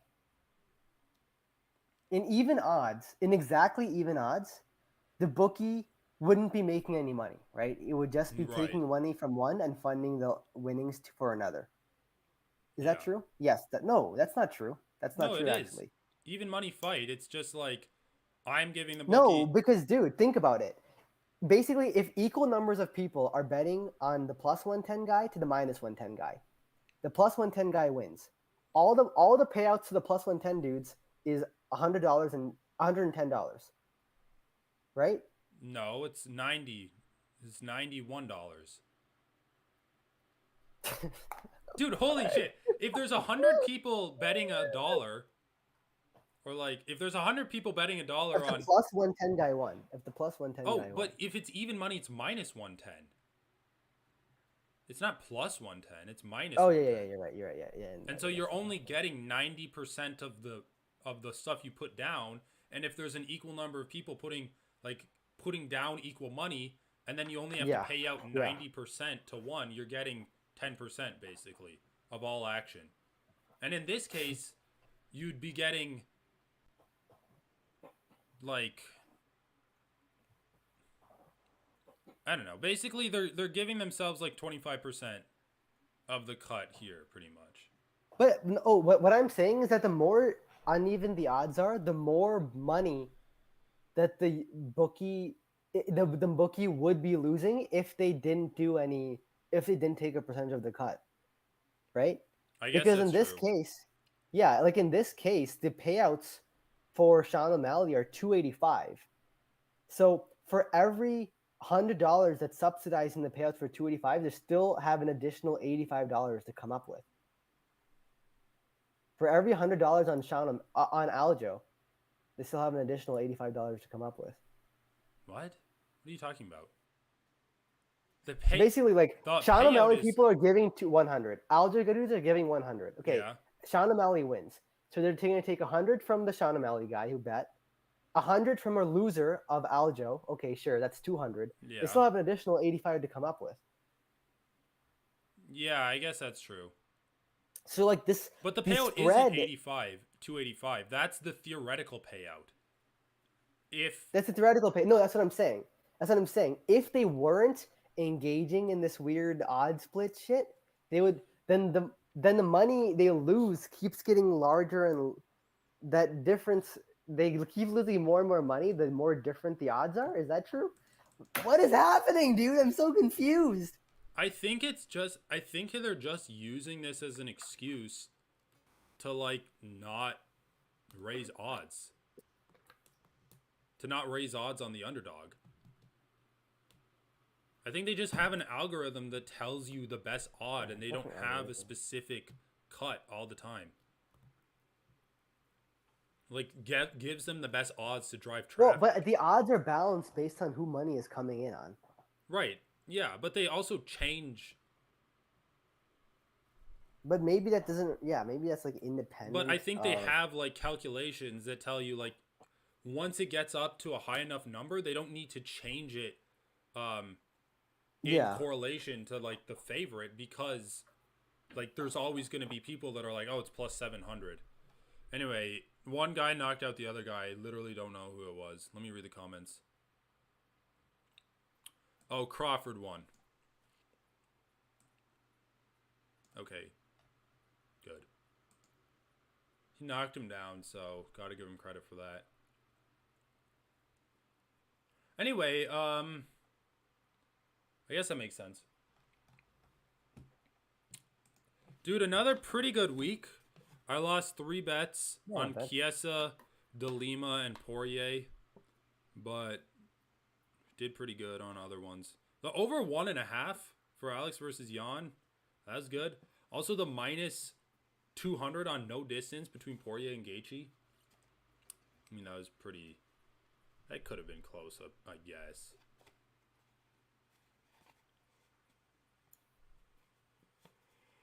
Oh.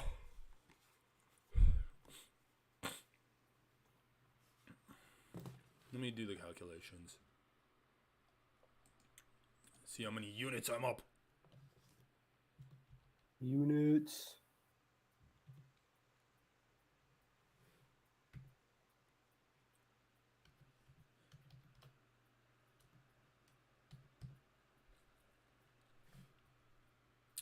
Dude, Alex Pereira. You think he's going to fight Yuri? Yeah. I mean, that's like one of my all-time... I really want that fight. I really don't think they're going to give Alex Pereira Ankalaev. Like, I think they're going to make Ankalaev fight again. Yeah, I do too, but doesn't mean they should. You know. Just because, like, yeah, obviously he's a wrestler. Like, he struggled with Blahovic's wrestling.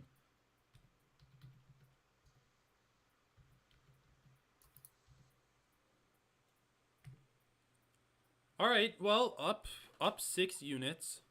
It's not bad. Units.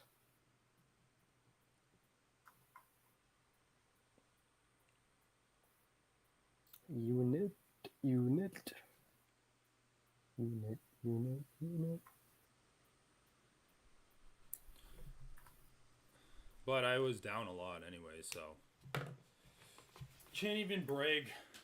I'm not even gonna brag until I get back into the black. How Like, far are you, bro? I'm getting into the black. like $10. This. Pretty bad, but we can do it. It's pretty bad, but I've been up like consistently in the last few weeks. I just had 1 week where I lost so much. It was ridiculous. Like every bet.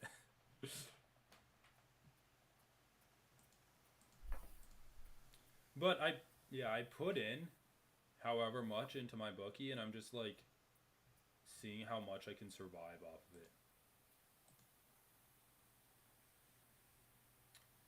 Yeah, Sean O'Malley's only a plus 213.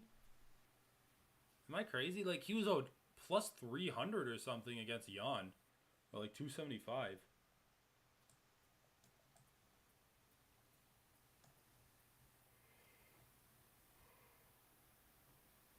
Ugh. What else? Holy shit! I'm going kayaking tomorrow. Oh, you Which is are? so funny. It's so funny because like I'm not in Minnesota. That is funny. um. Dude, kayaking is Oh, so overrated. yeah, I bet it is. Like, it's it's fun when you're in kayaking and canoeing is fun when you're in like a river and you can actually go places. But if you're just in a lake, it really fucking sucks. It's like, okay, I'm gonna go to this side of the lake. Now I'm gonna go back. It's annoying. I'm Dude, gonna have to pick someone up on the way, dude. And it's like, it'll take some extra time. Let's drive.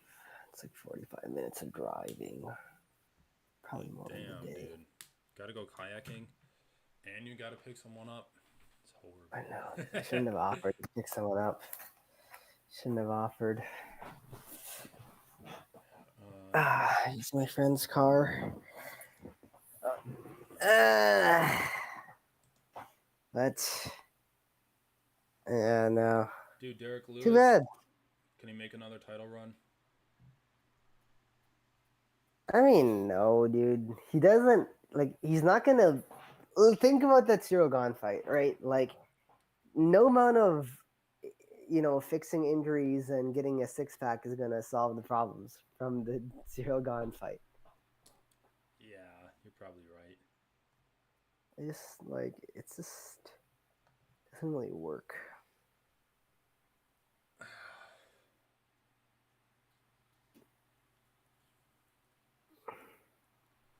Okay, let me ask you this. The final question, and then we'll call it. Does Volkanovski fight for the lightweight belt, or does he fight Ilia Topuria in his next fight?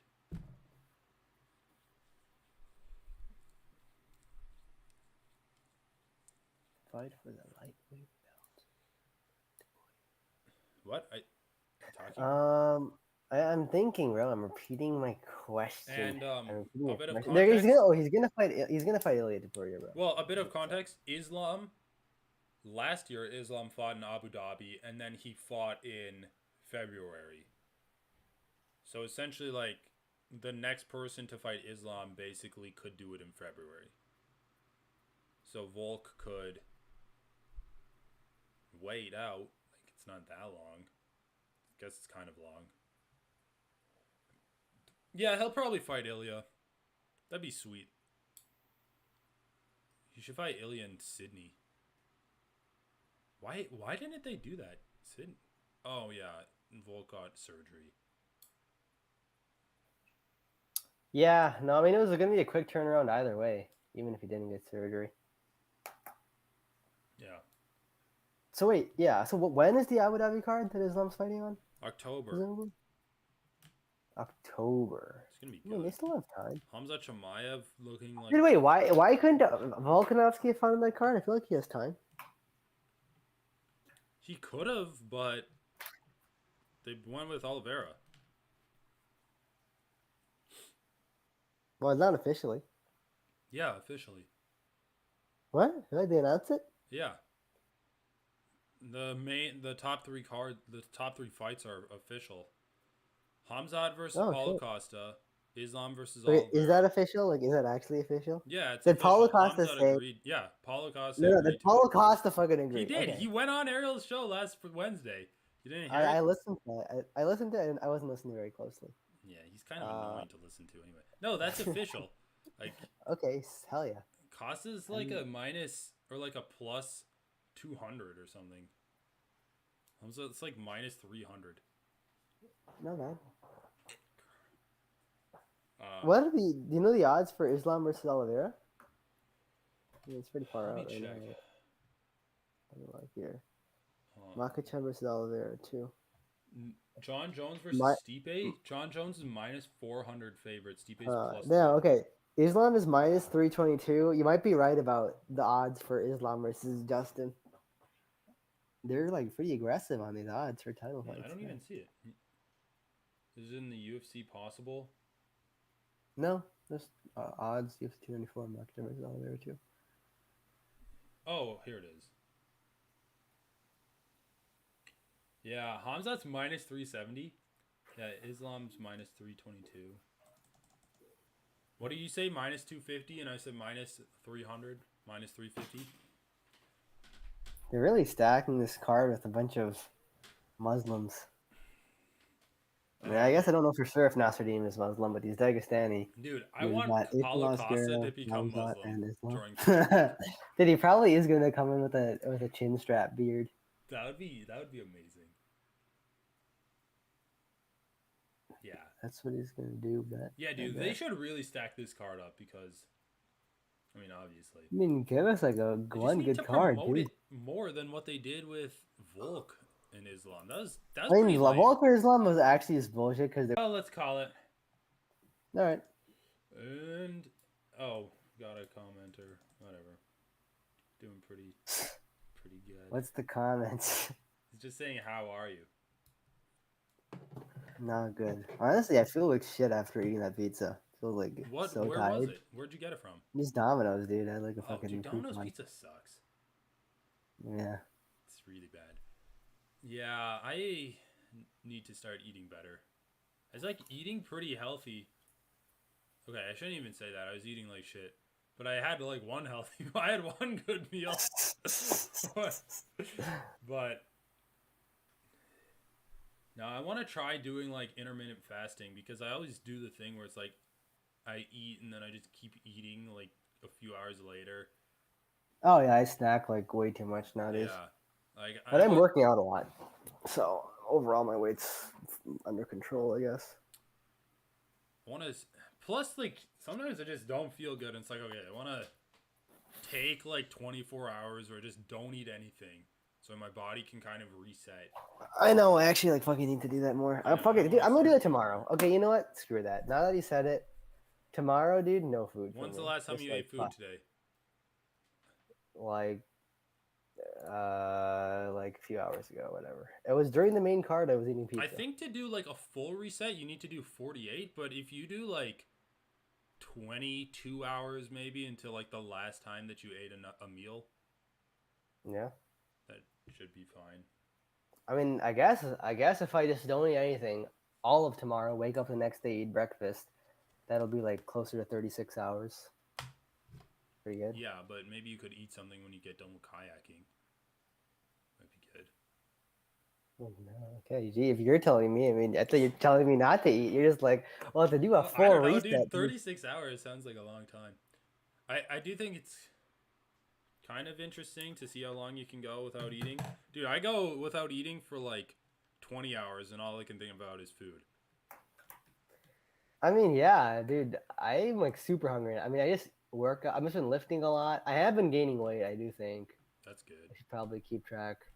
But yeah, I just been stress eating a lot too. Like my new job has been kind of hectic. So Damn. stressing out, I know, dude. eating. You Stress know, just eating's a eating real while thing. working. Yeah, I stress eat so much, bro. It's bad. But I've learned this about myself over time. You just feel like shit afterwards, too. Yeah. Oh, alright, well, let's call it for now. It's pretty late. Talk to you later.